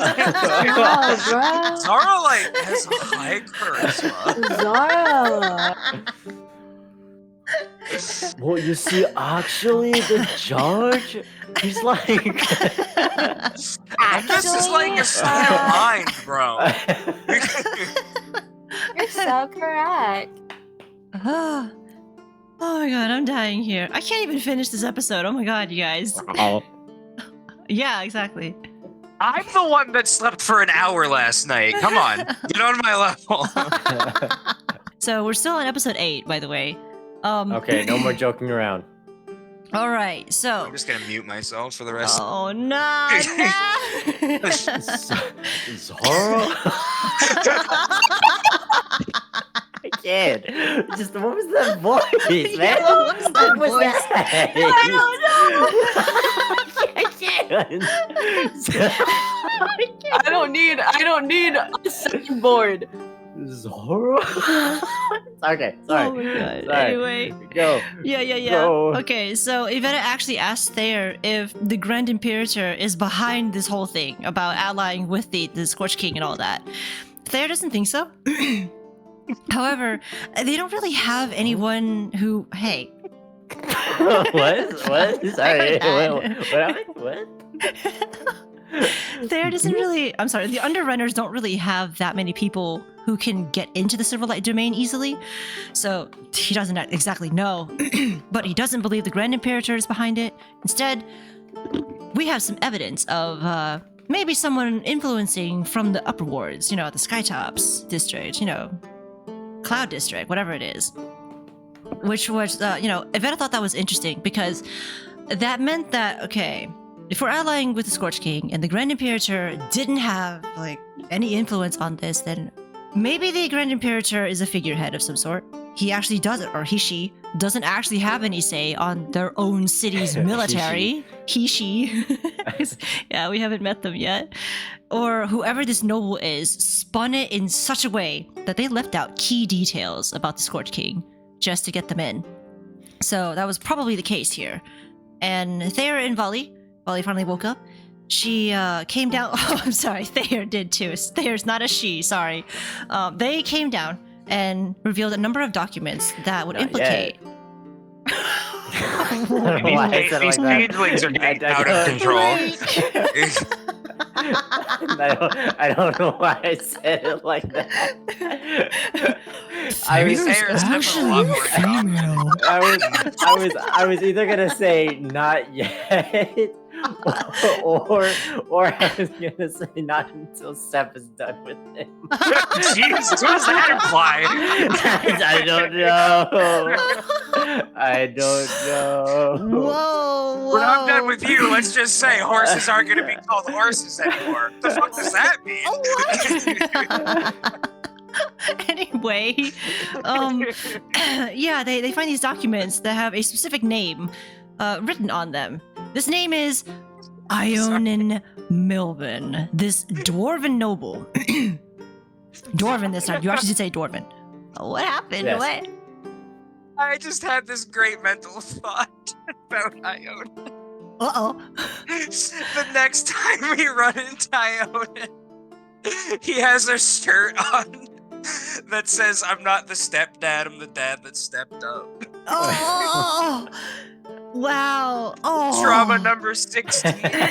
Oh my god. Oh. Anyway, so yeah, they showed some bank statements that revealed transactions, I think withdrawing from a specific bank account, accumulating to a total of 20,000 platinum. Not sure where they were getting the money at the time, not sure where they were going at the time either. But that's like, I think it was mentioned that 20,000 platinum was the equivalent of like 2 million. 200,000 gold. It's fucking insane. Oh, It's 200,000 gold. Oh, It's 10 right. gold per platinum? Yeah. Okay. It- I was getting but, like, confused. like the amount of money that he moved is like what you'd find in like an adult dragon's hoard. Like that's an insane Yeah, amount. yeah, exactly. Wow. Jeez. So yeah, they revealed some other documents as well, like, you know, a letter addressing to someone by the name of SK. That was basically talking about how they were taking the money, they're actually receiving the money, and that ships are already on their way to Zinnikir Pass. And yeah, we actually did witness, you know, some boats coming in at Zinnikir Pass. So yep, that checks out. There was also the bill for the Neo-Machiavian law that had the seal of the High Echelon on it, and I think this was the bill that was being heavily pushed at the time, around the same time that these transactions were occurring. And it basically grants Dason Knights the ability to, you know, investigate believable suspicion without a warrant. They don't even need a reason, like a legit reason anymore. They could just break in and see if you're hiding anything arcane. It was shown that Ionin is a very high-ranking member of the High Echelon. And I think his name... Oh no, the stamp for the High Echelon was also on that bill for the Neo-Machiavian law. And yeah, unfortunately, oh my gosh, that was basically the same bill that got Farissa and Brennan killed. So Evetta already has, like, a reason to end Ionin's life. But after that, the team tries to figure out what can they do with this information, because we're still at a loss on what to do, or where we should go.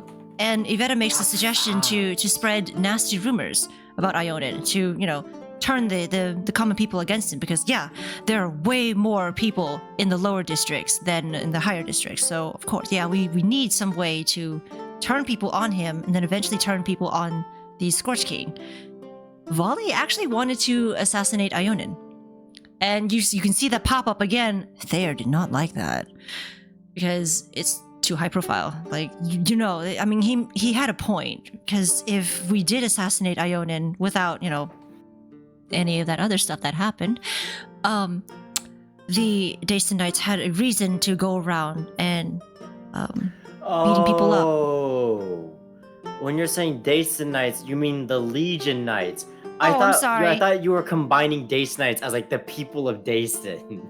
Oh, my I was so bad. confused. No, I meant Legion Knights. I was like, Dayston Knights don't have the ability to just break in. That's Legion Knights. Wait, what? Yeah, I kept calling them Dayston Knights because they were. We made B and E's. We made B and E's legal. You could just fucking. I understand now.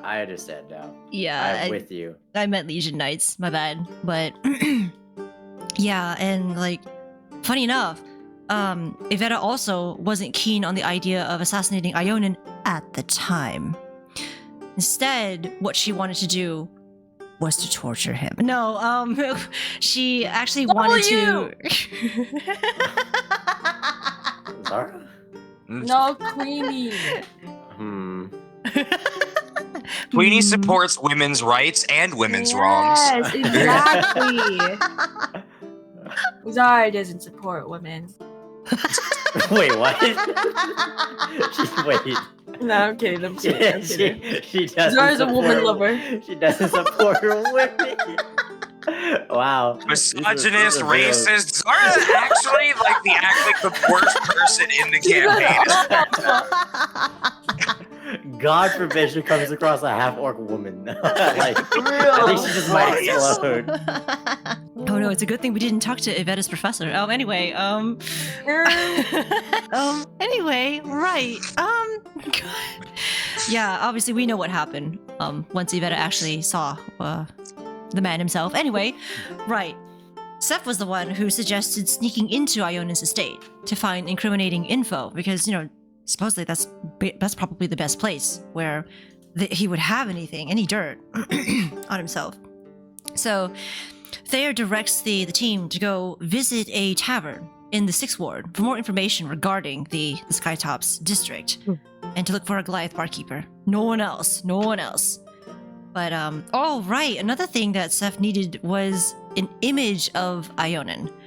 I thought there would have been one, you know, because he's noble. So I figured that, oh, maybe he has a painting of himself. No, not I needed really. his face, Wow. and I needed his voice. Yeah, he probably, maybe Ionin had paintings inside his house, but that was it. Like, there was no public record of You any may sort. have been able to find an image if it was a different noble.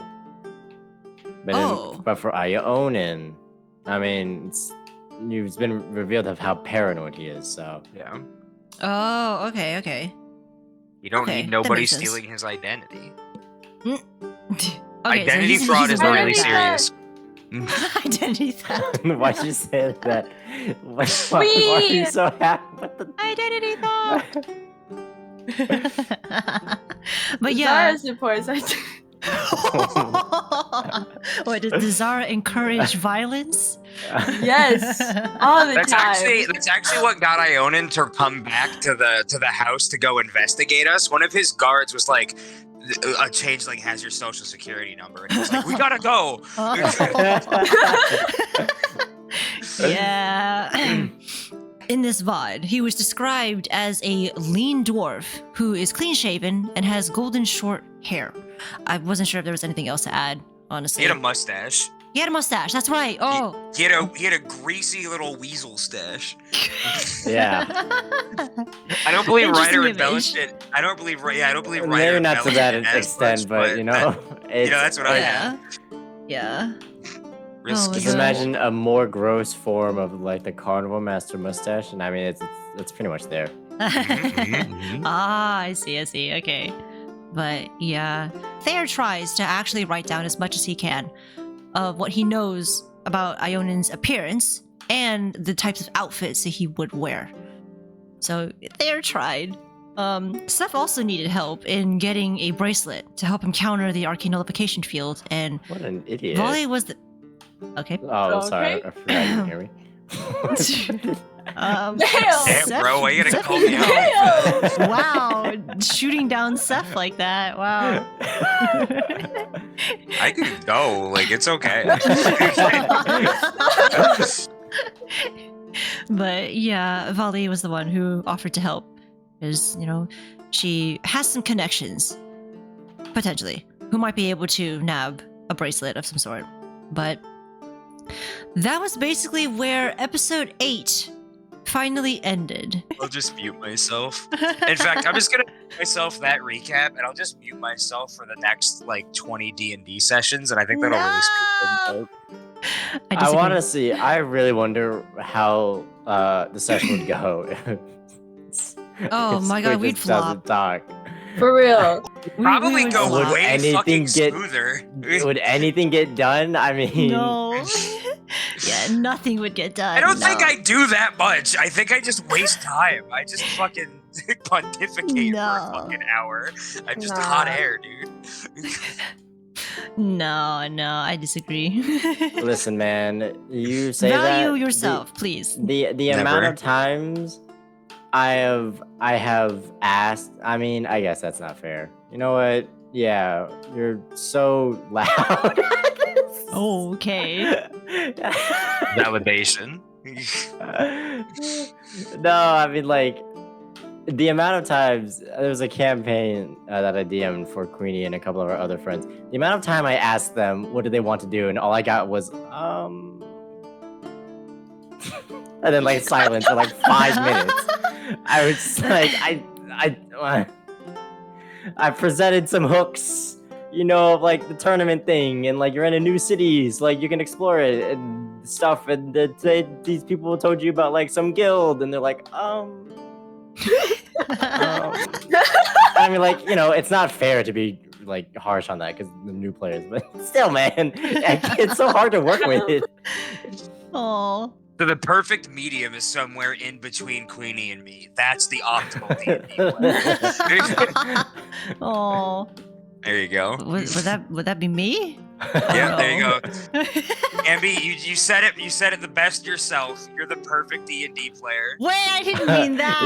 Yeah, you did say that. Yeah, I do Gas remember yourself that. up. Go off, legend. No. Slack. I'm out here the worst. Writer's like, yeah, Queenie doesn't do enough, and Amber's like, but I'm the best. It was me. I'm No. perfect. Go off. No. Right you are. Right you are. Oh my god. Jeez. Next session, none of us except Amby show up. We just have Oh god.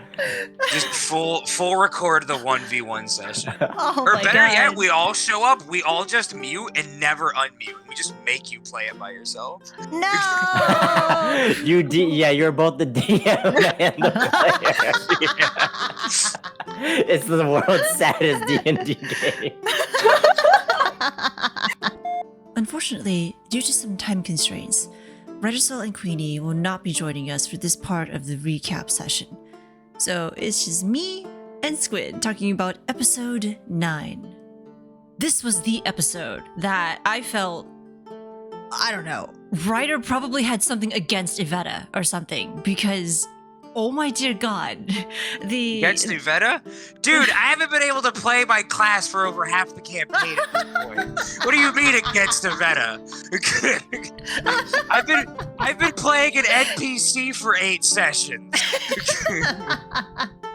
Well, I meant in an emotional sense. Yeah. No, you're all right though. Everyone was disabled completely. It was just, well, okay, there's some more than others, but Yeah. oof. But no, yeah, the session was a hell of a thing.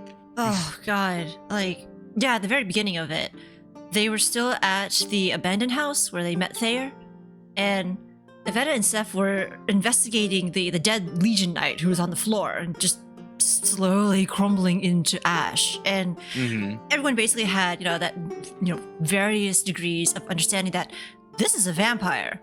What the heck is a vampire doing in this city of all places? And the fact it was able to sneak into the Legion ranks to join the military? How? I love this part here because this was when you really went into detail on how much Seth would study. Like, study people in general so that he could remember what they look like so that he can change into them later down the line. He was just hunched over the guy. Didn't really matter anymore because everyone knew that he was a changeling, and so he's just like up close to this vampire staring at its teeth and everything. And I thought that was amusing how you described the way he was acting. People need hobbies. Some people some people like to collect knickknacks. Seth collects faces. Well, that could be taken a different way. I don't typically play him as a full-on changeling all the time, but I think this is about as close as he gets to being like the archetypical changeling. I see. Which is great. Nothing else was really on the vampire itself, just the leveling crest, and it had Legion Knight armor on it, but yeah, all of that was just taken. Seth took all the armor. Do you actually still have that armor? I just realized. Sure do. Every piece of clothing that Seth has taken, he still has in his inventory. I don't know when I'm going to need them. And theoretically, I have disguise self, so that I don't need to use like actual pieces of armor, and they'll probably get to a point where I can't collect like every piece of clothing, because unless we get if we get a bag of holding, then fucking all bets are off. Then nice. I am collecting literally everything that we come across. Wow. Okay. But yeah, I'm still gonna have everything just because it's like a backup, because disguise self isn't perfect. Basically, it only lasts for an hour. It's not the best thing. Oh, I see. Okay, and So of course, you can't really cast it in a place that disables magic anyway. So. Also, yeah. Darn, I was wondering if. I wonder if that was potentially an option at some point, if the other route didn't work, or if we didn't come up with that route or something. But, well, I guess we'll see. We'll see when that armor becomes useful. But yeah, interesting thing. Cool. Right, leveling crest was on the dude. Seth was the one who admitted that he thought dragons, but Window might actually be vampire instead. So darn. That's that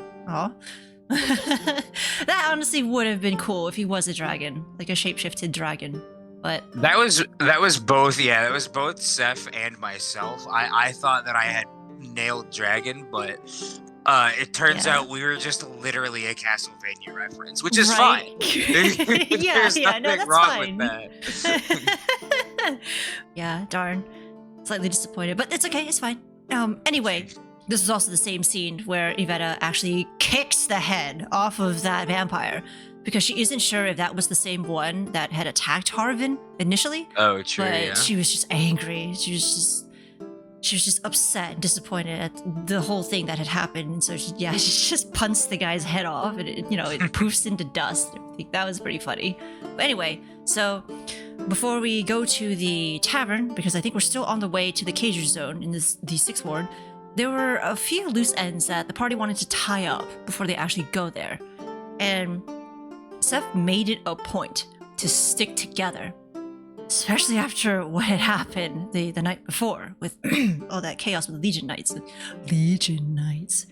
Evetta leads the way, basically takes them past the Fellwater Tavern to get their horses.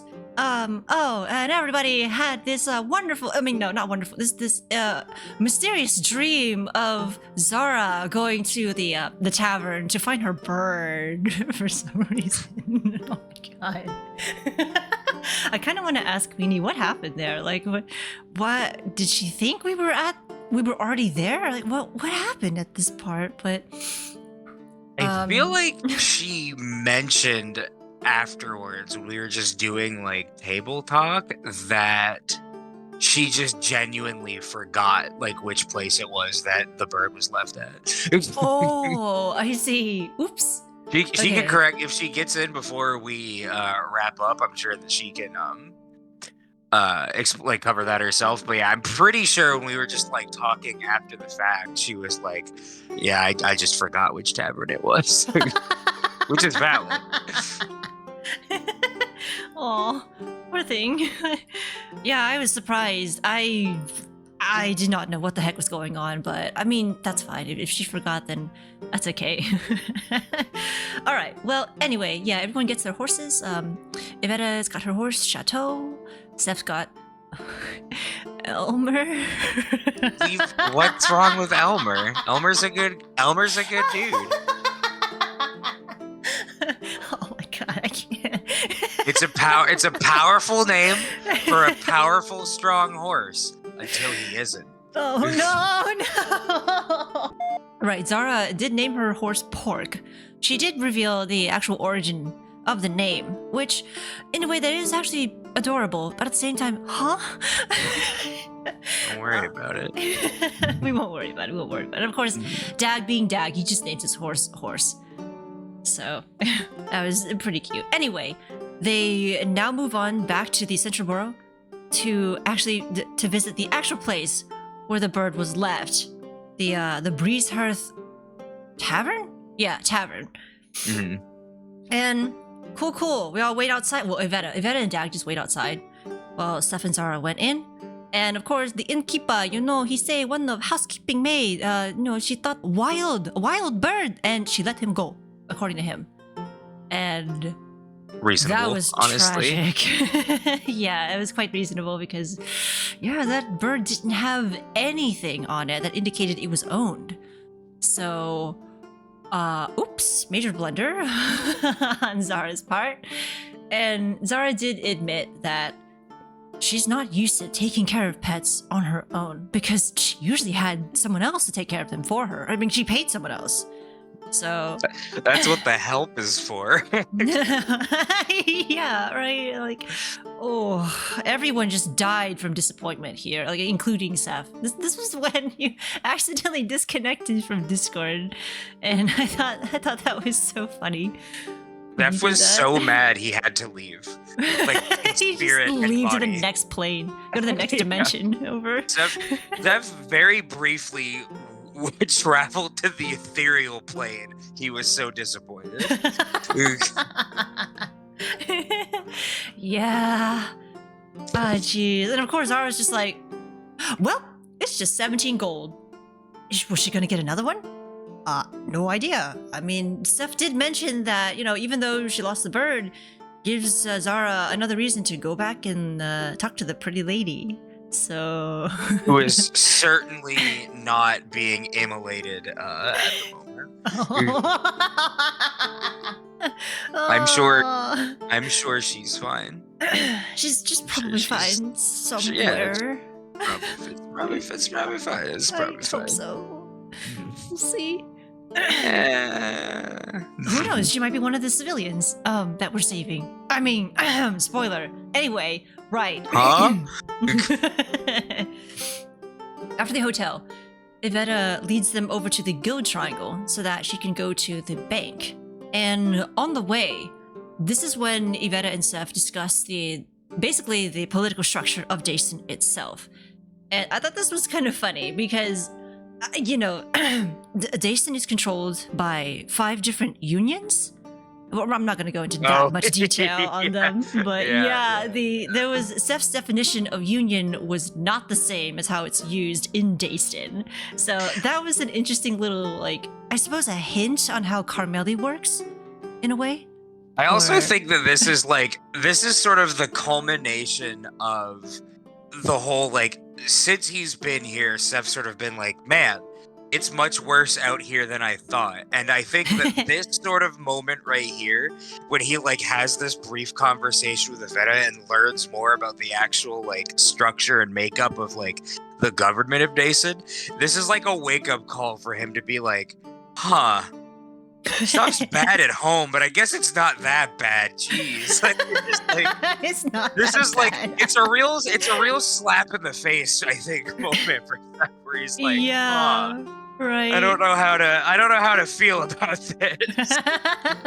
Very complex emotions are occurring inside Seth at the moment. Yeah, and I thought this was really interesting to go through. A lot of this was a bunch of lore dump on Jason's political structure, but I mean, it's fine. Like, really, the most important ones were like, of course, the Silver Imperials, which basically was the largest faction because it makes up all of the religious groups of Dayston. You know, it being a holy city, that just makes sense. It's a theocracy running the whole thing, supposedly.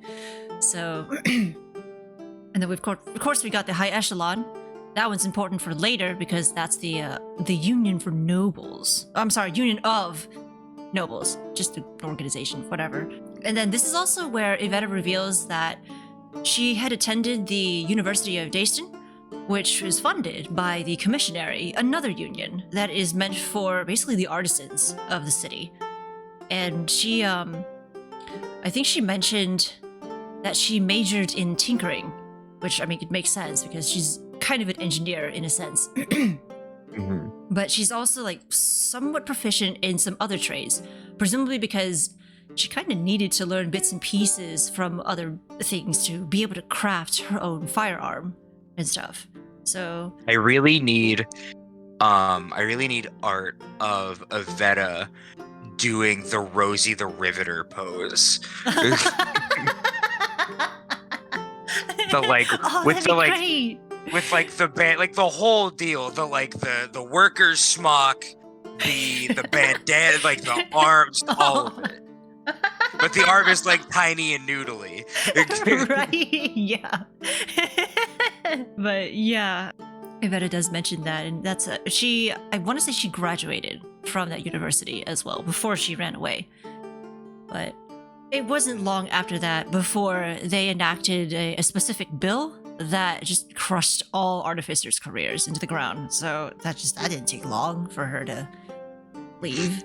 But Hey, wait, this place sucks. this place ultra sucks. Oh my god. But yeah, so they talk about that.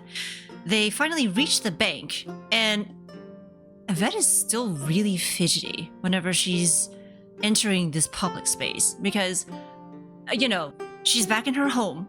It's like that feeling you get when you know you've done something wrong and you try your best to hide it. But if you're the type of person who is just not able to control yourself, that's kind of what Evetta is.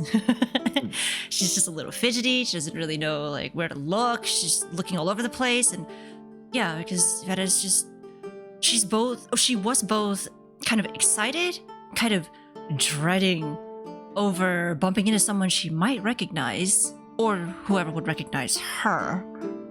And then, you know, they would throw the police at her. And, you know, that's not cool. Not in a public space.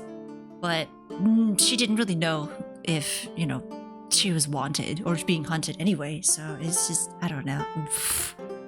But again, Evetta doesn't think that she'd be able to get away with, you know, not revealing her identity at the bank. So this was probably the moment where I was really hoping Evetta wasn't a wanted criminal. It was... You just like say your name and you just hear the like fervent tapping under the desk as the like teller starts hitting the like summon the guards button. Oh no. Yeah, I have no idea if Ryder was planning for that, but thankfully nope. Whew, thank goodness. However, something terrible also happened here. We find out that someone had been siphoning Evetta's money out of her account. She pulled out, or she withdrew much less money than she remembers. And upon looking at the transaction history, she found out that her account had been converted into a joint account. She had no idea about that. And over like the past couple of months, there was an even amount of money being withdrawn at the start of every month. And it was suspicious because at this point, she did not know who else would have access to her bank account outside of her parents. So the bank teller comes out with this tiny bag of gold, and Evetta's like, "Is that it? Is there any more or anything?" And you know, it's 60 gold pieces, and Seth is just like, "What? Okay, well, 60 gold is not bad. What do you mean you wanted more? What?" Or something like that. because I really don't think Evetta actually made it clear that she's not as in the hole with money. Now she kind of is, but I mean, yeah, in Evetta's mind, the only people who would have had access would be her parents. So this is when Evetta just kind of speeds out of the bank in frustration, fully intending to visit her parents to ask what had happened, as no one else would do it. I mean, who else would it be? And this is I actually like this part right after, because Seth was noticing how furious and heated Evetta was getting with after learning about this stuff. He brought up about how the same thing kind of happened at the ranger's shop. And this was great, because in Evetta's mindset, I think I already said this earlier, but she feels that she's the only one who can bear all this burden and solve her problems only. And she keeps forgetting that she actually has friends that she can depend upon, even if it's, not immediately obvious on how they can contribute. I wanted to subtly mark this point where Evetta does try to open up a bit and accept the help of others, so she's not as completely closed off. I don't know if that was really that obvious, outside of the fact that she did begin speaking a little bit more about her problems after these next few things that had happened. Yeah. But yeah, I think it's one of those things where it's you can definitely tell over time. I think we're all getting to the point where we're trying to drop subtle hints to when our characters just about we're trying to drop subtle hints about aspects of our character that would not normally, it would feel weird to try and force them, and the organic way to have them come up is little subtle things. And I think what you're talking about here with how Evetta has been sort of taking all these burdens onto herself and not really speaking with other people about them is a good example of that.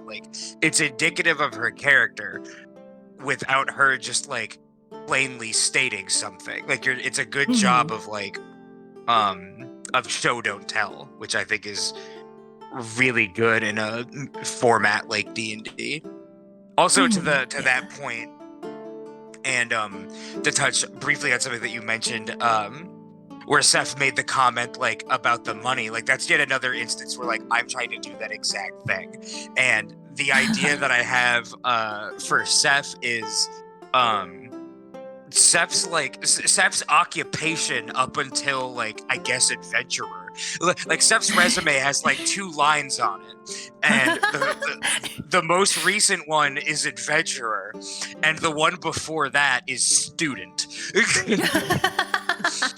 And writer probably has more details about how it actually works in Carmeli, but my understanding is if you have magical potential, you go to the magical schools, and because it's a magical thing, it's not it's not a regular education. It's you can kind of just attend for presumably however long you want, or until you're no longer alive. You have especially in an elven society where you live for 1,000 years at the most. You probably have enough time to go through all of the different schools of magic if you want to, or be the absolute best at one particular school of magic. And so I have this idea that it's and again, writer probably has the actual structure of it, but this idea that it's well, if you show magical potential and you're in Carmeli, they want they probably as a society as a system, they probably want these magic users, because if you have all these magic users working together, one, you know what they're doing because you're in Carmeli and you're tracking everything. So a wizard or a sorcerer or a warlock or whatever that spends time working on magic is one of those that isn't spending time I don't know, becoming a lich or trying to take over the world or something. Yeah. And if they discover or learn anything that's new and benefits, then Carmeli has access to all of that firsthand, because they're able to publicly fund all of this research. So like I have this idea that like once you become like once your magic develops, they're like, oh cool, you're a ward of the state now, but we're gonna put you up in one of the colleges and you just do whatever you want. We just get all the benefits of everything that you're learning and researching. Have fun. So like in my mind, Seth has been living off of like ramen packs and student dorms for 32 years. And like it's probably not that bad because again, Carmeli's like, you know, decently well off and like, you know, it's a bunch of hoity-toity elves. So like they're probably taken care of, but I have to imagine that unless you're like the type of spellcaster who like actually makes a discovery and actually like develops magic in some way, you're probably just like, you know, just getting by, and you're probably not like poor, but you're also probably not living like some extravagant life, and it's probably like you probably don't have a lot of like personal funds. You probably just like ask for what you need or want and they just give it to you. So there's probably a lot of like material goods that like somebody living in one of the colleges would have access to, because the college is probably just like wants to make that readily available. But there's probably not a lot of like personal wealth unless that's like a specific path that you decide to go down. So yeah, in my mind, Seth is just like, I know that money's a thing, and it kind of disgusts me on a conceptual level. This is just, yeah, I just like the idea that like people are just talking about like, you know, like 60 gold is like, for an adventurer, that's not actually like a lot of money. For a farmer, that's like, you know, more than a year's wages, like somebody living out in the country. Yeah. For somebody that probably like, you know, has like a monthly stipend from Carmeli to like specifically use for research and like schooling and stuff, that's still probably a lot of money. So then it's like, yeah, $60. And Seth's probably like, Jesus Christ, you know how much ramen I can buy with that? Oh man, yeah, no, that makes sense. I could get the good stuff. I wouldn't even need to get the 99-cent packs. Steph's like, I'm gonna splurge on the $4 ramen. The premium ramen packs. Yeah, I got that imported stuff from the old world.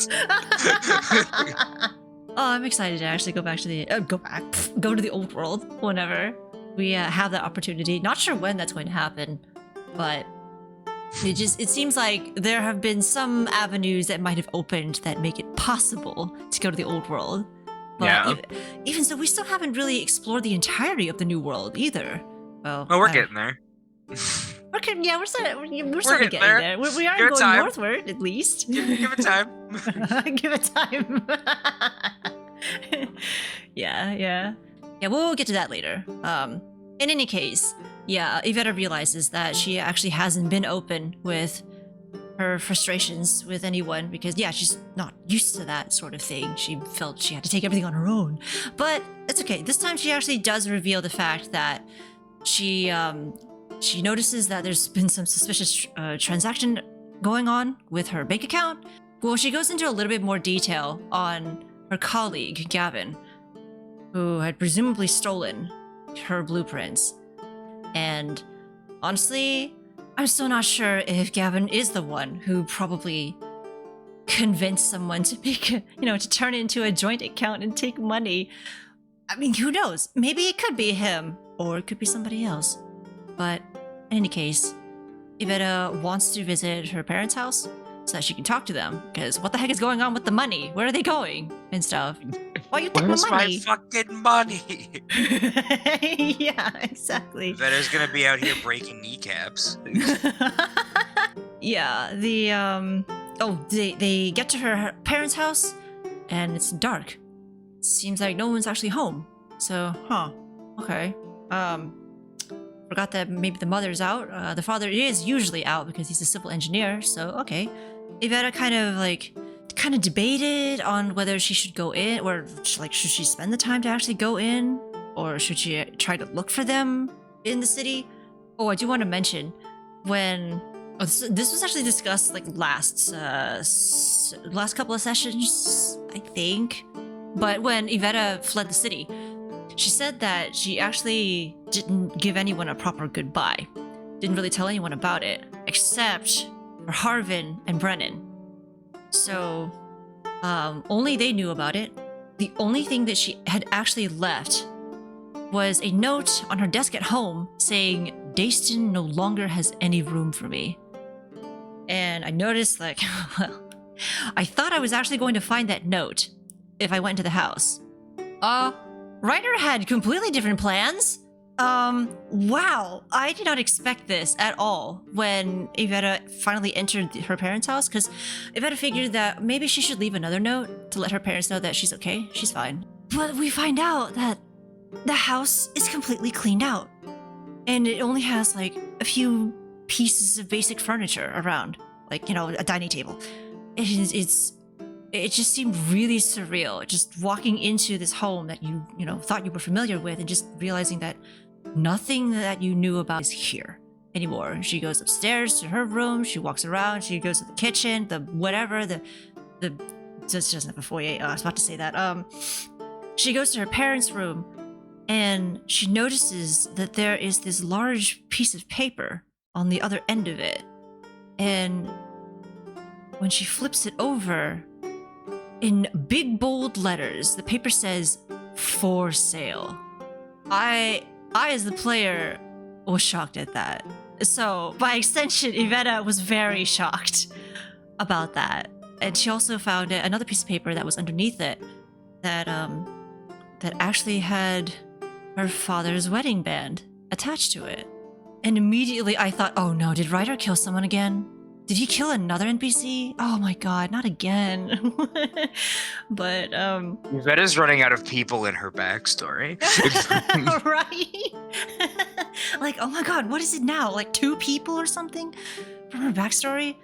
One of them we know of. But god, it's just like, what the? Okay, well, actually 3. 2 of them we know of. Ish. Anyway. But yeah, Evetta finds she takes a look at the piece of paper that the wedding band was attached to. It's more transaction history, but this time it's for her father's bank account. And over the year, every month, it was that same amount of gold being withdrawn from the account. 95 gold every single month, except for 2 months. And those were presumably the months that Evetta's account was being siphoned from, or something. At least I think that's what Ryder was trying to get at when he was describing this scene.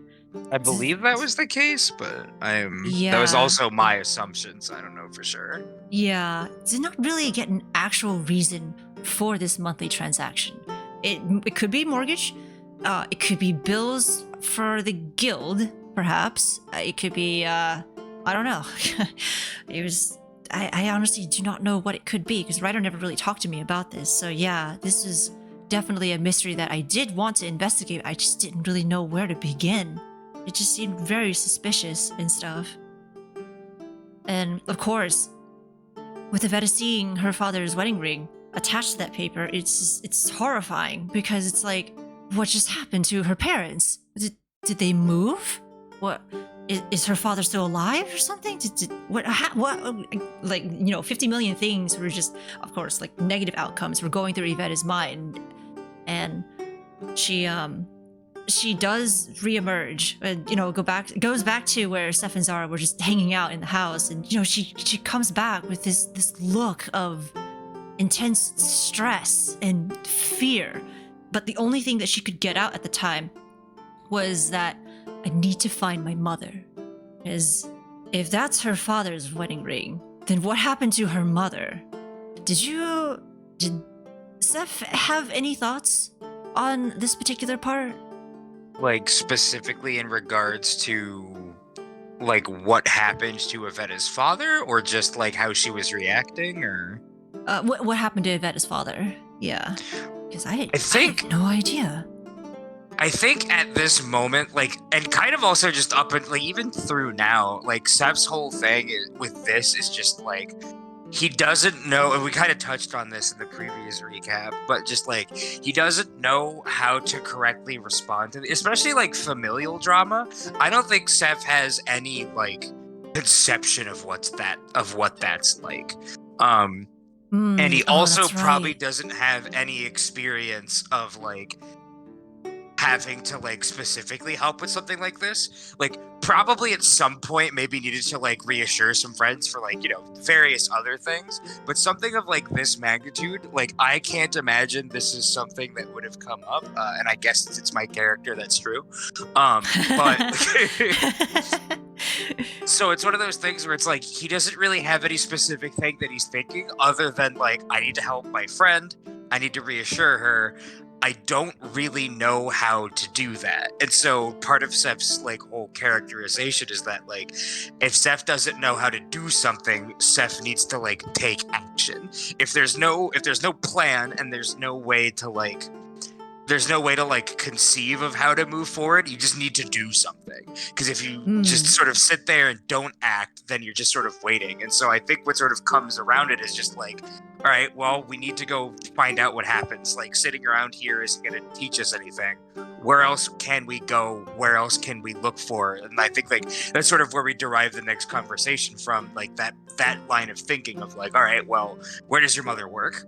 Where can we go to try and find her so we can find some answers type thing? Like, where does your father work? Like, it's just, I think it's one of those things where like whenever he's faced with something like this, it's like, all right, well, we can't sit here and just think about what ifs. We need to just go until we accomplish something. And I think that sort of, I think that just sort of plays into Seph's whole, like, I don't like being on the back foot. And so this is Seph's whole, this whole plays into like, all right, well, I don't know what's going on and I don't like that. So I'm going to take charge because if I can exert some control over something, then I feel like I am, back on top type thing, as opposed to struggling to figure something out. Seph want to help friend. Yes. TLGR, Seth want to help friend. Yeah. Yeah, I mean, no, you did that really well with the way you responded to Evetta when she was just saying that, she needs to find her mother and everything. So that was the same vibe that I got as well. Except the whole me being player, I didn't know that Seth didn't really have any experience with familial stuff. Was that something that was formed later? Or No, that's was that always actually a thing? That's actually always been a thing because I was intentionally like pretty vague in the backstory that I gave Ryder. Oh. I gave him like a pretty like wordy thing, and then I punched it up, and I've sent him. I have since sent him a revised version that gets more specific. But because I didn't know anything about like Carmeli, like it's much easier for me working out of like established D&D material, or like if I have like sorry that I'm looking for like a setting Bible to work from, so that I have like enough knowledge to be able to like form a plan. But because I didn't know anything about Ryder's world and I really didn't know any like specifics about it, I just sort of gave like a very vague backstory that informed more about the personality of Seph as opposed to like specific histories about the character. I was like, this is who this person is. And then wherever they fit in your world is how they're going to fit there. And then as we as players learned more about the world, that informed my ability of like, okay, based on this person that I've created, I now know where they slot into this world. And sort of went from there. So at this point, I did have the idea though that Seph didn't really have a whole lot of like familial experience, and that is definitely out of intention, which is kind of just something that I like out of my D&D characters in general. I don't really like characters that have like, at least unless it's like really well developed, I don't like characters that have a lot of hang-ups. If that's like at least like personally in like D&D, because I feel like that compartmentalizes a lot of the storytelling into like these specific these things are for this specific, like these story beats are for this specific character, and so when the spotlight is on this specific character, only they're the focus of it, and like that's usually like fine for like brief little bursts, but I feel like when you focus way too much on one character in D&D, it detracts from the fact that D&D is a collaborative thing. And so I like designing characters that don't have a lot of like past hang-ups. because I like them to be like more or less fully realized and have like more broader sort of like issues and problems going on. Like Seph's like issues and like the flaws and stuff all have to deal with like the world at large and their conceptions of like how things should be working and like the systems that hold everything together. But there's no like personal drama or any shit like that, because when it comes to Dungeons and Dragons specifically, I do not like a lot of that unless it's injected in a way that can then be folded into the overall story. Kind of like what Ryder did with Evetta's mom later on, where it's like she does have a bigger part to play. It's not just a solo story for Evetta. It does have bigger implications to the greater story, which I liked. But yeah, so when I sent Ryder my revised backstory, I like elaborated on that more. This idea that Seph's parents were they treated Seph well, and Seph got along with them. But after Seph like went to like magical Hogwarts college, basically like just didn't talk to them very much. And didn't really they just didn't write back home, not out of like malice or anything, but it's just like, I'm my own person, I have moved on, and I'm gonna go be like my own person now. And in my mind, they have like an okay relationship, but nothing that really like informs Seph's character in any way, because I want Seph to be their own person, like aside from that. That, and I just, like I said, because I don't really want, like, I don't care about Seph's parents. Like, it doesn't, like, if I'm gonna be honest, like, that's not an aspect of the character that I care to explore, like, even a little bit. So, in my mind, Seph was on good terms with their parents, and then one day disappeared and didn't tell anyone, including their parents. But they still have like an okay relationship with their parents, but it's like it's just not something I really care to look into, at least not with this character. Yeah, it was probably a longer answer than you needed, but yeah, we're gonna see that when we go visit the place. Oh, your parents have been there this whole time. No, I don't know. I have no idea. I'll pull Ryder aside and be like, "The fuck are you doing? I don't want that." I mean, there's also a possibility that like we meet Seph's parents and like I don't even know that they're my parents. Like, right? Yeah, because they're also that's actually changelings. possible. Yeah. Like, oh, what are the odds? Oh my god. Well, if like that actually is probably the extent to which I would like them to be involved. I want the campaign to be done in like, however many months from now, and then Ryder's like, oh, by the way, these two NPCs you talk to for 5 minutes were actually Seph's parents transformed. And then I will go, neat. And that's basically the only involvement that I want. Because in my mind, like, they raised Seph smart enough to be like, to also themselves be smart enough that like, when your changeling kid leaves this society that like really, really like keeps a tight look on people and tries to like, police them in a very specific way. When your changeling kid just disappears, if you yourself are also changelings, you're probably smart enough to be like, right, they have a new identity, so do we. and they would change themselves. Because like, if you just stick around as the parents of this kid that has now disappeared and is on like a government watch list, you're suspect number one. So presumably after Seph didn't communicate to them long enough, or after like somebody came around with just like, just initially sort of like, hey, have you seen so-and-so? Where are they at now? Blah, blah, blah. And they're like, oh no, we haven't talked in like 6 months. Before things escalate, like by the next time that the Carmelian Knights would come around to ask them, that house is empty, those people are new people now. Like in my mind, that's how it would play out. Because again, like that sort of goes along with like, if Seph's parents taught Seph to be the way Seph is, then that's, how they would react. And I don't want anything more than that. Yeah. No, that's fair. Yeah, I honestly didn't really have much for Evetta's parents in general. I just gave Ryder a basic idea of what they do. I didn't even have names for them. That was pretty funny because this was the episode where I was like, what does Evetta's mom do again? What's her name? We were just kind of making it up on the fly a bit. And so Yeah. in a way, it worked out, thankfully, because Ryder had completely different plans for them.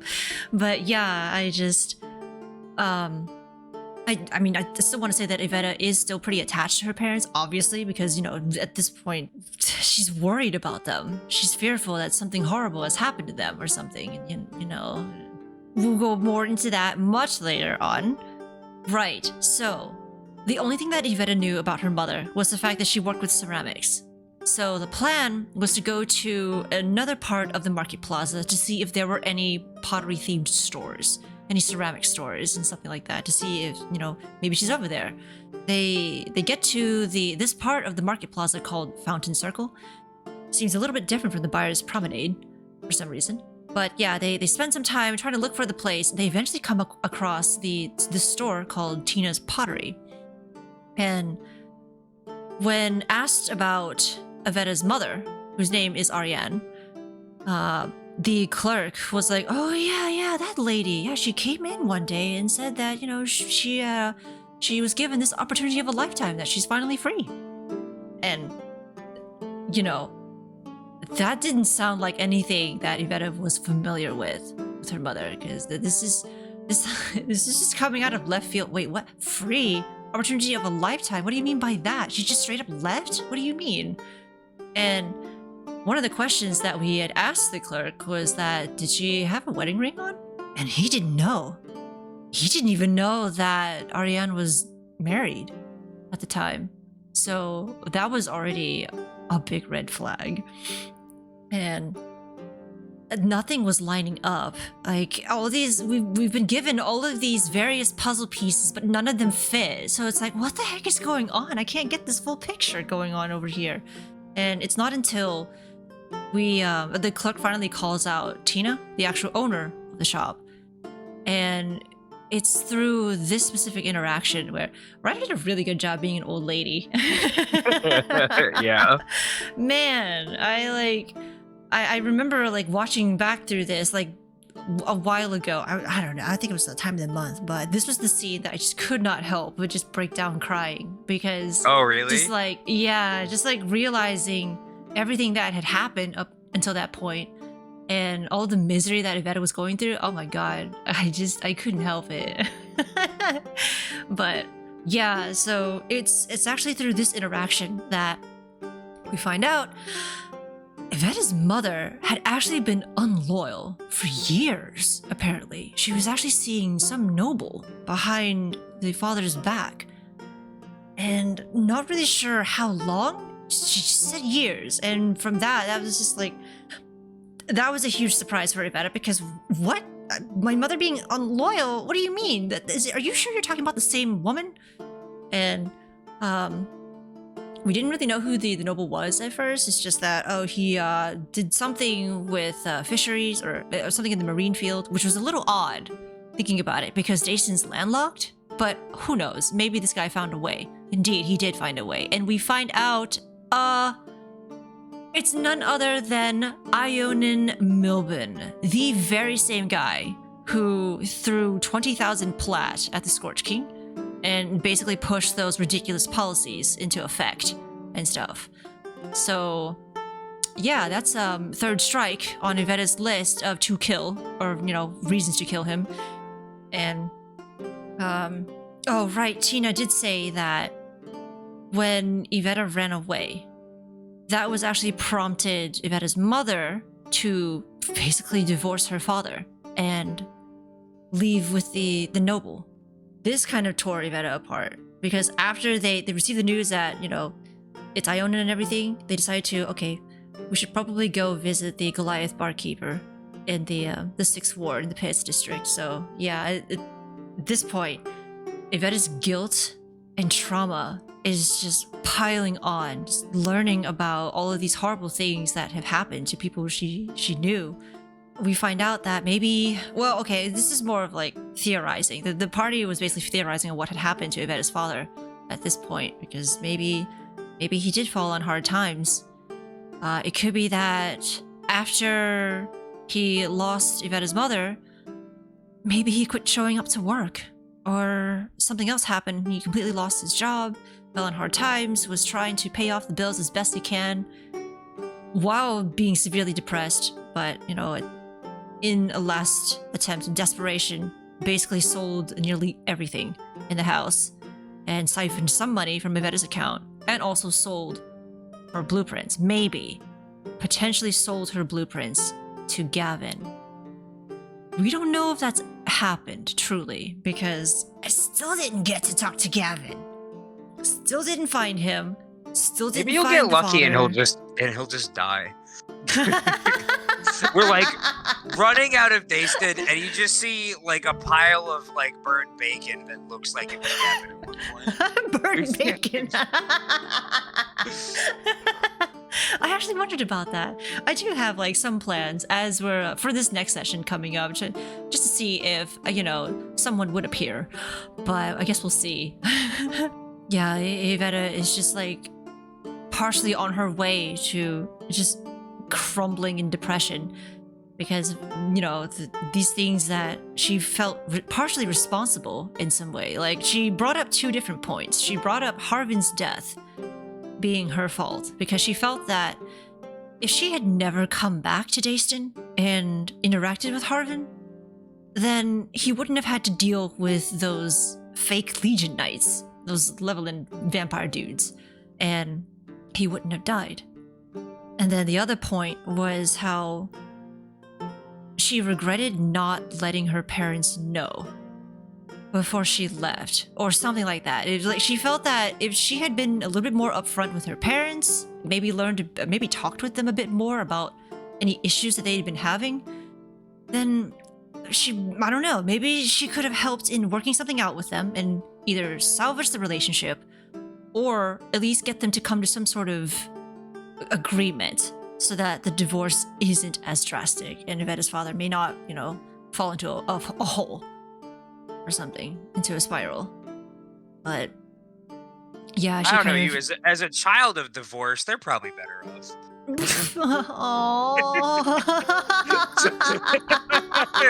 Oh, well, I mean, oh gosh, yeah. Evetta's father didn't know what happened to his own daughter when Evetta just straight up left, and then on the flip side, now Evetta doesn't know what happened to her father. So it's like, are they okay?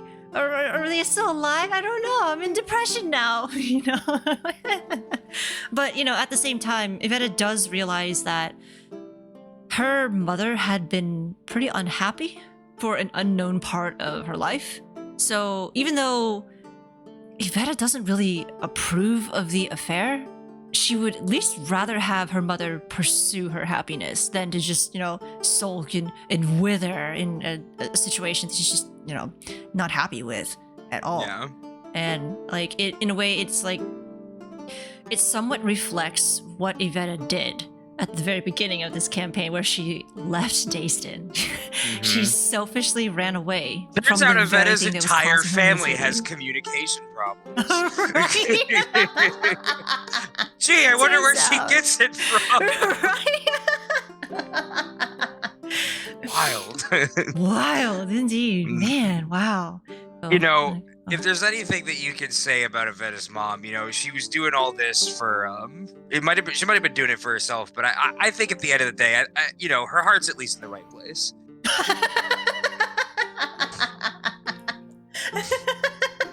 She's really looking forward to her Literally. future. Yeah. Oh, she's God. not some heartless monster. She's at least She might doing try to be what she heartless a thought- little bit, but doing what she thought was best for herself.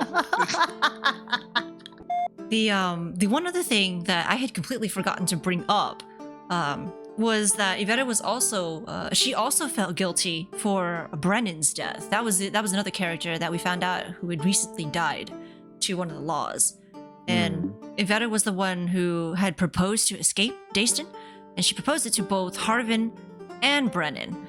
And she felt that if she had not done that, or if she had just taken better measures in, like, I don't know, securing a safer route to get out, Brennan wouldn't be dead.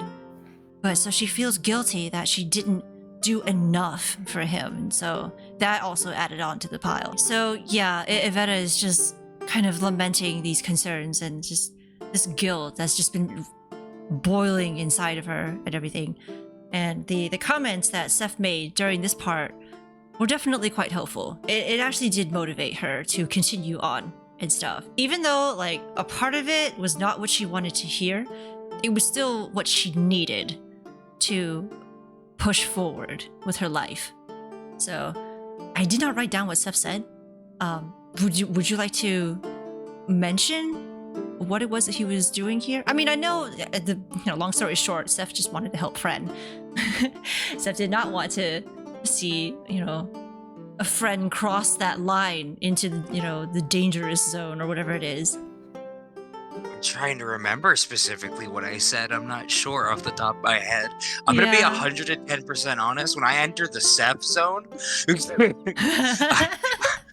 I'm being guided entirely by feel and what the character would do in that moment.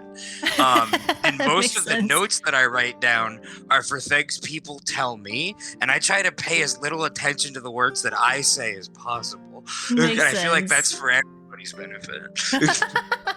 No, that's fair. Okay, well, Seth does give some motivational talk. Yeah, I think I'm trying to remember, but I think, doesn't it just basically boil down to, like, we need to not like we need to move on, but like we need to honor Harvin, and in just sitting here and like wallowing in it, we're not helping him, and we're like dishonoring his memory, and like we have to. I think one of the specific things that I remember I said was like, we need to make his death mean something. Basically, this idea that like Harvin sacrificed himself for you to give you the chance to go on and like, live, basically, and like you need to take that opportunity that he gave you and not let his final act be in vain, basically, which is like, on one hand, it's like kind of cold, but I also, like, in my mind as Seth is like a little bit calculating, and Seth I don't think Seth is emotionless per se, but I do think that Seth is very rational, and so like he sees this death as like, all right, I need to kick my friend into gear. I need to tell her this thing that I think she needs to hear so that it can like spur her forward, basically. On the flip side, that absolutely does not work for Seth, because as rational as Seth is, Seth also is like a big slave to their own emotions. So Seth is incredibly hypocritical, but it's that level of detachment from being the like, from like, Seth is looking at this from a second person perspective, and so they're sort of like able to have that detachment, and that's, I think, when the rationality comes in. And yeah, it's just sort of like, look, like, we need to look at this like a transaction was made. Again, going like the balance and stuff, like in Seth's mind, it's like Harvin gave his life for us. We need to use that. Like, we need to utilize this thing that he has given us. And if we don't move past the loss of Harvin, then we are letting that slip away, which is both detrimental to us and also, like, a slap in his face, because then what was his death worth at that point? Yeah. The idea that you need to make fair. somebody's... Yeah. I was just going to say, the idea that you need to make somebody's death, like, worth as much as their life, I guess. Yeah. I think Evetta did eventually get that across, she understood that from what Seth said. It wasn't exactly what Seth had said during that session, but I think she did get that idea, at least. Yeah. I think I vaguely remember one of the things that Seth said is that everyone dies at some point, which, I mean, it did hurt Evetta a bit, because, no one is really okay with premature deaths. But at the same time, we need to take advantage of this, because he did give us another chance to survive. So, yeah. And yeah, just this idea that like he was gonna die one day. Like, you can't escape death forever, and better that he died so that we can live than for him to die in vain. And if we don't do something, then his death is in vain. Yeah. So yeah, some motivational talk from Seth. To Just some Evetta, lighthearted, because- cheering up from Seth. Yeah, because Evetta is just inside. She is just messed up as crap, broken down to pieces. It's just a sad state of a woman, just trotting through the thoroughfare, finally going to the cager zone and such. But yeah, party finally makes it to the cager zone. There's apparently already a huge crowd at the tavern because it's like, I'm guessing it's like close to evening time. So this is when all of the evening drinkers would come by and watch the fights and stuff. And when the party walks in, they're witnessing this fight between a half-orc and this big buff Aasimar. Oh, if only Quenie was here. Big mama. Yeah, this segment was great because, after being hit with all of those tragic news and the heavy hitting stuff, it was nice to finally switch gears into something a bit more lighthearted, a bit more silly. And Agreed. I think this was a really needed break for both the characters and for us as players. Like, this is actually something that I'm keenly aware of in storytelling in general. Unless it's for a specific purpose, but the idea that everything can't be a downward spiral forever, because otherwise, if nothing else from a narrative perspective, it's incredibly difficult to want to keep going with it. And that's just a human thing. Humans do not enjoy when things are just abject misery constantly. If there's not something else being utilized in the storyline. And so you need to be able to have these moments of levity in these breaks, because not only does it provide context for when something tragic or upsetting happens, it also allows a mental reset. And I think that's doubly important in a storytelling setting like Dungeons and Dragons, where it's not only for the player's benefit, it's also for the character's benefit. If you're the type of person that gets into your character, because then now you're dealing with it on two fronts basically as a player, where it's man, this sucks for me and the person I'm pretending to be. And I think it's okay for D&D to be, what's the correct way to word this? D&D can be enjoyable without necessarily being fun, if that makes sense. Interesting.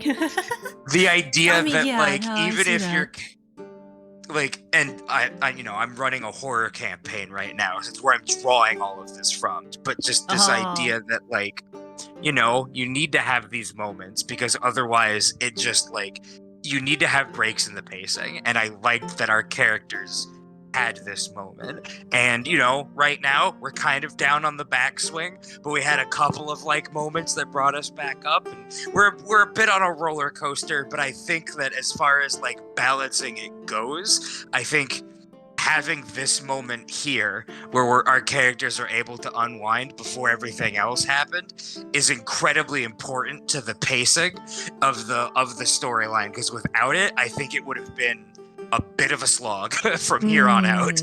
Yeah. Especially with the scene that immediately follows, that session 10 starts with. I think both as a player, I think both me and as a player and Seth as a character would have just been over it. I think I would have started changing my playstyle pretty drastically from here on if we didn't have this moment of levity. So I'm glad that we did. Yeah, no, I definitely agree. Because even though I really do enjoy role playing in D&D, at least so far, I've been enjoying it so far. Oh my god, that was way too much misery at once. Oh my jeez. But yeah, no, this part was great. It was really good. Seth bets on the Aasimar, of course.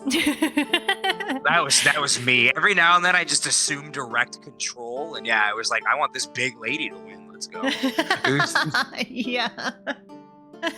Which is great because the thankfully the DM dice rolled in our favor and the ASMR did actually win. This the way that writer described this fight was pretty funny. How the half orc tried to get up after being just swatted out of the way. Nope, that didn't work at all. But yeah, so she wins.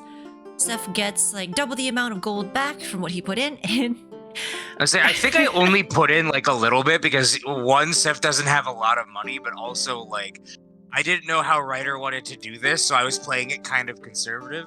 Looking back, knowing that we probably like never have any chance to actually spend any of the gold that we're getting for a very long time, Seth, I probably like meta-wise, I probably should have just sank like 50 gold into it just to fuck it. Like realistically, like I probably should have. Oh man, what if you lost it all though? Oh no, the gambling. Oh. Yeah.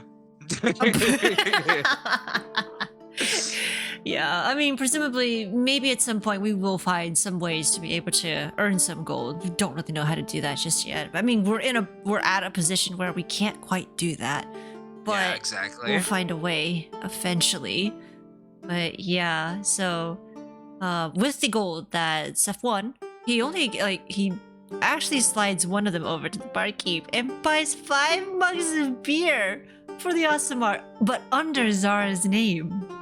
So, Seth being the instigator, I find that to be really funny. Oh yeah, that's right. He also bought a mug of beer for Evetta because you know she was hit by all of these like heavy bad news and stuff. It needs release of some sort. And I thought this moment was just great because this showed that this was essentially the one method that Seth knew in coping with depression and just like bad news in general. And while, you know, it's not a method that Evetta herself would go for, she still appreciated the gesture regardless.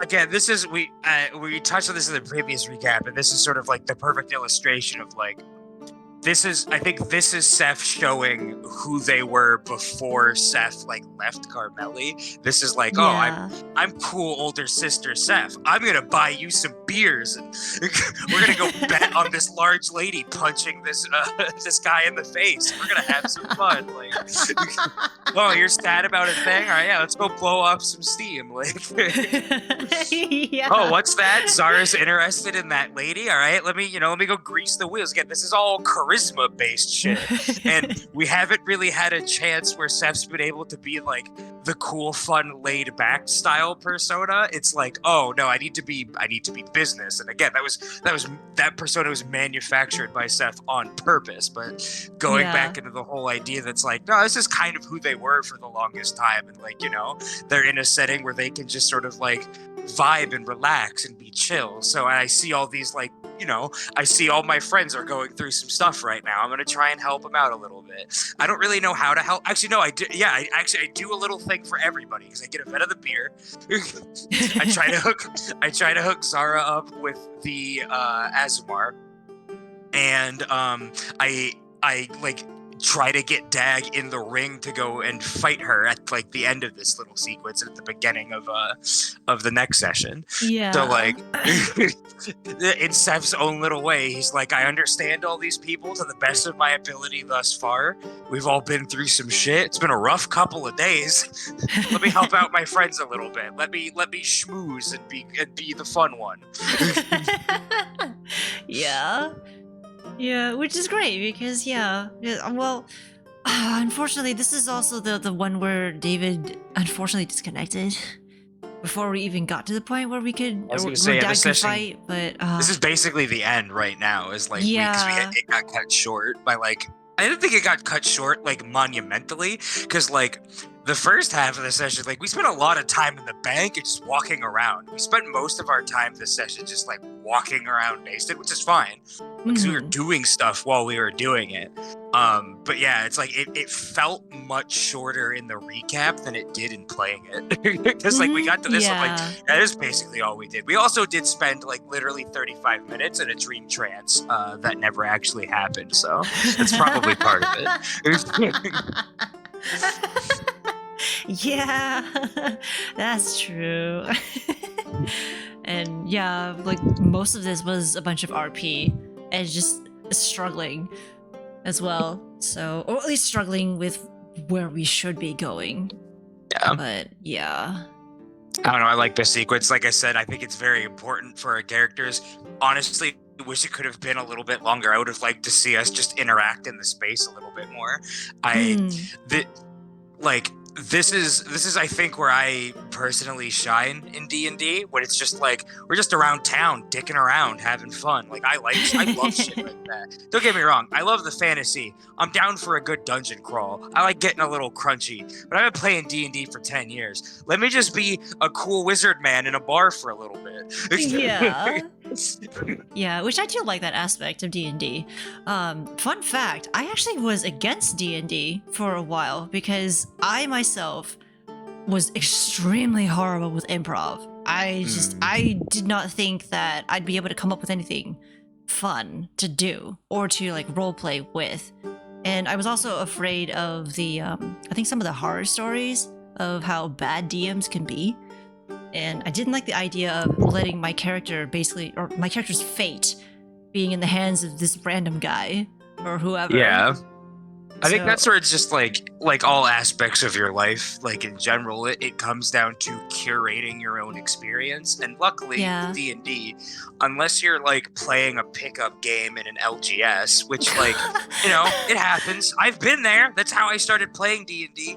I wandered into a game store one day trying to play Magic the Gathering, and the owner was like, "Oh, our website's out of date. Have you played D&D before?" And I got like boonswoggled into playing Dungeons and Dragons. Interesting. And so like it happens, and I have played in games that are less than enjoyable. But I think when it's something like this where you personally are playing with people that you know, like literally the entire party you know.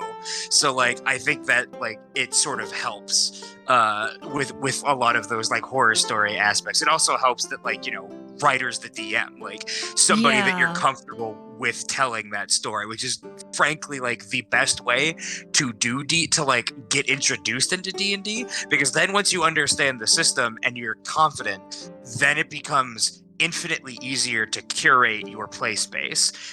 Even if you don't end up like enjoying like how you start D&D, it helps you learn, like when you know what you like about like certain aspects in D&D and like the things you look forward in your games, you also then like inherently know what you don't like in your storytelling space. So it then lets you in the future navigate to the type of games that you like. So I think you lucked out, and I'm happy for you.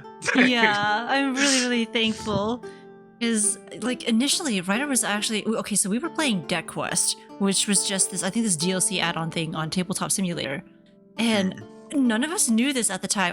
We were also playing with Sorrel at the time. Oh, I think Ryder's mentioned this. Yeah, Ryder was actually pulling some rules from D&D 5th edition and implementing into Deck Quest. So we were basically playing a very flexible version of that. Thought that was pretty cool. D&D Light. Yeah. So he actually like kind of introduced me to the game through that method without me even realizing it, and that was fun. That was a lot of fun. No, that's sweet.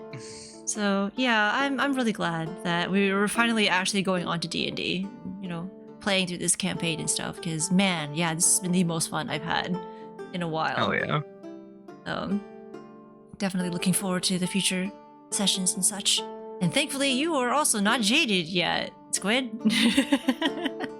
Yeah, no, I'm good. I don't know. I like D&D. It's a fine game. It's not perfect. Yeah. You know this about me. I am highly critical of even the things that I do enjoy, which is a negative against me in that I sound like I hate things that I love. I just don't. I don't mince words because I don't care to. D&D has a lot of problems, but at the end of the day, it's still pretty good. It's still a pretty good game. Pretty good game. Pretty good. Especially if like you're interested in the more like RP side of stuff, which like we have like little bits and pieces of in our campaign, which I really enjoy because like that's the stuff that I prefer. I prefer being able to do like the real heavy RP stuff, and I think I mentioned it. I think I mentioned it already, but like my absolute favorite like D&D experience as both the player and DM is when the DM just sits back and watches the players like talk and do things. That's my absolute favorite part of being a DM is like, oh cool, I've set everything in motion. Like I feel actually like the AI behind a video game at that point where it's like you're just gonna go and do your stuff and you could have a 30-minute conversation and I don't even need to speak up. You're just in character the whole time with each other. And sure, eventually you'll come around to me because like you'll say something and I need to have you make a roll, or you'll bring in one of my NPCs and then I need to like interject. But I just like watching characters exist in a play space, and I think D&D does that like really marvelously. Yeah, with how open it is and such. Like I wasn't even aware that you could also like slightly RP while you're in combat. Yeah. I really thought that it was just, oh, it's your turn. Okay, I want to do this and then this. Oh, numbers. Oh, roll die. Okay, all right, we're good. Moving on. I think that's very one of those black and white. Yeah, I think that's one of those things where it's like, it can be a little too much of a good thing, and I think it comes down to like knowing when to implement it. If every single round of combat you're describing like the exact way that like your character casts a spell or something like that, like that can add a lot of time to combats. But I like early on. I like when characters get new things. I like it when they describe it like the first time, or if they like do it in like a cool way, or if you get like a crit, or if you kill like a big bad or something like that. I love shit like that because I like giving you like, okay, here's one specific moment where you do something cool. Not every round of combat is going to be like that, but I think highlighting those specific moments where something cool happens is the best, because I think it makes them A, more special, and B, it saves time and makes just things run more expeditiously, because D&D combat can, depending on like what kind of combat it is, can really go on. And so I think it's cool to like have those little moments when they pop up in combat every now and then, like you say. Yeah, definitely. Yeah, no, like, you know, I'm going through these VODs and witnessing all of these combat sessions we've been having. Those two, spoilers, I guess. Those two vampires that we bump into, well, I'm sorry, they knocked down Dag's door. That took us a whole hour to take care of two vampires. Yeah. And it's like, oh my god. And a lot of it was just like trying to figure out what to do, where to move, how to attack, and all this stuff. So, man, and the fact that D&D. Each character has like 6 seconds, or each round was 6 seconds. Holy moly. Wow, that's pretty quick. But of course, you know. Yeah, the like time dilation aspect of combat is kind of wild, where it's like, wow, I have all this stuff that like you could spend 30 minutes IRL describing what is functionally in game, like maybe 2 minutes, if that. Most combats don't even go to like a full minute. I feel like the only times you ever see combats go to like a full minute, like we're talking in game, not like actual time, like is if it's like a really big important boss fight. Like most combats don't even make it to round 10, but because you have like around 4 party members plus however many like bad guys there are, like it's a lot. It's a lot happening all at once. It builds up. Yeah. And wow. So I'm not a huge fan of ad fights, Yeah. But Watsy is a big fan of ad fights, and I'm not a huge. I just don't think they work well with Dungeons and Dragons unless you you can do like if you do like horde enemies. I think that's fine. If you group a whole bunch of ads together and it's like they all occupy roughly this space and they all have this shared health pool, and then you just like slowly take away pieces of them, I think that works fine because it's still like acting as like one entity. But I think throwing like Watsy's favorite thing is throwing like 10 like half CR monsters in a room and just being like, here you go, and it's like cut forward. Like jeez. Until you get to the point where the caster has like good AoEs, it's just like it's even if they're only half CRs and your party's average damage kills one, that's still like if you only have a party of 4, that's still 2.5 full rounds of combat. That's just like not interesting. You're just fighting like nobodies, but it's still going to take you like 20 minutes IRL to like go through this because like it's just such a large quantity of stuff. Yeah, And exactly. so I think those are the combats where I'm like, man, I really wish we could just like get through these. And I think Writers already, I think, identified that where he was talking to us in one of the more recent sessions, where he was like, when we fought the exploding guy, he's like, yeah, these are like basically boss monsters, and I was complimenting him on the design of that specific combat where it was like, yeah, there was only 3 dudes. It took us maybe like 20 minutes to fight them, and it was only like maybe like 4 rounds of combat, but it was like a really like well balanced, well resource managed fight. And like those to me, those are the good fights. It's like that's what all fights in D&D should be like. A handful of like decent enemies that take like an amount of skill and like forethought to figure out, which is why I think D&D excels when you fight like the big cool monsters that are like scaled like really high leveled against your party. It's like they get to do all this cool shit, but it's like one thing or 2. Yeah. Yeah, oh my god. I was kind of scared when he threw those enemies at us because, well, Evetta was at low health. Zara was at low-ish health, I think. But it worked out. Yeah, no, I think that combat was fine. Yeah.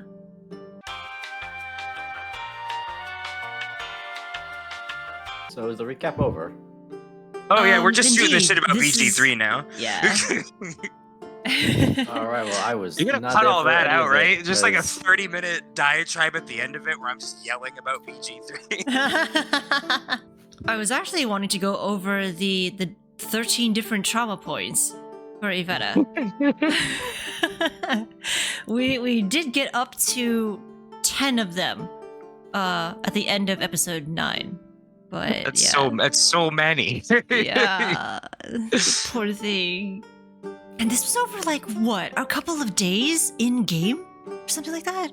Because like I don't think there was that much time that had been spent. Well, when you're counting things like the laws that were enacted, or her losing her friend, then technically it's been going on for her whole life. Then at that point, It's been going on for her whole life. That would mean there was only 8 of them that, well, no. Okay, if we count these other ones, there would be about 10, 11-ish, not including the ones that happened in the far past, that basically happened over a short period of time. So, so if we go up to the ones that are not spoiler territory, there are 10 trauma points for Evetta, of course. The very first one that struck her was when her best friend Farissa died, due to the Neo-Machiavian law. Great.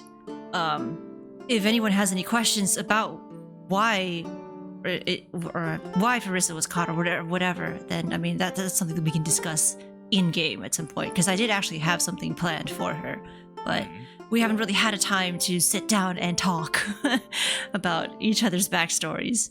So Yeah. it's not long enough, but yeah. And then of course number 2, her career was crushed. Yep.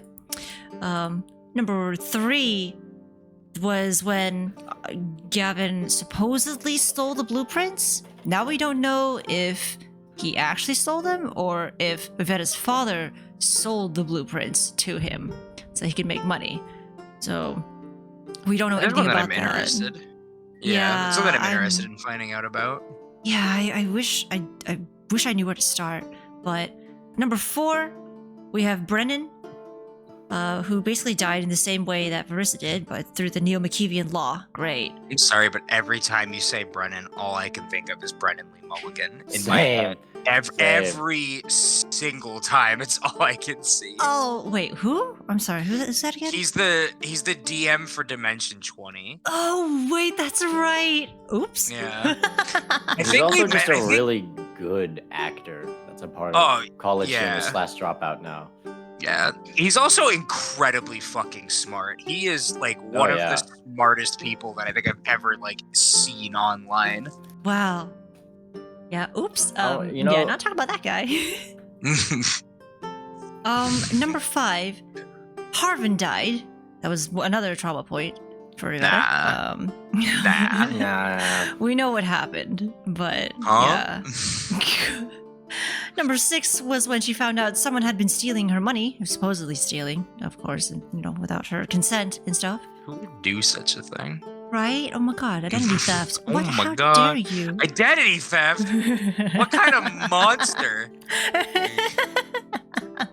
Oh man, yeah, who would do such a thing? Wow. Number 7 was learning about how her mother had been unloyal for years, meeting with some noble of some sort. Douchebag. Number 8, parents are now divorced. Number 9, father's missing. No idea where he could be. Number 10, house is gone. It's probably been repoed. House is gone. No, house is fine. House is it's gonna have new tenants pretty soon. House is doing great. Oh my god. Perhaps, but like officially, Evetta doesn't actually have a home to go to anymore. Yeah. So that's gone. All of her own stuff is completely gone too, apparently. So, well, and that's basically the points that have been revealed so far up to episode 9. The other episodes will reveal some other stuff. But yeah, girl needs a break a little bit. But at least with the last session that we had, she did at least regain some purpose and a bit of spark in her. Yeah. So, yeah. All in all, not too bad. Was able to kind of bounce back with the help of, Doing of her okay. friends. She's doing Could okay be now. worse. She's fine. She's fine. She totally did not think of dangerous thoughts. Yeah. You would never. No, of course not. No. But all right. Thank you very much for joining me on this really long recap session. Woo. My goodness gracious, I should not be awake right now. In any case, I shall see you all later. And yeah, you should not be awake either, Squid. Go sleep, please. I've been working this whole time. What? Oh my god. I'm doing tomorrow's work right now because I'm gonna sleep till like noon tomorrow. Oh.